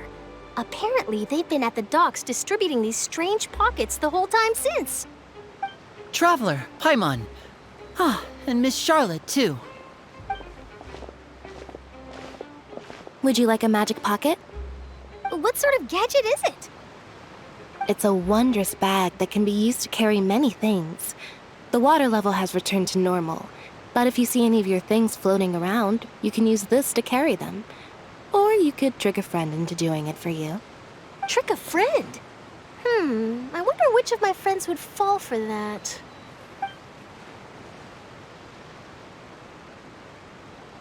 You could just make a friend like Fremine here. Isn't that right, Fremine? Is this what you meant by, I'll help you make some more friends? To be honest, that sounds pretty sweet. Could I have your contact, please? Sure. Please, write down my address. You sure are working hard to help Fremine socialize. He was the one who proposed doing this. He even wants to assist in our magic shows. Yes, I was planning to first introduce Pear as an assistant, and later Fremine himself. In the future, I think we can leave underwater escape magic to him too. That said, would anyone want to see a diver escape underwater? Oh, it'll work out. Every journey begins with the first step. He'll become a part of our show eventually. Lynette, could you come over? Miss Charlotte says she wants to take a picture of us. Got it. My, that Charlotte is rather perceptive. She got rid of everyone the moment she realized I had something to say to you. Father says that you did a great deal during the latest events. She's very grateful for your contributions to Fontaine. That's all right. We were more than happy to help. So, what's she doing now? Oh, I guess you haven't heard. Well, after Lady Farina left, Father and Monsieur Neuvillette opened negotiations, during which he gave Fontaine's gnosis to her as a diplomatic gift. A diplomatic gift? A gnosis? Yes, I was quite surprised at first myself. But when I thought it over, there were actually a number of things going for it. It could have been done as an apology for the incident with Lord Child, or as thanks for his help in tying the all-devouring narwhal down. Furthermore, Father did also lend significant aid to Fontaine and Poisson. Well, that's true, but this is a gnosis we're talking about. Doesn't this seem a bit irresponsible? I would agree, but I've also heard that it seems that Monsieur Neuvillette has had a significant change of heart regarding the matter. So there's some reason for this that only Neuvillette knows about? I suspect you'll have to ask him about that yourself. Yes, speaking of which, I did see him strolling around the entrance to the Fortress of Meripede a while back. Isn't he real busy and stuff? Paimon didn't think he'd have the time for that. But back to the topic. The gnosis was given to the knave, right? What about Child? They say that he's returned to Snezhnaya to recover from his wounds. I hear that the recent disaster really did a number on his health.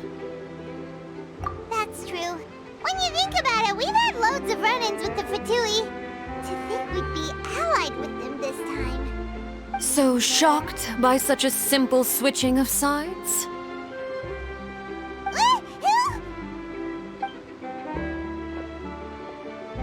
Father!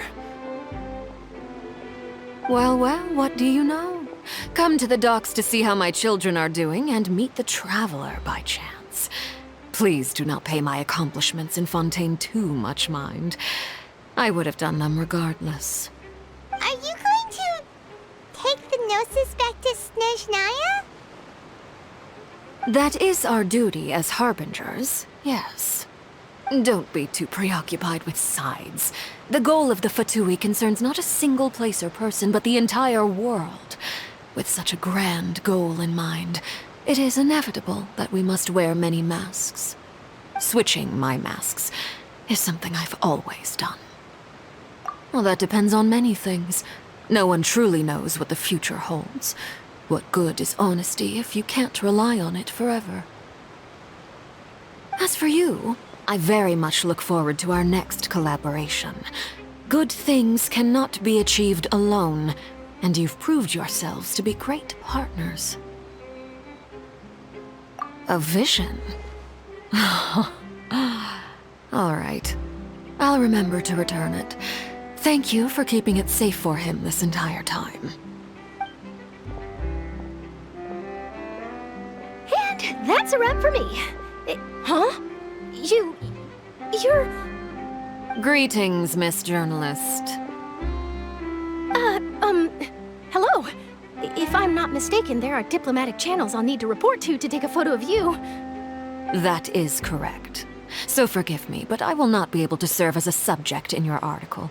However, feel free to write as much as you'd like about our dear magicians and our upcoming rookie talent. I will. The sea breeze is quite pleasant. I shall continue my walk while the weather remains so agreeable. Farewell. Farewell, Father. Oh, she has such an intimidating presence. I didn't even dare to take a picture. Thankfully, I've already wrapped up all my pre-scheduled interviews. Thank you all. This'll be more than enough for me to write about, I'm sure. Don't be too nervous. Why don't you take a magic pocket before you go? Here, Traveler, Paimon, you take one too. To move things about? That's right. Funny. I was giving out magic pockets when we first met too. And what do you know? I'm doing the exact same thing right now. So many things have happened, but the pockets are still the pockets. I guess this must be life. We will all follow our own paths, and serendipity will lead you to your fated friends. All right then. We'll be handing out pockets in some other districts later, so we'll get going now. Have a good day, you two. Well, guess we sent Charlotte, huh? Shall we go see what Neverlette's doing? As long as he's not so busy that he doesn't have time to chat anyway.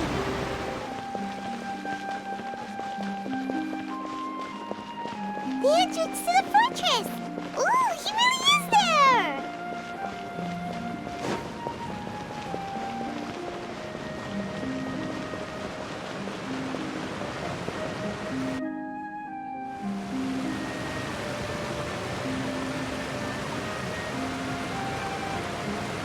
So, you really are here, Neverlette! Paimon didn't think you were going to have free time this hour of the day. Really? Oh, I suppose you must have met Mr. Linney. He took the time to greet me earlier when he passed this way. In any case, you came at a good time. I was just considering reaching out to you to set up a meeting, so I may explain some things that I haven't had the time to before. Aw, Paimon's glad that you remembered. Thank you for keeping us on your mind, what with you being busy and all. Alright, let's have it then. How was Fontaine actually saved? The whole business is still quite the mystery to us. It is strange how words can often leave a bitter taste in the mouth when it finally comes time to say them out loud.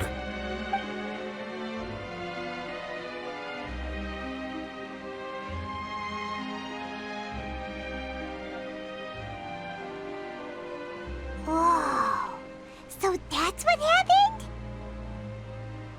Fossilor destroyed the divine throne of the Hydro Archon and restored your power to you, transforming you into a fully fledged elemental dragon sovereign!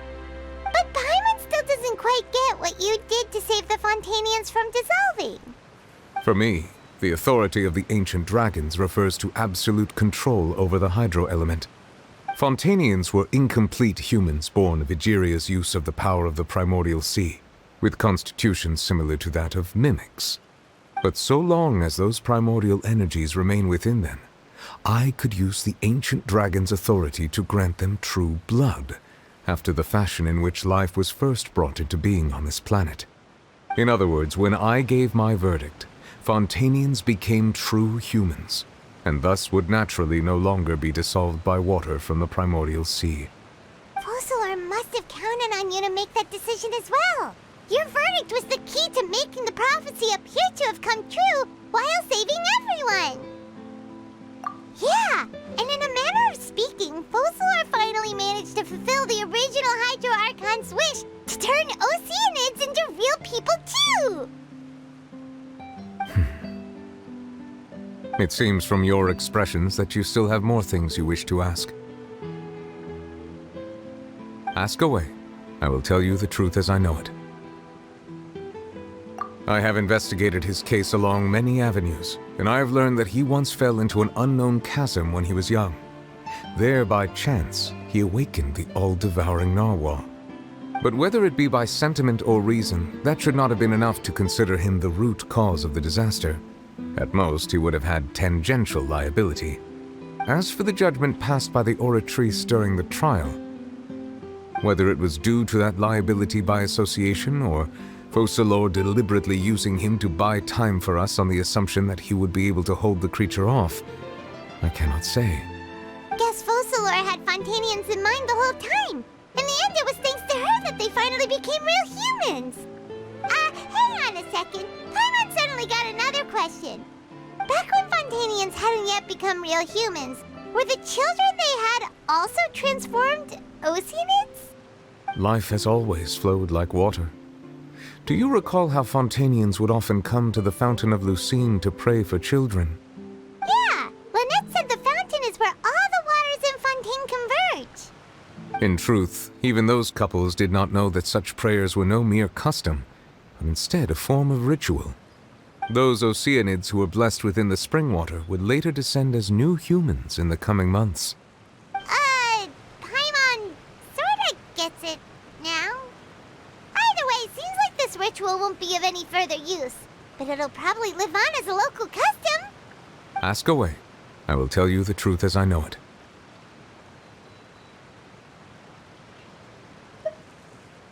Yeah, about that. Risley said Farina has already left. What's that all about? Ah, Lady Farina. The people are only aware that her death sentence has not been carried out. She abdicated the post of Hydro Archon and left affairs related to that title to me, before leaving the Opera House. I related Focalors' words to her faithfully and completely. After hearing them, she seemed neither saddened nor comforted. She simply said that she was tired and needed to rest. Having said that, she then packed her things and moved out of the Opera House, not unlike how an ordinary person might. But she's still got a place to stay, right? You need not worry. I will make arrangements to ensure that she will not want for food, clothing, board, or travel. In truth, I am somewhat happy for her. The wear and tear on her spirit will, of course, take time to heal. But now that she no longer has to play the role of Focalors the Hydro Archon, she can finally lay down her burdens and lead a normal life. What about you then? What are your plans now that you've regained your full powers as the Hydro Dragon?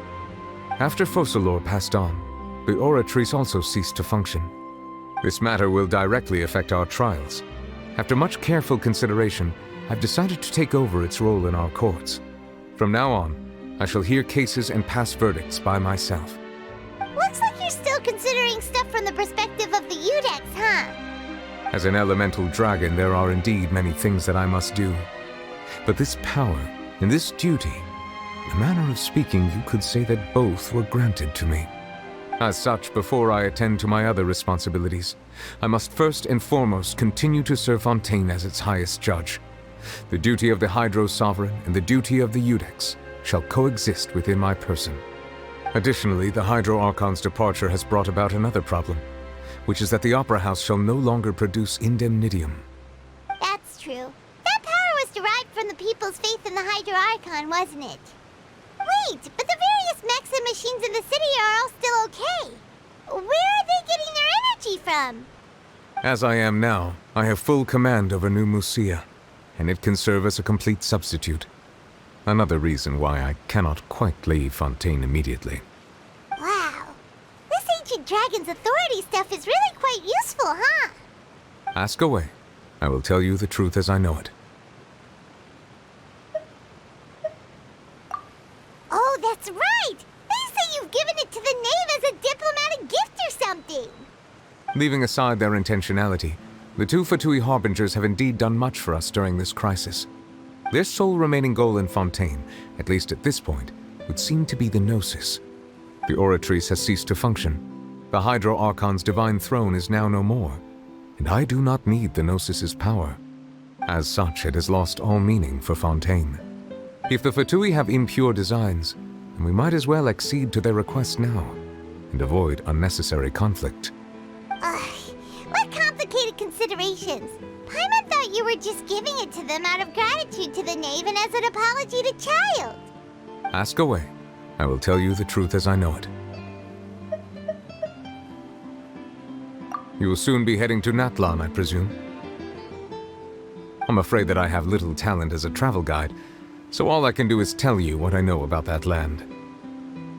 As far as I'm aware, Natlan can be said to be a nation of dragons. A nation of dragons? You mean like you? No, I suspect that I would not find myself welcome there. Unlike ancient dragons such as myself, the dragons of Natlan have undergone long years of development and evolution.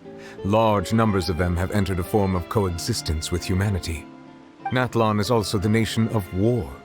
War ravages those lands like an undying flame. There is one other piece of information I got incidentally from my negotiations with the Knave that I believe may be useful to you. The harbinger known as the Captain has thrown his hat into the endless ring of war. The Captain. Sounds like a real tough customer.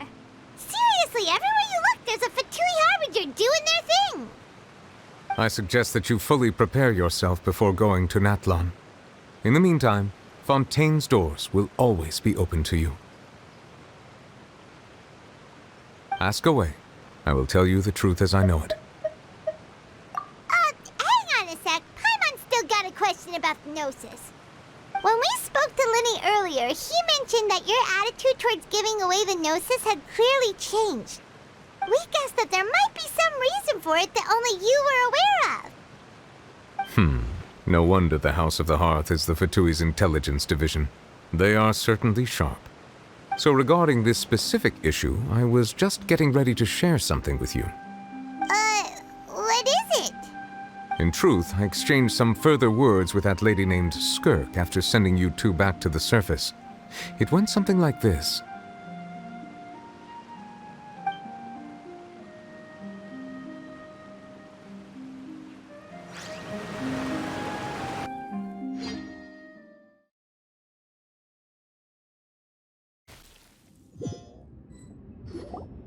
Well, we're going to head topside to see what's going on. You hurry over soon as well, all right, Nervalet? What next? The all-devouring narwhal isn't here, so I'm no longer getting any interference. I can finally catch the scent of your power, what it's made of. It is the authority of the planet's primordial dragons, but with something very similar to a god's curse mixed in. It's quite a novel blend. I'm sure I've encountered something like this before. What was it again? I do not know what you speak of. Of course. How could I forget? You should have the remains of the third descender on your person, yes? Remains? I've never heard of any such thing. According to your parlance, I believe it may be called a gnosis. Well, that much is true. After Focalor's divinity faded, she handed her gnosis to me. But I fear I have never heard of it described in the manner that you just did. I've been training with my master, the Foul, ever since I was young, and I have never returned to the surface since. So most of the information I possess, I got from him. It is only natural for those who are greater than humanity to possess a different sort of common sense, which is why there are so many problems in our attempts to communicate with humans. Regardless, you should probably get rid of objects of misfortune to prevent any disasters from befalling you. To live in itself is a blessing. But once a person dies, the bonds he once had with this world shall all turn to curses. What do you mean by that? No need to fret. These are just my personal thoughts, and my reason for no longer wishing to return to the surface. This third descender you refer to, who are they? And when did they die? Master never mentioned them to me. Perhaps it just wasn't that important for me to know. If you're interested, though, I could ask him. I'll be sure to pass the answer on to you next time. Next time? You believe we will meet again? I do. Wait.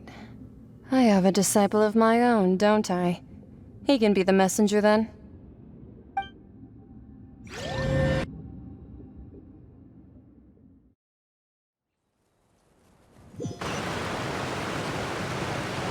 That's what she told me.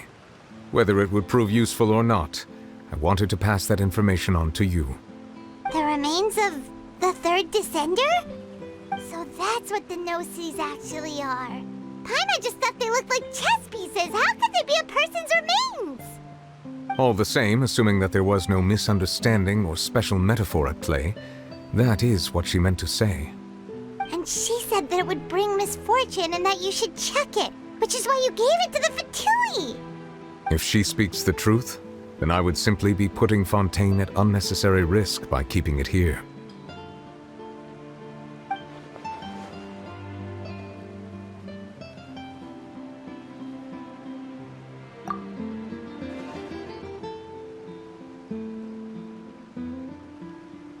I had guessed that you might already be familiar with this concept, but I did not expect you to be one of them. That means that the Gnosis, which are exceedingly element-compatible and can even enhance elemental abilities, do indeed come from the third descender. I wonder, does your body also possess similar properties?